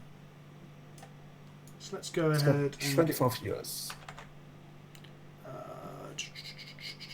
Make sure I'm spelling it right. Once I tried to raid someone and I misspelled it and we raided the wrong thing. It was like an offline channel. Man. He looks like he really needs some sleep. He's 6-1. He can do it. He can do it. Right. Go. So guys, don't forget, when we get in there, you need to toot. That is the thing, right? Don't forget the toots. Right. Guys, it's been a pleasure. Thank you, Julian. Let's get to raiding. Thanks for everyone tuning in. It was a lot of fun. Yeah, it's been awesome. So we are engaged in the raid. Only 30 people have accepted. Come on, you fuckers. It's only half of us.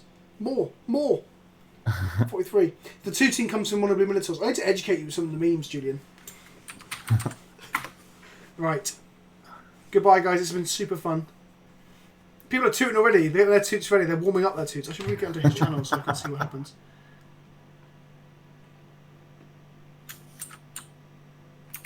Right. Let's go muted for now.